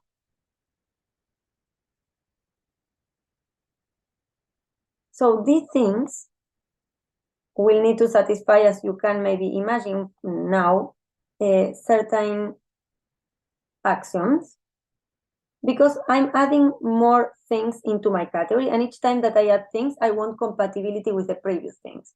So, for example, in this case, I would like that the evaluation and co-evaluation behave well, and these are called the zigzag axioms, which I will not write explicitly, but are giving you a way that if you start with an object, then you can create certain things, and then you can associate differently and make them kind of vanish, then you get the identity. That's kind of the idea. So it's mixing a little bit with the associativity. But the important idea is that I have duals, and also the existence of this map. When you have vector spaces underlying for and co-evaluation to exist, we want finite dimensionality. So it's also some finite dimensionality going around. The next thing that I will ask is this one related to the Maschke theorem in the previous slide. So I want my category to be semi-simple, meaning that I want that every object in C can be written in terms of certain objects that are easier. And how we say that they are easier, we call them simple objects. So in an abelian category, there is a notion of simple objects. Simple means that the only sub-objects of my object are the zero or the object itself. So it's very similar to the notion of irreducible representation, or in the case of representations, irreducible representations correspond to the simples in that category. And this is nice because now that I have semi-simplicity, a lot of the things that I work with can be translated into matrices, okay? So that's one of the wins. We could drop this, and these still interesting categories are called finite tensor categories, but I will focus on the semi-simple setting. Finite will be very useful because will also tell us that, first of all, the home spaces that are vector spaces will be finite dimensional. But more importantly, what I will use a lot is that the number of simples in this category up to isomorphisms, because I only care up to isomorphism. I don't care what it's the exact object, but I care the class of isomorphisms of that object. We will have only finitely many, as the name more or less is telling you. So this condition tells you things about this category being finite in different ways. This finiteness is a condition on an abelian category. The same for semi-simple. These two are things that are modifying my abelian structure, whereas the rigid is modifying the monoidal one. The last thing that I will ask, and these are the conditions for a fusion category, is that my unit, this distinguished object that remember was the trivial representation in the previous example, I want this unit to be a simple object, so be one of the ones here. So this is the notion of a fusion category field. And now the next thing that I will ask is this notion of braiding. And the idea is I want my tensor product to be commutative, but I want this to be commutative in a coherent way. So what I'm meaning is that I will have isomorphisms, natural isomorphisms between any pair of objects. So if you see now I'm asking that this is commutative in the way that we ask in categories only up to isomorphisms, but we want this to be compatible with the previous structure, in particular the tensor product. So there are two hexagon axioms. I will not write the axioms, but I want to tell you what this means. The hexagon axioms, what it does is see how compatible is the braid with the tensor product. So it asks you, how can we compare these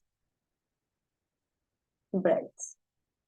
Basically, the idea is that the hexagon will give you a way to write this braid of the tensor product using these other two braids, plus some associativities. That's why it's an hexagon. And there is two hexagons because the other option is that the tensor product goes in this way. So this is highly related to the braid equation and to the Yang-Baxter equation. So that's why there are connections towards that direction. So this is a braided fusion category. When the braid is what we call non-degenerate, we are in the case of modular categories.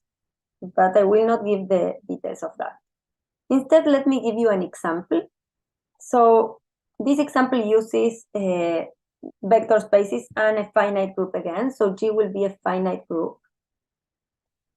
And what category I will be looking at? I will be looking at the category of finite dimensional vector spaces over my field that are graded by my group G. So how an element or how an object in my category looks, it's a vector space. This is just a vector space, but now I can decompose it in the following way. So these are subspaces, and this has that are labeled by G, by the elements in my group G. So now I want to tell you who are the arrows in this category, but you see that we already have the structure of a vector space. So I want to respect that. So these arrows will be linear transformations.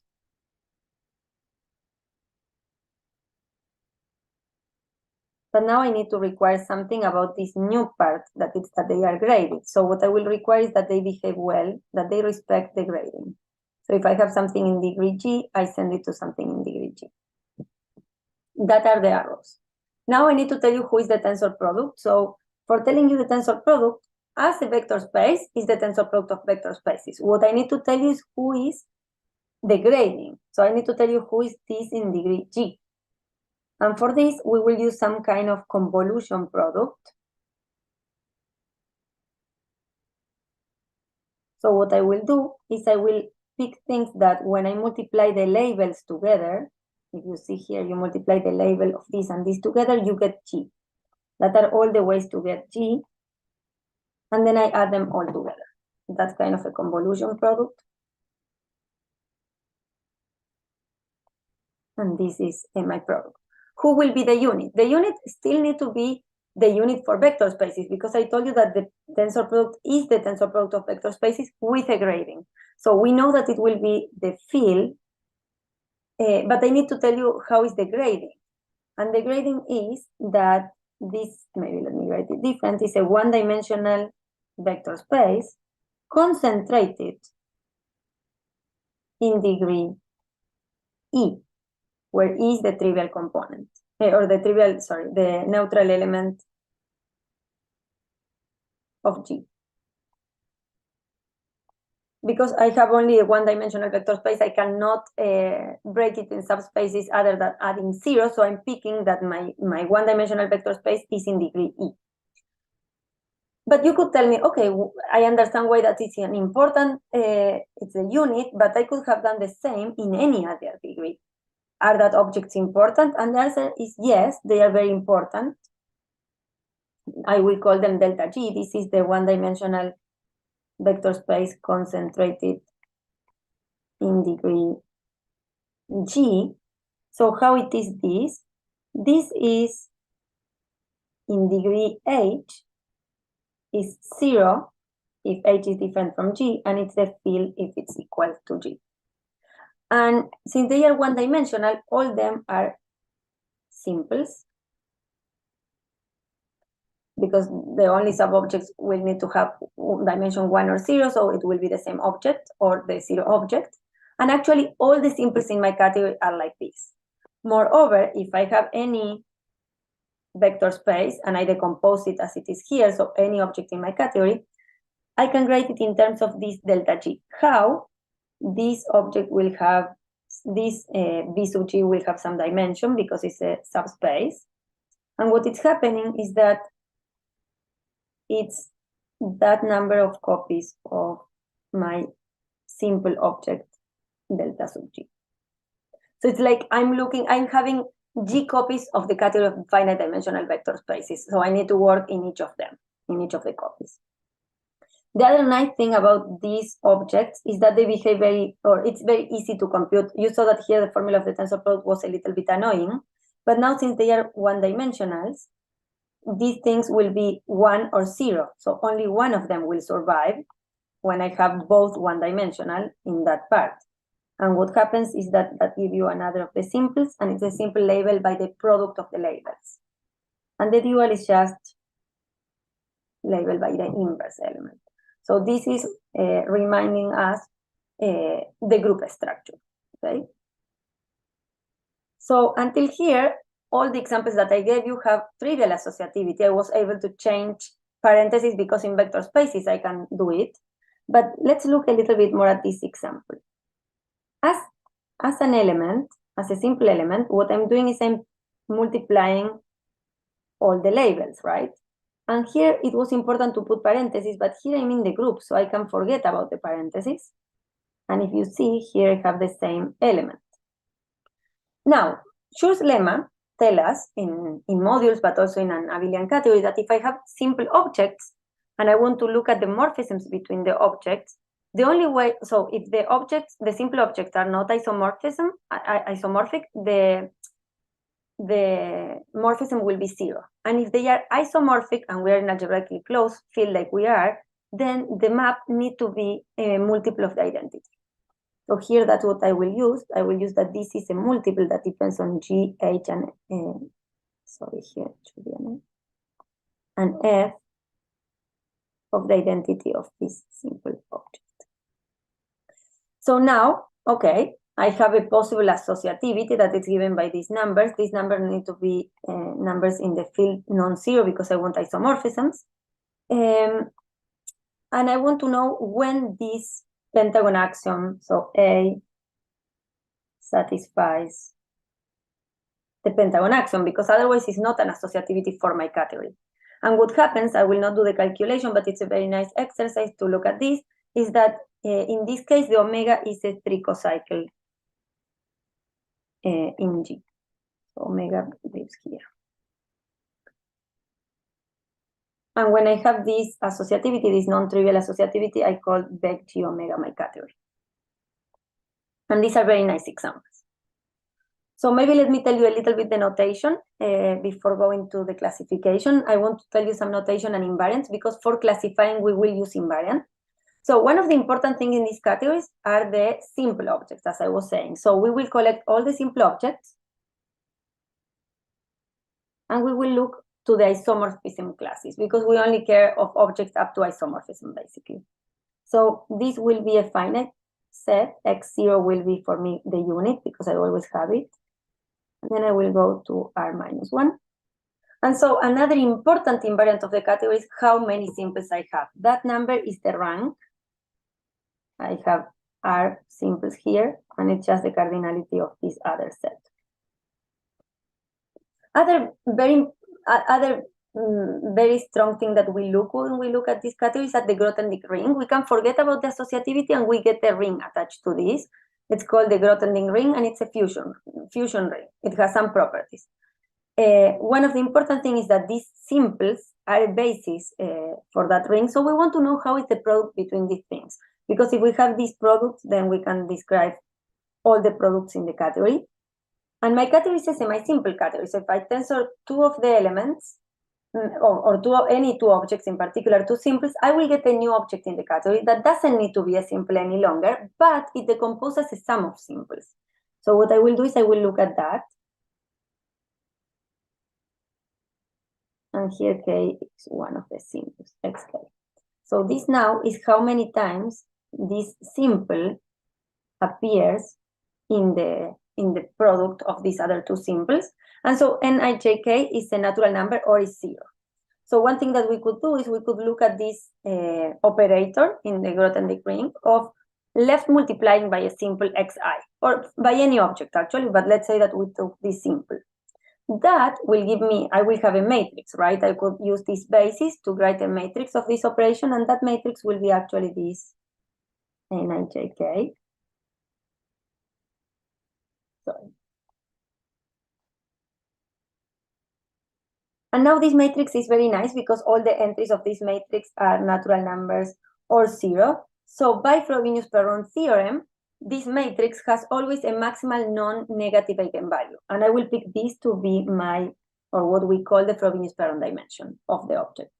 Maximal non-negative eigenvalue of this matrix Ni that is given by left multiplication, or left multiplication in the sense of a tensor multiplication by xi. So this is always a real number that it's bigger or equal than 0. But actually, this Frobenius-Perron dimension is very, very nice. It's multiplicative in the sense that if you have xi tensor, so maybe let me say first. The first thing that we will do is we will extend this by linearity to define Frobenius-Perron dimension of any element in, or any object in the category. So by definition, it will be additive, but it will also be multiplicative. It will be unital. So the dimension of the unit is 1. And also behaves nice with duals, in the sense that the dimension of x is the same of the dimension of the dual, like something that we would expect from a dimension. Imagine if you are thinking in vector spaces. So it's a character of the Grothendieck ring, actually, and all the dimensions of these objects are always bigger or equal than 1. And then, so this is a very strong invariant that we have in the category, and using this and thinking a little bit about groups, we define another one that is the dimension of the category. So the dimension of the category will be the square, the sum of the square of the dimensions of all the simples. And I said that maybe reminds you a little bit to groups, because this dimension in the case of rep G, the first example, will be the dimension of the representation. So what I'm doing here, I'm saying that I'm getting the dimension of all the irreducible representations. I'm squaring them and I'm adding them, and what I get is the order of the group. And that's the dimension of my category rep G. So I'm getting back the order of the group. So I was telling you that this Frobenius-Perron dimension is a very strong invariant, and I will show you why. So I will tell you a little bit about classification using this invariant. An object X in my category is called invertible if, remember, we have an evaluation and a co-evaluation map. I will ask that these maps are actually isomorphisms now. So this is by the co-evaluation, and this is the evaluation. So what I'm asking is that X tensor X dual give me the identity, and the same thing in the other side. So that's why we call it invertible, and the inverse is the dual. So what we will do is we will collect all the invertibles, and we will look at them under up to isomorphisms, and that will be my group GC. This is actually a group, because I'm taking isomorphism classes, with a tensor product, with unit given by 1, and with duals giving me the inverses. But sometimes this is maybe annoying to check if it's an isomorphism or not, but there is a nice way to detect the invertibility of objects by looking at the dimension of them. And they are invertible if and only if the Frobenius-Perron dimension is 1. So now, a category, now I will give you some definitions that I will use, but I will also tell you a little bit about their classification. So we will, the simplest case of categories will be to study the categories in which all the dimensions of the object, of the simple objects are 1. That means that all the simple objects actually are invertible. So I'm asking that all the simples up to isomorphisms are these ones. These are called pointed. But this maybe is a lot to ask. So instead of asking now that these are all 1, I will ask that they are all integers. So I'm giving a little bit more of freedom. In that case, we call the category integral, because now all the dimensions in the category are integers. And now, if I have that all dimensions of the category of the simples in the category integers, the dimension of the category will be an integer because what's the square of that things, adding all them together. So I will get a new integer. So I will ask that to say that it's weakly integral, because actually all these things that I started asking, this implies this, but all the other sides are not true. So I'm really giving more freedom when I'm going through this. Here what happens is that we can allow a square root of integers. That's what we will appear. And now these first two classes are very well understood, or quite well understood. If C is pointed, then it's always look like one of these categories that we took some time understanding, the vec G omega. And if C is integral, comes from one of these categories of representations.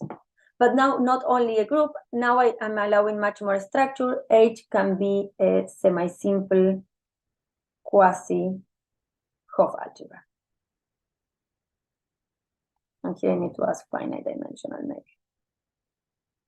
For finite dimensional, semi-simple, quasi, doesn't matter what it is, Hopf algebra. The Hopf algebra structure is letting me get all the tensor duals and units, so the coproduct. So a Hopf algebra is an algebra that it's also a coalgebra. So the co-multiplication give me the tensor product, the co-unit will give me the trivial representation, and the antipode will give me the duals. If you don't know what these are, the Hopf algebra doesn't matter, but what I wanted to point out is that these ones are very well understood in terms of finite groups and cohomology, and these one at least are very well characterized in terms of Hopf algebras. Then another question is to know how much we understand Hopf algebras, but at least we understand that they look in this way. These ones, we don't understand as well. So kind of what I want to tell you at the end is about that. So now, first I will just give you a very quick panorama of the classification program and what's the status. That's why I had to introduce a lot of words. So I want to tell you about classification of small, and this small is in pink because small means different things for different people doing this. And I will focus on modular categories. Mainly the things that I said before are for fusion categories. Now I will ask that I have the braid and that the braid is non-degenerate. That maybe in the talk is not very understood when it's used, but it gives me a lot of restrictions. It has attached to it a representation of the modular group. So that already gives me some tools. And because of that, also I have a lot of number theoretical things that I can use to classify my categories. So I'm not saying exactly how I use it, but I want to say that Galois theory, field theory, number theoretical tools appear, and also representation theory appears heavily when we are classifying these things. So one of the ways to classify is similar. Think of what you do in groups. You have finite groups and you want to classify by the order of the group sometimes. Now we want to classify by the number of simple objects in my category. That's the rank. Victor Ostrich started looking at this in very low rank, so we have the trivial and one more. And then this was for fusion categories done completely. And then when we go for rank 3, so we add an extra simple, it's not completely done, we need to require pivotal, which is a mild requirement, but still, we need to require more. Then when you go to modular, we know more. Until maybe a couple of months, we only knew up to rank 6. But in the last month, there were a lot of development and people were able to take it up to rank 11. And a lot of the times we classify the category, but not 100%. We do classification up to certain things. In this case, some of this classification is up to something called the modular data. So sometimes the associativity, it's not that clear. That's what I wanted to say. And this is work of many, many people here. Paul Brulliard, Agustina Chenki, Richard Ng, myself, Eric Rowell, Richard Stone, Shenhan Wang, Xiaogang Wen, and many other people. Victor Ostrich, as I was saying. But if now we impose the condition that all the simple objects have integer dimension, people can go a little bit further, not that much, it's rank 12. For a long time, it was a big gap, now it's very close one to the other. And this is work of Liu, Palku, and others. But if you now add that the dimension of your category is odd, so it's an odd number, the dimension of the category, in that case, it's immediately integral for some reasons. But we were able to go much further in this classification, and some of the work from this year with Agustina Chenki and William Wodjak, we can go up to rank 23. And you see there is quite a gap there. So that's for rank. But we also like to classify by dimension. Now we fix the dimension of the category and we want to say how they look. Here I haven't tell you how they look, but let me tell you a spoiler alert. Here, most of the categories or the examples usually come from quantum group categories. So categories attached to quantum groups. By Frobenius-Perron, it studied things like dimension P, dimension PQ, dimension PQR. These are products of primes. This is understood for fusion categories, also for modular. P to the n, power of 1 prime. Product of powers of 2 primes. There is something called Born-Side theorem. The same idea as in groups. These categories are something that we call solvable. And then there is more work of people like Brouillard, Natale, myself, Rowell. And when a 4 appear, when certain number appear, especially the 2, things get a little bit more complicated. And this was very interesting. So some of this work here is for P equal to 2, but we studied P to the n times some square free M, and M and P are coprime. So we are multiplying by something square free. So you see that usually it's something square free, unless in this case. In this case, there is not a complete classification, but a characterization. They are solvable. It's also known that in certain special case that we call maximal non-self-dual, when the only self-dual object, meaning that X is dual, is isomorphic to X dual, it's the unit. In that case, it's understood up to dimension 2025.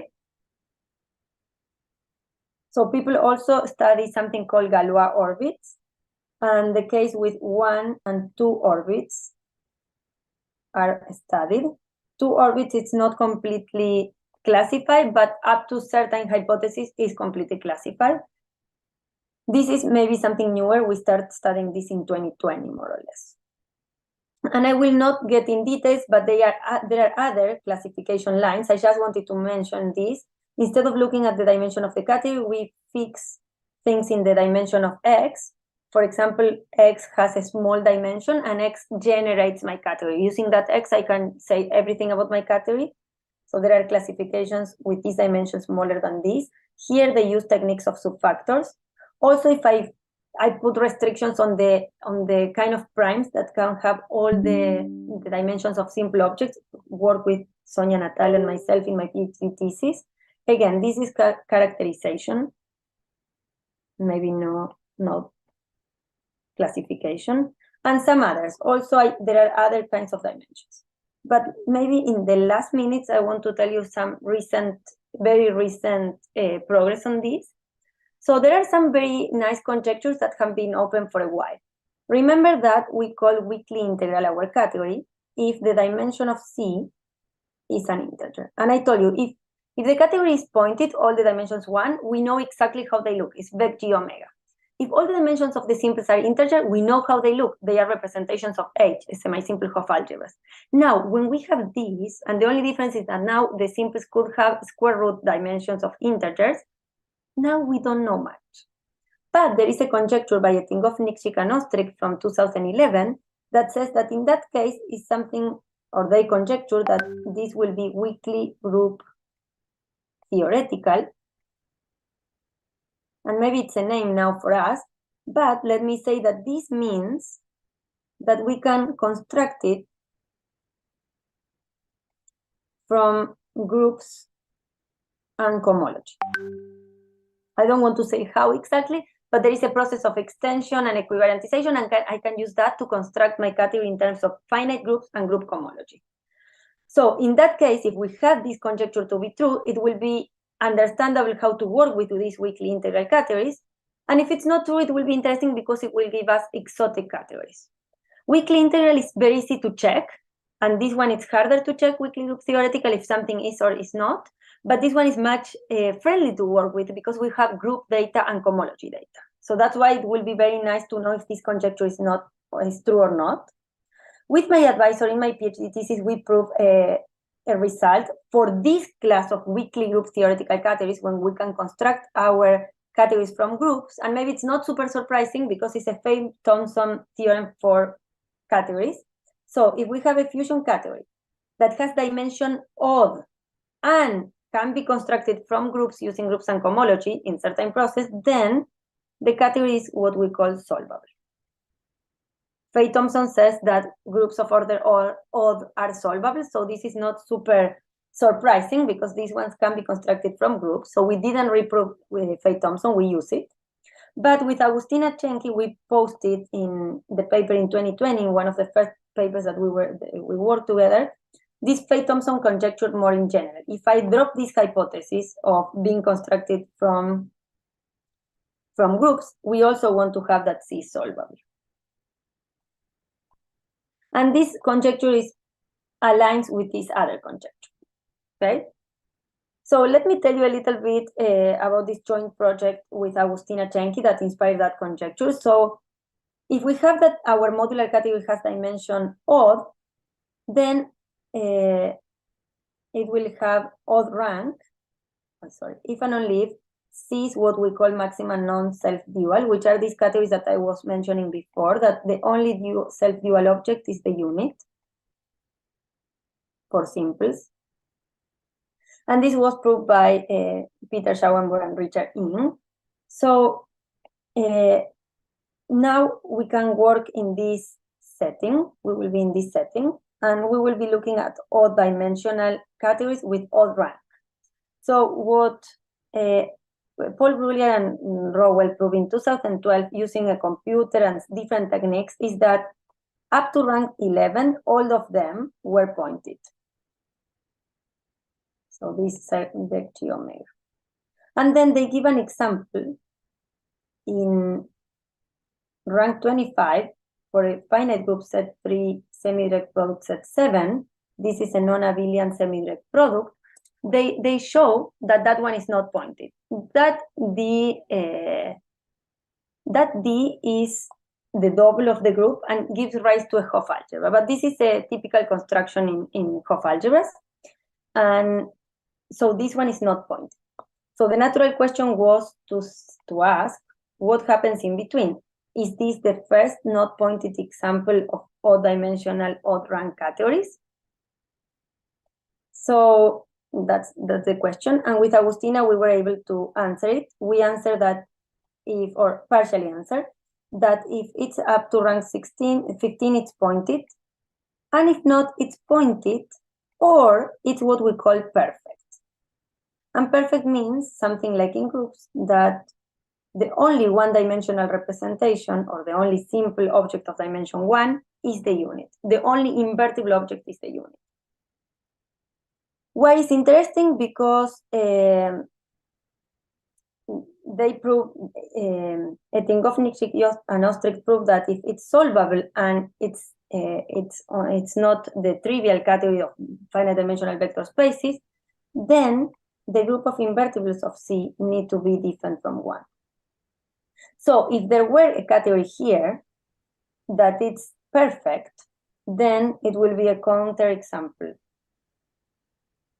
to the conjecture. Right? So that's what was interesting. So the new results, the very new ones that are in joint work with them, is that we finish the proof for ranks between 17 and 23. They are always pointed. We also look at this rank 25, and in rank 25 we can have this group case that, or this double that I was talking with the set 3 semi-direct set 7. We can have pointed, and possibly we could have perfect. In an ideal world, we want to discard this, but we couldn't. In rank 35, I will not write it, but we got a similar statement. We got pointed, perfect, or the representations of the double of something also, of another group. And then we went up to rank 73, only odd ranks, and we have partial results, but not complete. And getting rid of perfect, it's harder and harder. So the last thing that I want to say is, what we could do next. So the next thing that we did was studying things that are even but almost odd. So they are congruent to 2 mod 4. Why we studied them? Because they are very similar to the ones that are odd dimensional. They are also integral. The Fromage Perron dimension of the simples, it's not only an integer, but it's odd, the same that happens in the odd dimensional case. Okay, I will delete this because maybe we don't have time, but I know that I'm running out of time, so I will get a little faster. And some other things, but there are some difference. We know that in this case, in the not odd, but also not divisible by 4 case, the category is never perfect. So that's much ease makes everything easier because the hard case to discard is perfect. And also you can have self-dual objects, or you must have self-dual objects. This one, yeah, okay. And we wanted to know if this was a coincidence that they have many things in common, or if there were more there. And we were able to prove something very nice with Akshay and Agustina. We proved that if the dimension is like this one, then the group of invertibles is always even. And moreover, this one always decomposes as a factor of an odd dimensional 1 times one that we know a lot, that it's, maybe let me say like this, is Beck set 2 with certain Q here, that it's a non-degenerate quadratic form, and this one has a name, it's called Semyon, so we understand this very well. So this new case, basically, is not giving us anything new, it's just odd dimensionals again times something that we know very well. So using the results with William and Agustina, we can go now to rank 46, and they are all still pointed when you are in this dimension.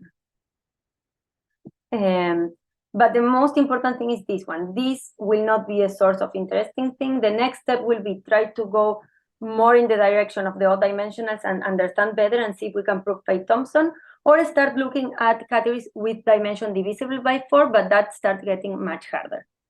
Thank you for your attention.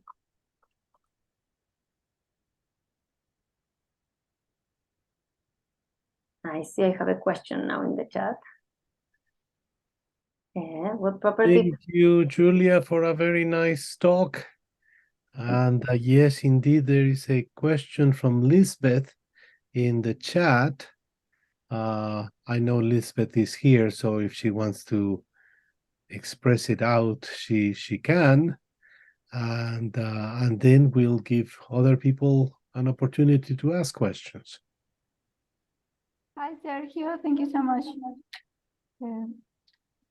Thank you so much for your support. And Julia, thank you so much for this fascinating talk.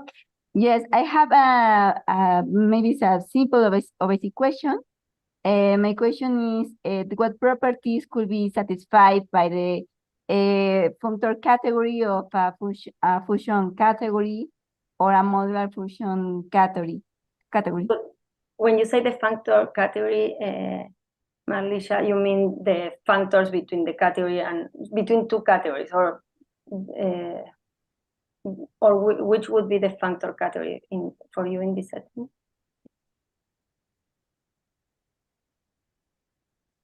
I don't know if I was clear. So you mean this? You mean that I take like, I don't know, for example, automorphisms of C, or functors between C and D, these kind of things?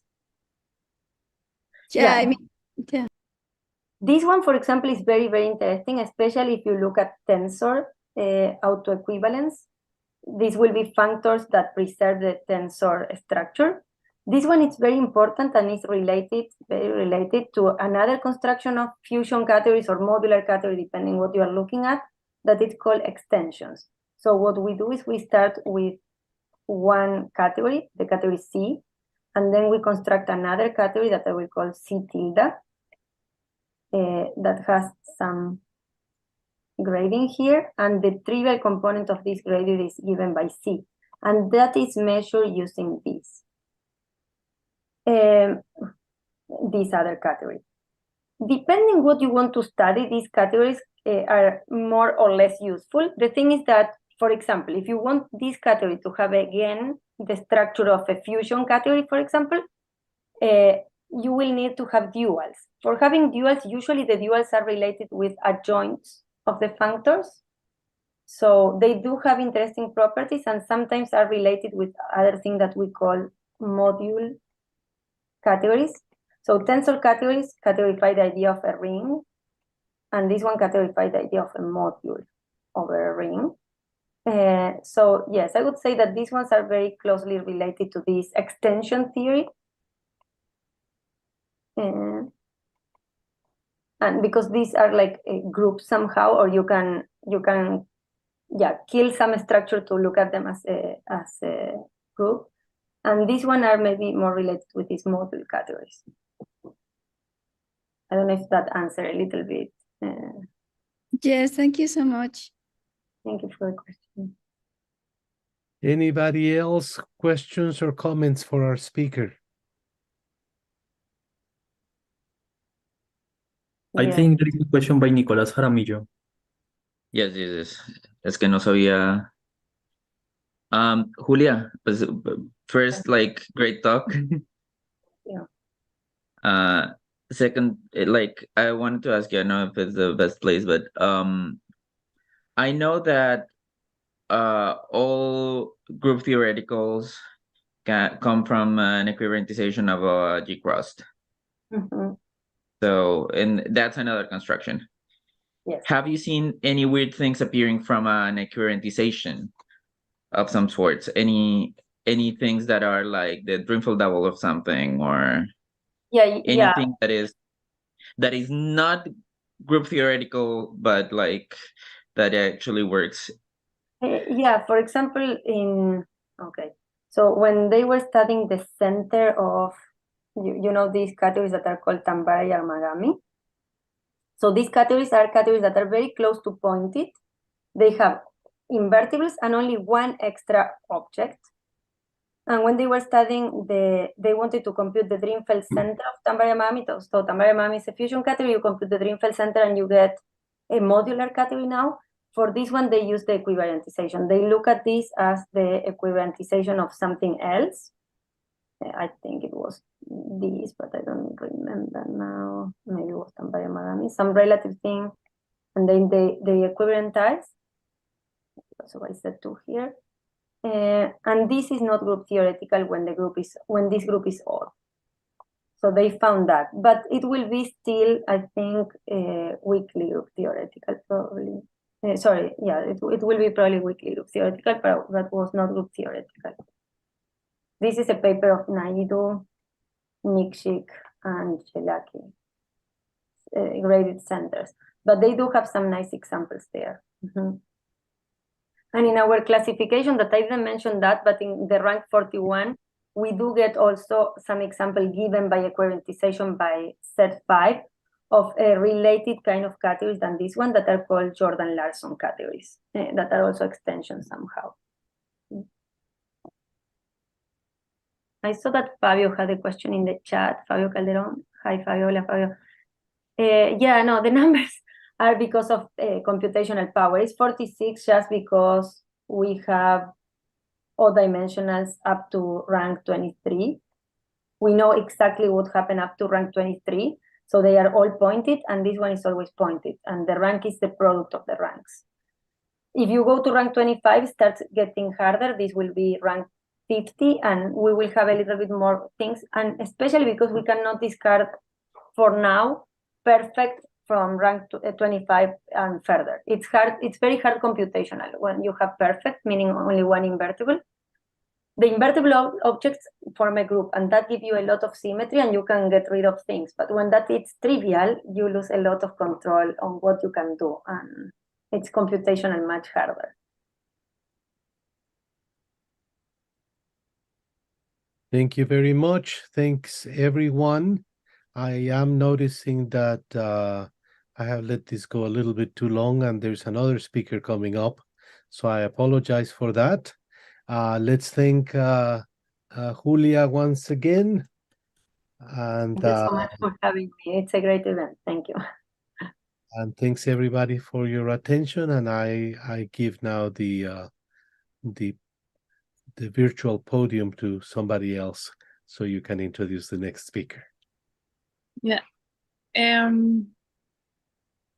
Before the next talk, I want to say thanks, Professor Julia and Professor Sergio, for you can hear me? Hello? Yes, we hear you. Sorry. I want to say thanks for your support and for this beautiful talk. The next talk and the last of this day will be hosted by Professor Sonia Trepode, and our speaker is Professor Alexandra Flores. Thank you. Well, next speaker is Alexandra Floria. She is assistant professor at the Math Department of UC Irvine. She finished her PhD in 2017 at the University of Stanford. She has an NFF postdoctoral fellowship and is an assistant professor and was an assistant professor at the Math Department of Columbia. Alexandra is an expert in number theory, and her research interest is in analytic number theory. She studied questions related to L functions, and the title of her talk is Negative Moments of the Riemann set of functions. Thank you very much for the invitation. And the introduction. It's really an honor to give a talk in this conference. So I will start sharing my screen now. My talk is about negative moments of the Riemann zeta function. And this will be based on on some joint work with Hang Bui from the University of Manchester, and separately Hang Bui and Micah Milinovic from Mississippi. So I will start with some introduction about the Riemann zeta function. This is our main object of study in this talk. So how do we define it? When the real part of S is bigger than 1, then the zeta function, Riemann zeta function, is defined by the series of 1 over n to the s. This converges when the real part of S is bigger than 1, so this makes sense. And now if we use the fact that we can write every integer uniquely as a product of prime powers, then we also get this, what we call an Euler product here on the right. It's an infinite product over primes, so P stands for a prime, and it's just 1 minus P to the minus S inverse. So when the real part of S is bigger than 1, we understand pretty well how to define the zeta function. Now, the interesting thing is that we can actually define it on the whole complex plane. So it has a meromorphic continuation to the whole complex plane, and it has a simple pole at S is equal to 1. Moreover, it satisfies a functional equation. So we can relate zeta of S to zeta of 1 minus S. So then if we understand what happens to the right of 1, we understand via this functional equation, we understand what happens to the left of 0. So if I have here the lines 0, 1, if I understand what happens here using the functional equation, I also understand what happens here. So this leaves me with the region between 0 and 1, these lines with real part 0 and real part 1. And this here is called the critical strip. And we expect most of the interesting things to be happening in this critical strip between 0 and 1. The center of the critical strip would be the point half, and we usually call the point half the critical point or the central point. So something that is very, that we care about in terms of the Riemann zeta function is the location of its zeros. So the Riemann zeta function has what we call trivial zeros. They are at negative even integers. But then it also has some non-trivial zeros, which are supposed to be in this critical strip between 0 and 1. And the Riemann hypothesis, which is a big open problem, says that all the zeros lie on this line with real part equal to 1/2. So we call this the critical line. So we expect all the zeros to be on this line. Now, why do we care so much about the zeros of this function? One of the reasons is that zeros of the Riemann zeta function are related, for example, to the question of counting prime numbers. So if we want to count prime numbers of size up to x, let's say, and x goes to infinity, then we have the prime number theorem, which gives us an asymptotic formula for the number of such primes. There are roughly x over log x primes. A better approximation is this logarithmic integral. So it's the integral of 1 over log t from 2 to x. You can write it as x over log x plus a constant times x over log x squared plus x over log x cubed and so on. So you can write it in descending powers of log. The prime number theorem gives you an error term, which is pretty big. But if you assume the Riemann hypothesis, then here you get an error term, which is essentially of size square root of x, so square root of the main term. Okay, so it turns out that if you understand the zeros, if you have the Riemann hypothesis, then you know how to count primes with a very good error term. So this is one of the reasons why we care about the zeros.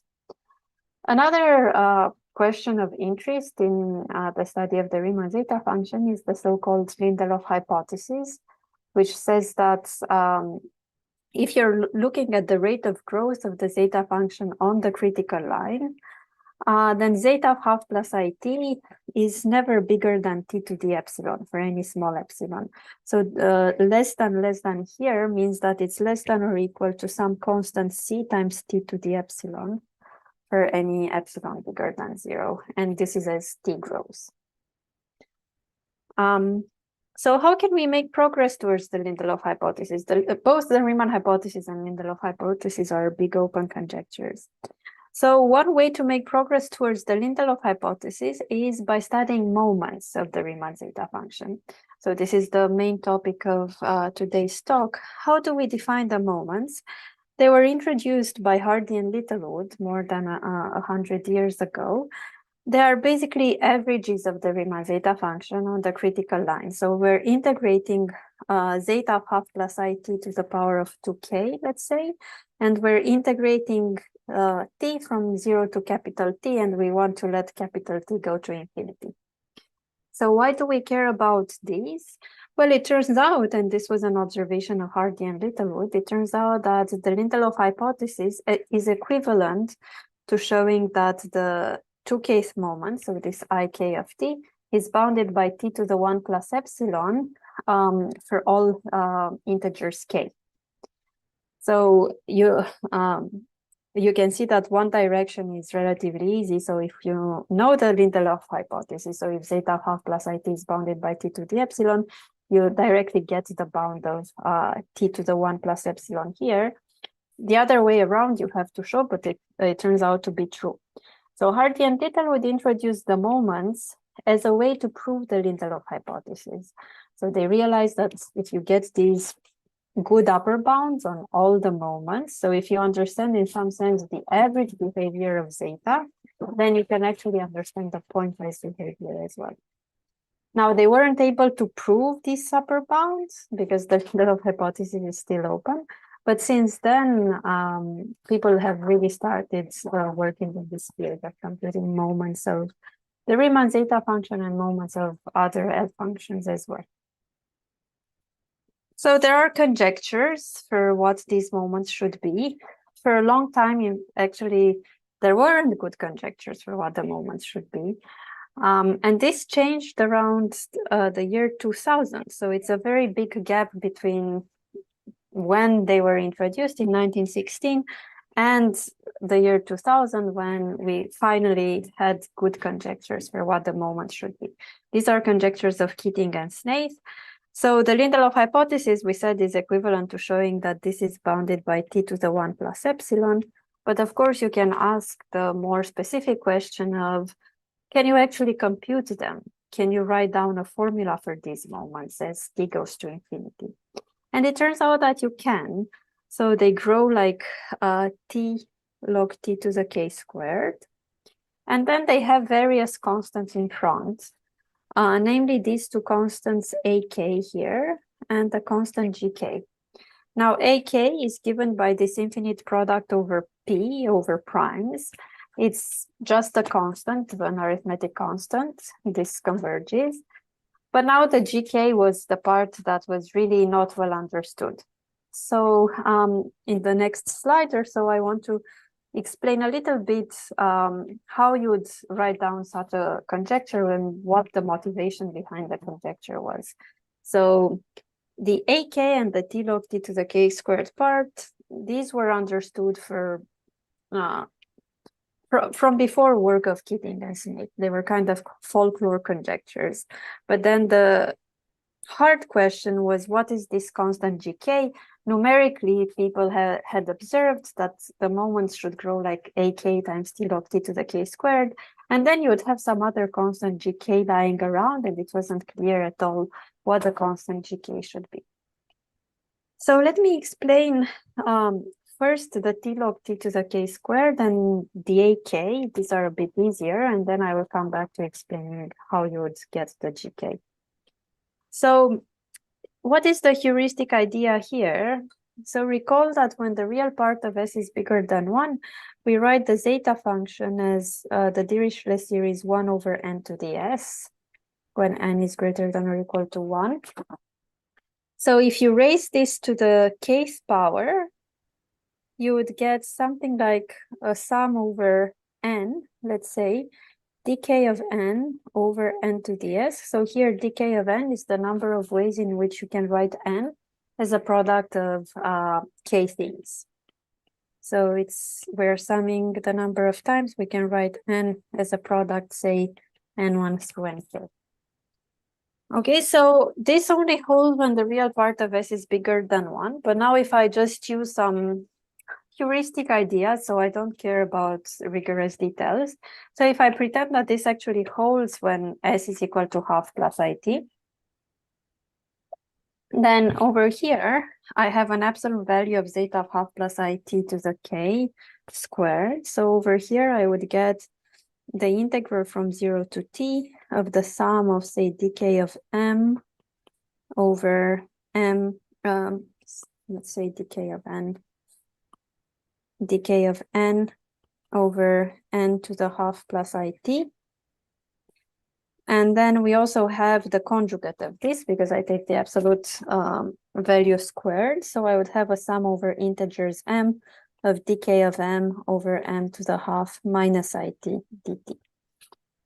Okay, so I just get this integral here on the right-hand side.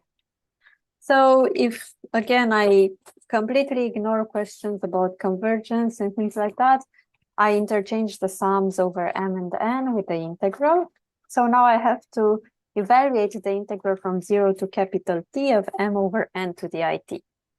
So if m is equal to n, I'm just integrating 1, and I get t. Now, I expect that if m and n are far apart from each other, then I actually get a lot of cancellation in this integral. So I expect that to be an error term. So heuristically, what I do is I just keep all the terms with m equal to n. I discard everything else. And then... Sorry, Professor Flora, Yeah. I have a question. Yeah. If I may, Yeah, in the sure. in the previous slide, when Yes. you pose this conjecture by Keating and Knight, Yeah. do this asymptotic behavior T log T with this power K square implies the estimate that you have in the previous slide, not this one, but the previous one that you relate with the Lindelof Yes. conjecture. Yes. These are equivalent, or one imply what is more stronger than the other one? So this conjecture of Keating and Snaith is stronger. Okay. So if you have like a T log T to the K squared, because log T is less than any power of T, Okay. then this is going to be less than T to the 1 plus epsilon.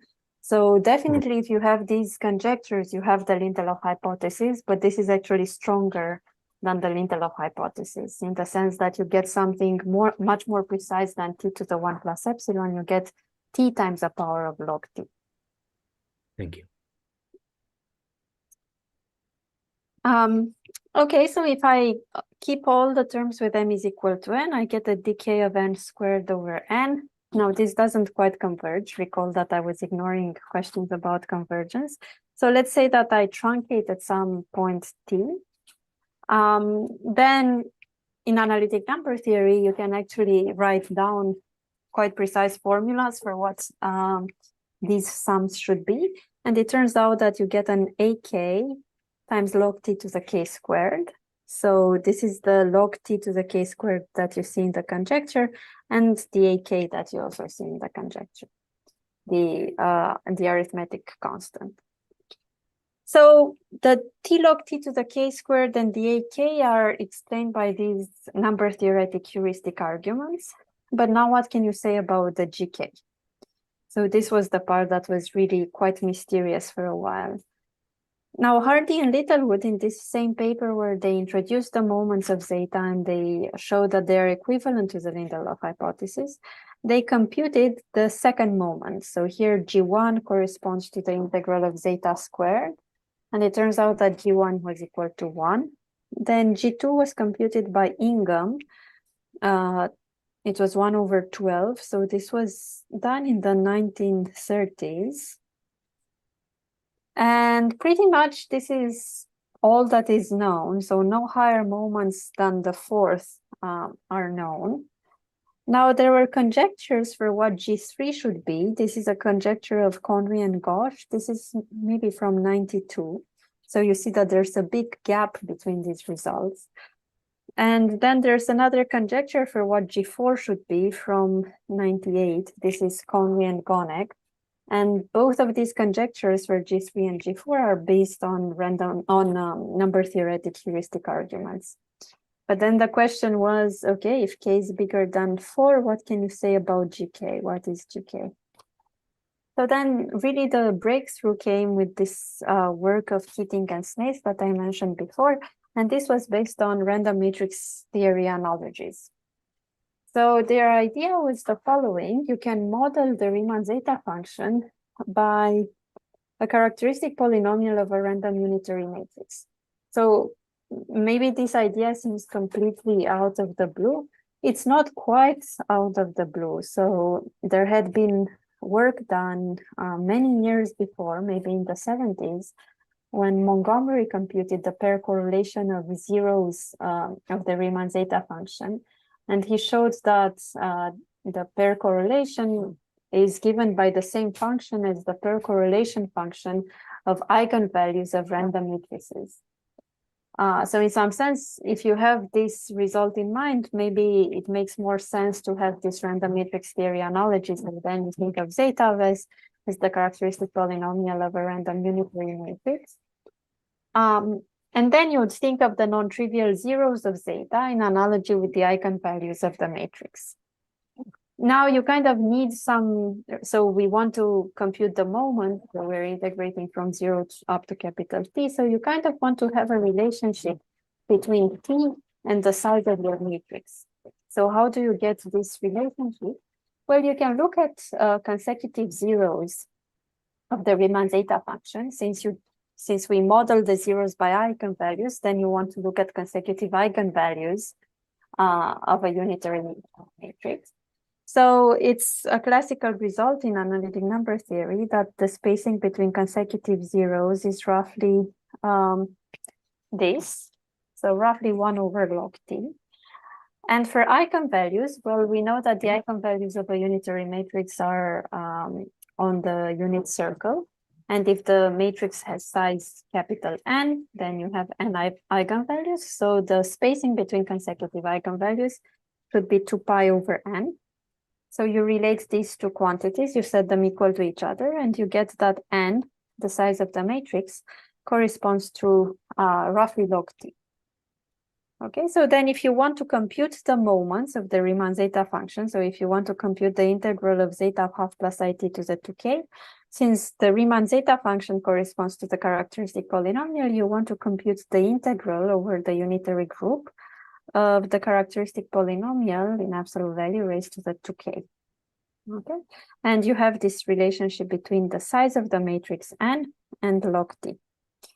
And now this becomes purely a question in random matrix theory.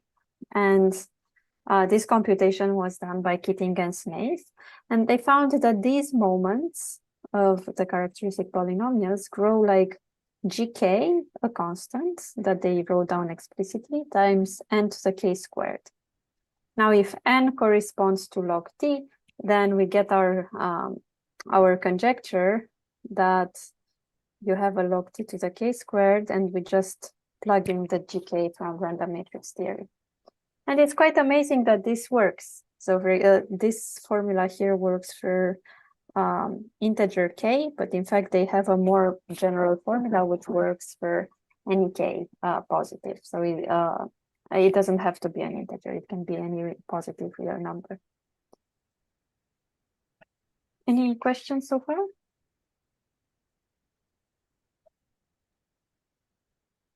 Okay. Now there is another heuristic model. This is called the hybrid model. So in some sense, the disadvantage of the previous method was that we were inserting this factor ak by hand, in some sense using number theoretic heuristic arguments. And the gk you actually had to insert by doing this random matrix theory computation. So later on, Gonek, Hughes, and Keating had this idea of modeling the zeta function by this hybrid model, which allows you to write down a conjecture which involves both the AK and the GK at the same time. So their idea was the following. You write the zeta function as roughly the product. So this is a truncated product over primes of, say, size up to x. So if you had convergence, you just get that this is the product over P. Now this doesn't converge because you're on the half line. So you truncate somewhere at x. And then you also get a part which depends on zeros. And the zeros, so I write the zeros as half plus gamma n. Here I assume the Riemann hypothesis. So I'm looking at zeros which are within 1 over log x of the point t. Okay. So here I have some kind of uncertainty principle. You see that if I take a big Euler product, so if x is large, I'm looking at zeros which are closer and closer to the point. Okay, and now they made this independence assumption. So they assumed that the 2k's moment of zeta splits. If you have some kind of independence between the part involving zeros and the part involving primes, then the 2k's moment acts like the 2k's moment of the product over primes, this term here, and the 2k's moment of the part involving the zeros. Now to compute this first integral is a relatively standard exercise if x is not too large.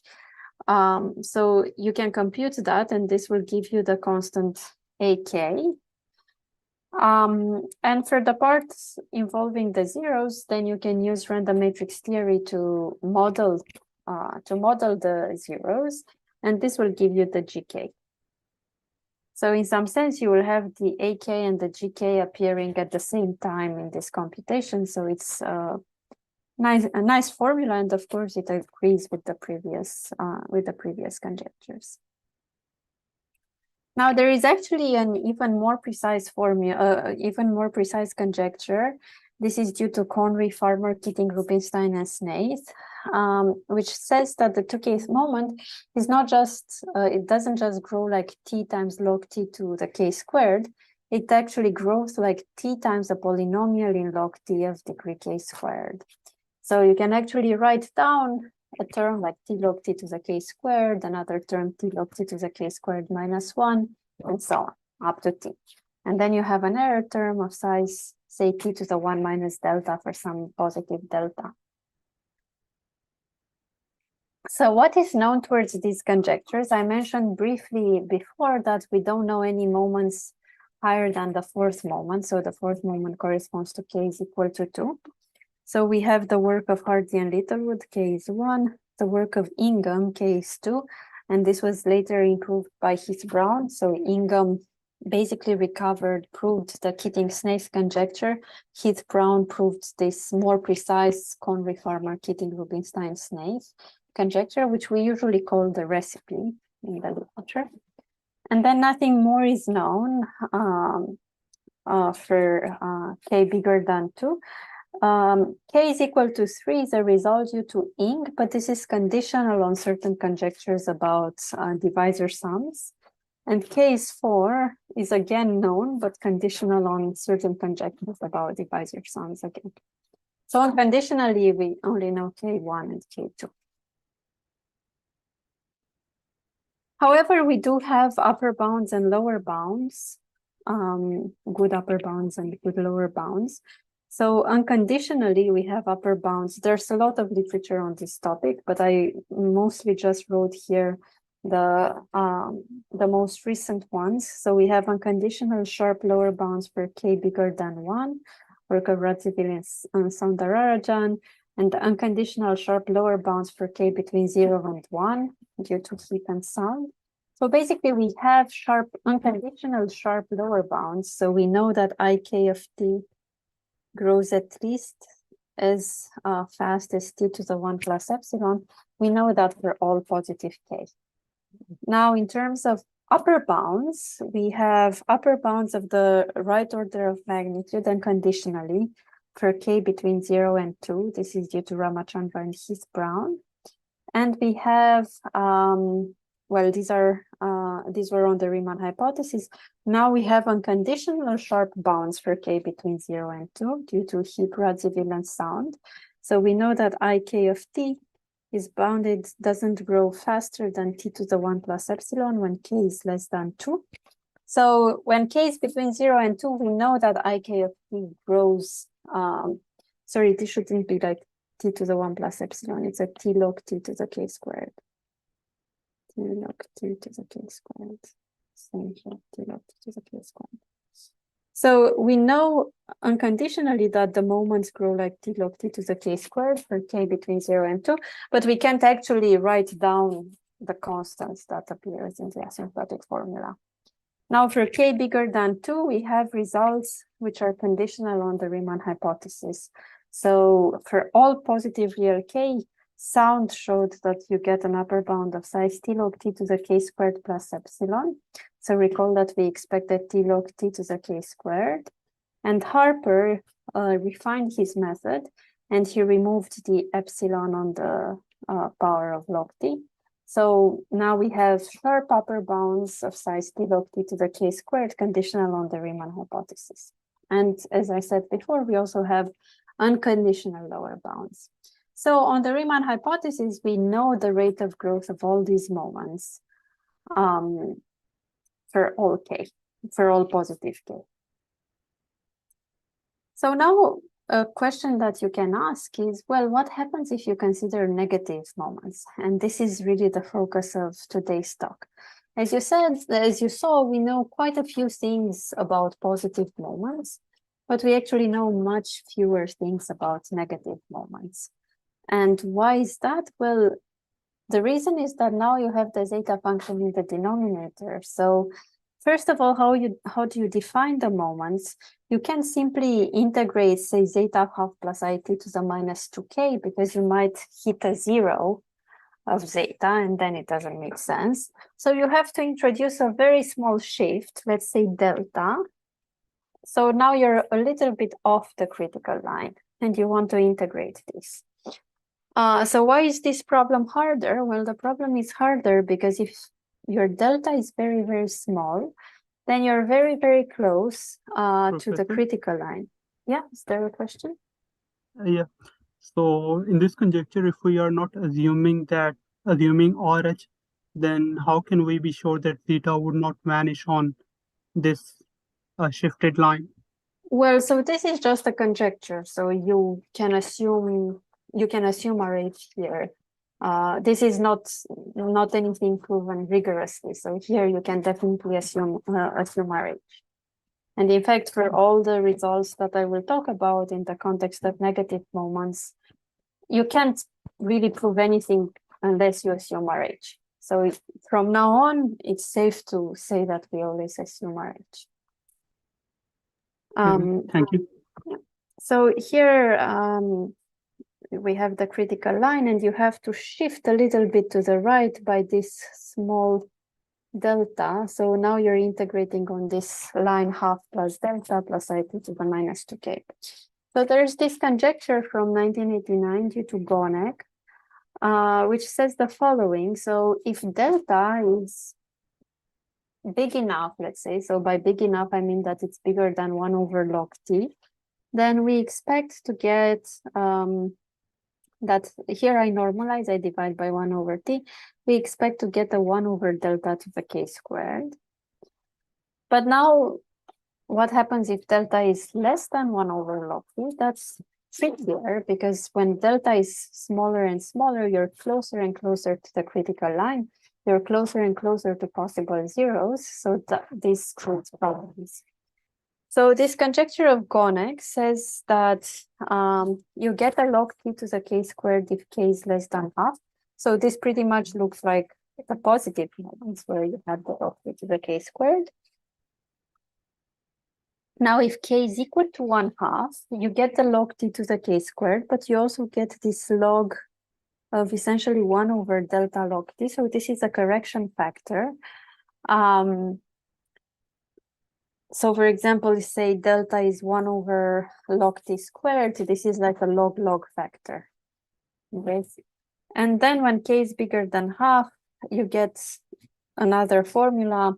So you get still the log t to the k squared, and then you have a delta log t to the 1 minus 2k. So this is a bigger power of log t than what you had before. And this conjecture was based on a number theoretic arguments. But now it turns out that, so this was in 1989. It was before this machinery of Keating and Snaith from the early 2000s, where they used random matrix theory to model the zeta function and then make predictions about the positive moments of the Riemann zeta function. So you can ask the same question. Once you have this insight that you can model the zeta function by characteristic polynomial of random matrices, what if you do this, if you consider the same problem in random matrix theory? So now you consider negative moments of characteristic polynomials of unitary matrices. It turns out that if you do that and you do the computations in random matrix theory, so this is work of Berry and Keating, Fyodorov, Keating, Forrester, Keating, several papers, they get certain results which seem to suggest that Gonek's conjecture is right, but not in all the ranges. So they suggest that Gonek's conjecture is right in this first range here. So when delta is between 1 over log t and 1, when k is less than half, when k is equal to half, and then when k is between half and 3/2, the conjectures agree. But when k hits 3/2, the conjectures don't agree anymore. They start to diverge. And in fact, they suggest infinitely many transition regimes when k hits an odd integer over 2. So here, Gonek's conjecture captures this first transition when k is half. But then random matrix theory suggests that you should get another transition regime when k is equal to 3/2. So you get another similar term to this, this blue term here. Then when k hits 5/2, you get yet another transition regime, and so on. So if you are to translate what random matrix theory gives you, here I put this in quotes. It's not quite a conjecture which is written down, but it's what you would get if you assume, if you believe these random matrix theory analogies. So you would still get the conjecture when delta is bigger than 1 over log t. And you can also put in some arithmetic factors, ak. They're not the same ak from the positive moments. They're different AKs. So you can also write some arithmetic factor down. And then when delta is small, then the formula that you get depends on the size of k. So if k is between, say, j minus half and j plus half, here j is an integer, you get a certain formula. Now when k is equal to j minus half, you get another formula. So this formula agrees for k up to 3/2. For example, here, if j is equal to 1, if you plug this into this formula, this delta log t, you raise it to the minus j times j minus 1. So this factor will just disappear when j is equal to 1. So you recover exactly Gonek's conjecture. Same, for example, if here j is equal to 0. So if here j is equal to 0, you get that k is less than half. The delta log t is to the power of minus j times 2k minus j, so this part disappears, and you just get the log t to the k squared, which appeared in Gonek's conjecture. Okay, so these conjectures are consistent with Gonek's conjecture for k up to 3/2, and then they start disagreeing. I want to discuss one more conjecture before I actually talk about some things that we do know. So this is a generalization of the conjecture that I wrote before. It's called the ratios conjecture. So now we talked about these positive moments, then we talked about negative moments. So you can ask the question, what if we combine them? So now what if we consider ratios? You have zeta functions in the numerator, zeta functions in the denominator. So this is a conjecture of Farmer. This is actually it came before the actual ratios conjecture, which I will show you on the next slide. But this was for the particular case of 2 zeta functions over 2 zeta functions. So here you're integrating again on the critical line, and you have this S, which is half plus IT, and you introduce small shifts, alpha, beta, gamma, delta. In Farmer's conjecture, he took them to be of size roughly 1 over log t, like a constant over log t, and he predicted a certain asymptotic formula here. Okay, so you see that we actually get 2 terms, this main term here and the secondary term. So why is this interesting? Well, it turns out that it implies many things about zeros of zeta. So it implies this pair correlation conjecture of Montgomery. So I told you before that Montgomery's work on the pair correlation of zeta is in some sense some inspiration for the random matrix theory conjectures. The idea is that what he proved was that the pair correlation in certain ranges, the pair correlation of zeros of zeta, is the same as the pair correlation of eigenvalues of matrices, and this holds just in certain ranges. But the conjecture was that it's given by the same thing everywhere. Okay, so it turns out that this ratios conjecture for zeta implies the pair correlation conjecture of Montgomery, which is a very strong result.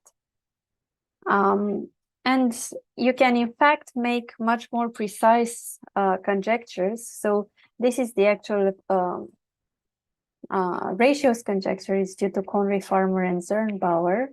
So they wrote down a more precise version of the previous conjecture that I showed you. You have 2 terms here, and you have an error term of size t to the half plus epsilon. And they predicted that this actually holds for shifts alpha, beta, gamma, delta, which are not necessarily of size 1 over log t. So the real parts of gamma and delta have to be bigger than 1 over log t, but then they can go up to a quarter. And you have certain conditions on them. In fact, their conjecture is very, very general. You can have any number of zeta functions over any number of zeta functions, and you can make conjectures about L functions in many different L functions, not just the zeta function. But in today's talk, I just want to focus on the zeta function. So what are some applications before we talk about results? It turns out that there are some very nice applications. Some of them are somewhat unexpected. So, for example, very recently, last year, Victor Wang showed that almost all integers, without any local obstructions, they can be written as the sum of 3 cubes. So this was an open problem for a while, and it seems completely unrelated to anything about L functions. You don't even say an L function in this statement. So it turns out if you assume certain things about negative moments or the ratios conjecture, then we can prove this result. And there are many other applications. Maybe the only one, the other one that I will mention is that you can get non-vanishing results for L functions. So there is this conjecture due to Chawla, which says that if you're looking at the value of an L function associated to a Dirichlet character at the point half, at the central point, it should be non-zero. So in general, the philosophy is that an L function vanishes at a special point, say the center of the critical strip, if there is some deep reason. So for example, L functions of elliptic curves should vanish because of things related to the rank of the elliptic curve. But in this case, if you just have a Dirichlet character, you don't really expect a deep reason to get vanishing. So the conjecture is that the L function doesn't vanish. Now, this is a very strong conjecture, and it's hard to prove something for an individual character. So people have tried to prove certain statistical results.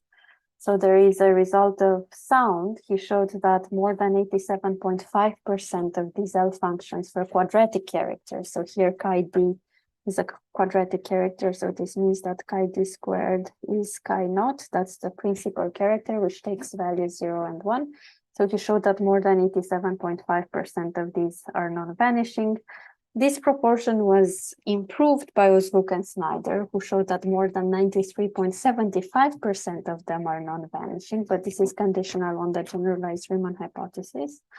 And the ratios conjecture would imply, for example, that 100% of them are non-vanishing. So this is by far the strongest proportion that we have available. Okay, so what is known? In terms of the negative moments of zeta, we have lower bounds. So Gonek, in the same paper where he made the conjectures, he obtained lower bounds. I should say that these are always conditional on the Riemann hypothesis. He got lower bounds, which are consistent with the conjecture in this range when delta was big, and for k is less than half for delta small.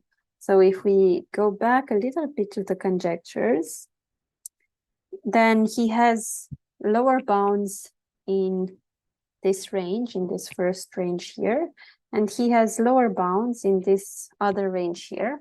So notice that these are the ranges where Gonek's conjecture agrees with the random matrix theory predictions. Okay, so we have lower bounds conditional on RH in these ranges, and this is pretty much our knowledge about so far about negative moments of zeta.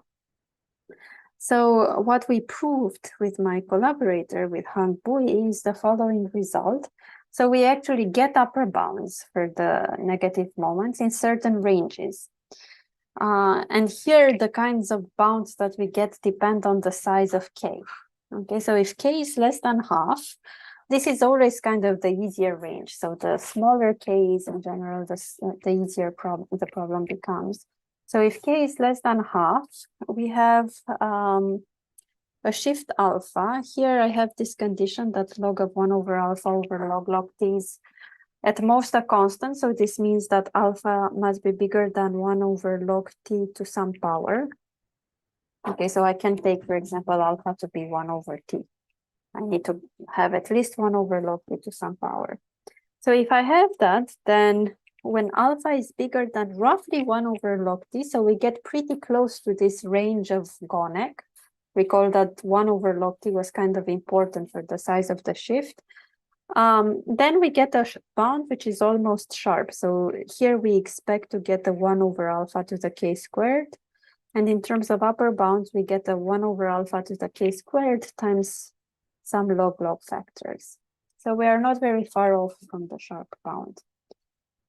Now, if alpha is smaller than log t over log t, then we get bounds which are not quite sharp, but they are non-trivial bounds. We get something better if alpha is bigger than 1 over log t to the 1 over 2k minus epsilon, say.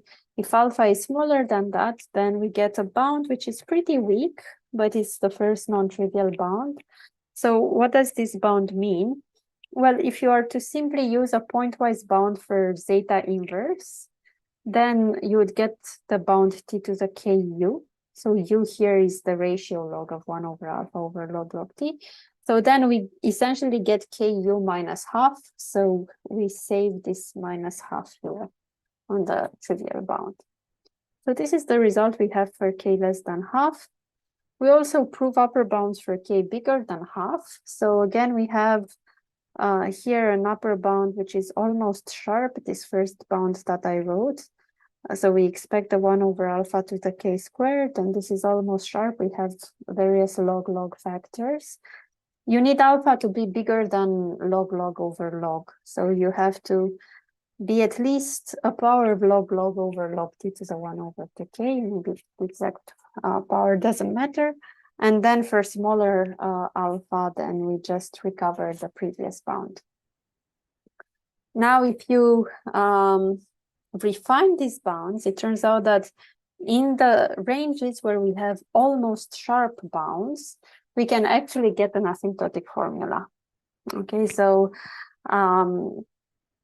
in basically these two ranges here, where I have almost the bound that I expect, 1 over alpha to the k squared, where I'm very close. If I work harder, then I can actually compute an asymptotic formula. So these are the ranges that I care about. We get an asymptotic formula. So this is going to be my ak here, my ak constant. And I get a zeta of half of 1 plus 2 alpha to the k squared. Now, this value of zeta is very close to 1. And we know that zeta has a pole at s is equal to 1. So zeta of s when s is close to 1 is roughly 1 over s minus 1. So this term here, zeta of 1 plus 2 alpha to the k squared, this is roughly 1 over alpha to the k squared. Okay, so we have our conjecture. We have the term of size 1 over alpha to the k squared. We have the constant, and then we have a C beta low of 1 term. Okay, so this is the story. This is what we have for the negative moments. Now, in the remaining time, maybe I have a few more minutes, I just want to talk about the related problem. So before we were integrating zeta of half plus it to the 2k from 0 to t. Now we can consider discrete moments. So before they were continuous moments, what we call continuous moments, because we were integrating from 0 to t.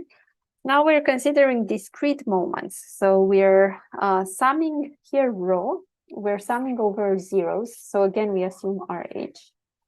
And we also have to assume that all the zeros are simple. So we write rho, the 0 of zeta, as half plus I gamma. Okay, and I'm looking at zeta prime of rho to the minus 2k. Okay, and I let the imaginary part go up to size t.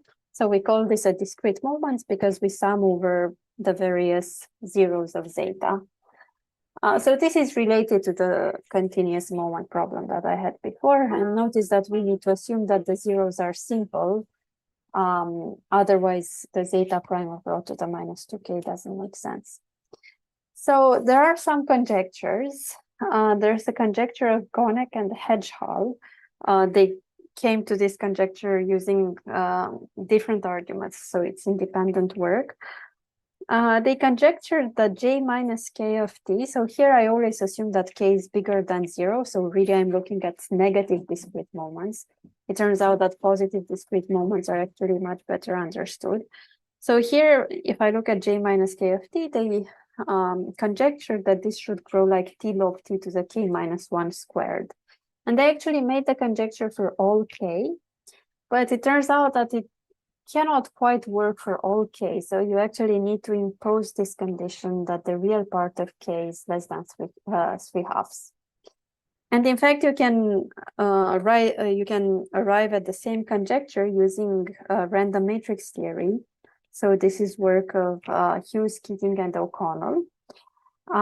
So again, you model the zeta function by characteristic polynomial of unitary matrices, and you look at the sum of the characteristic polynomial of the derivative of the characteristic polynomial evaluated at eigenvalues and raised to the power minus 2k, and then you can actually write down a constant in front of t log t to the k minus 1 squared.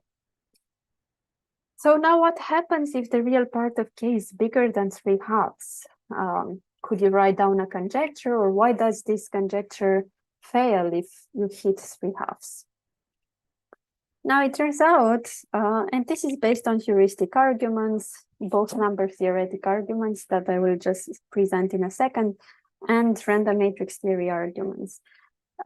So Gonek presented some arguments, heuristic arguments, which show that there are infinitely many zeros rho for which the inverse of zeta prime, so zeta prime rho inverse, is bigger than gamma to the 1/3, essentially, 1/3 minus epsilon. So if you raise this to the power of 2k, and gamma says of size roughly t, then you would get a t to the 2k over 3. Okay, from here, you get a t to the 2k over 3. So if k is bigger than 3/2, you can't expect to get a t log t to the t times some power of log t. You really should get something at least as big as t to the 2k over 3 from these heuristic arguments. Now you expect this to happen very, very rarely. So you expect to have, well, infinitely many zeros for which this lower bound holds, but still this should be a very sparse event. So it shouldn't happen too often. So then maybe the conjecture would be that for k bigger than 3/2, then you should get a t to the 2k over 3 times some power of log t. It's not clear what the power of log t should be. So there aren't any conjectures in this kind of range. I'm just speculating here.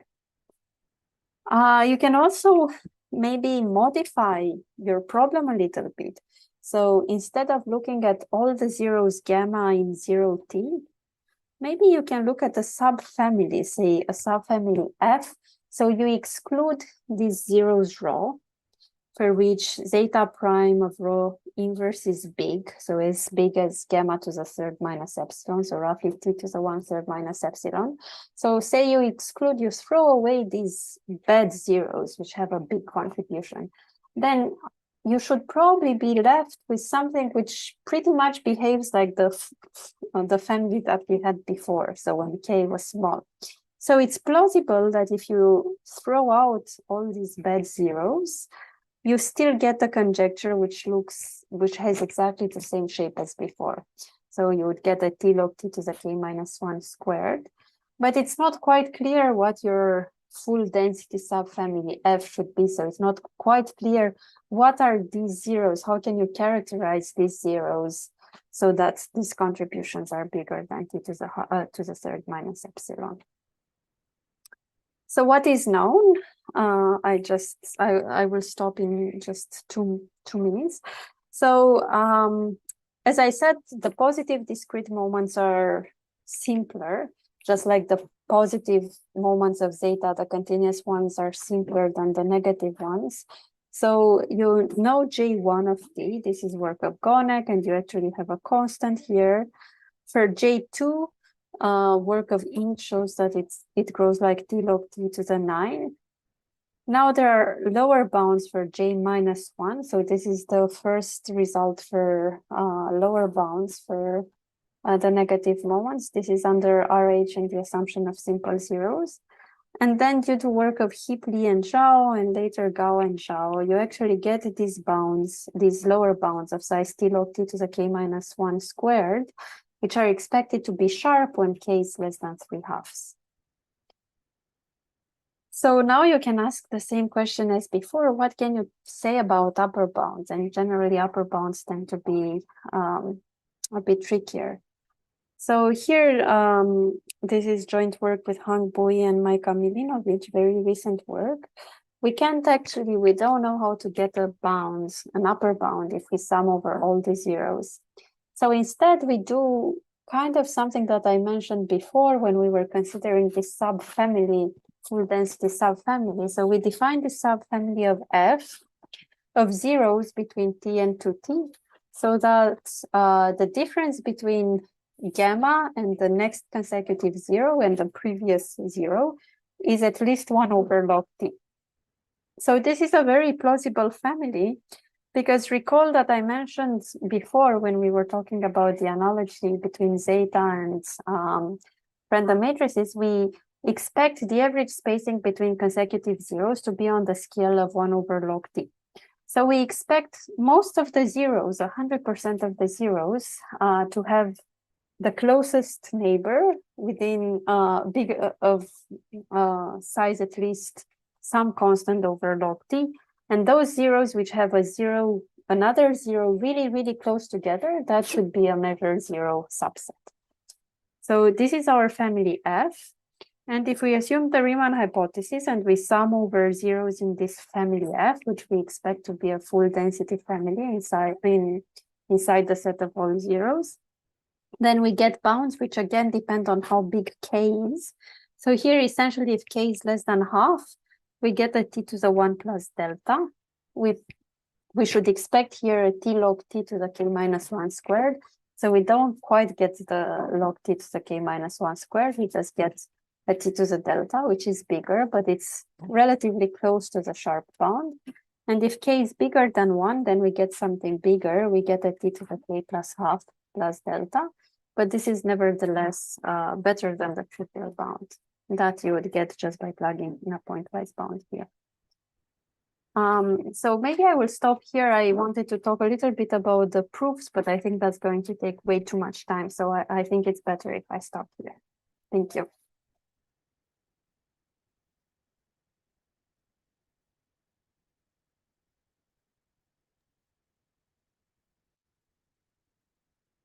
Thank you, Alexandra.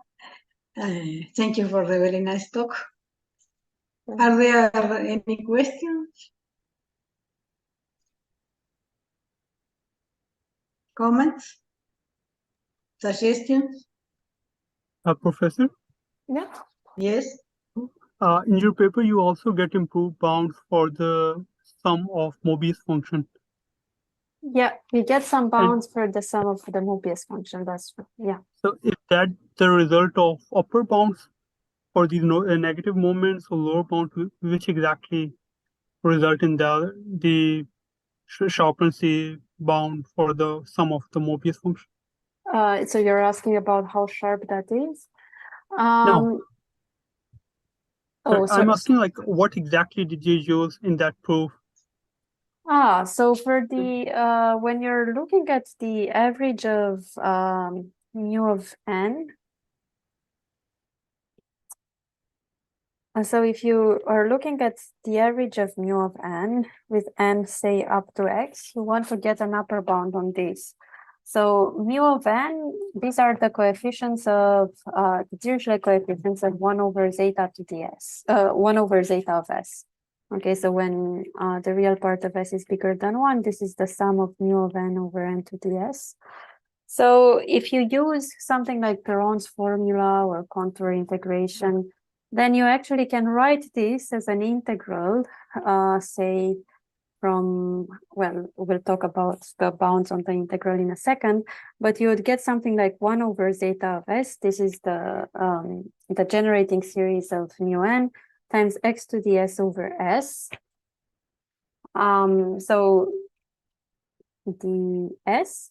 So you would need to integrate this somewhere in the area of convergence. So let's say when you have when you're integrating on a vertical line with real part bigger than 1, now you can actually truncate this integral. So you don't really want to have an infinite integral. So you can truncate. Say you're integrating on this line with real part of s equal to c, where c is something to the right of 1. You can truncate. Instead of having the full line, you can have something like c minus I y, c plus I y, and then you get some error term, and your y you have to choose carefully. So you can choose your y actually to be x. So you would have something like c minus I x, and then c plus I x. So now you can essentially use the work on the negative moments, on the upper bounds for the negative moments, because now if you put absolute values on this, you will want to understand things like that. So really you want to understand 1 over the absolute value of zeta of s. And this corresponds to our theorem for upper bounds when k is equal to half.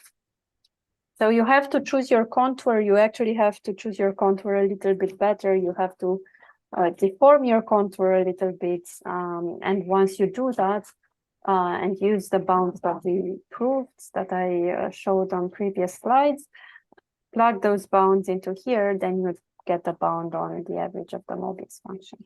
And you can do the same thing actually for generalizations of the Mobius function. So if you have, say, mu k of n, which would be the coefficients of 1 over zeta s to the k, then you just replace this by k here, and you use the same results that we had. So you will get certain bounds on these coefficients mu k. Thank you, Professor. Thank you. More questions? Remarks? The chat, on the chat? No, still no question on the chat? No? No, I think no. Okay, if not, we send again Alexandra for the nice talk. Thank you.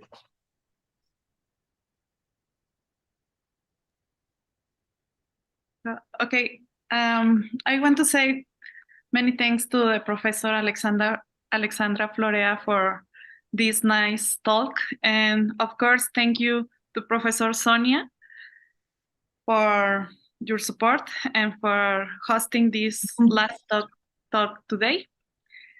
And of course, thank you all for attending the second day of lectures.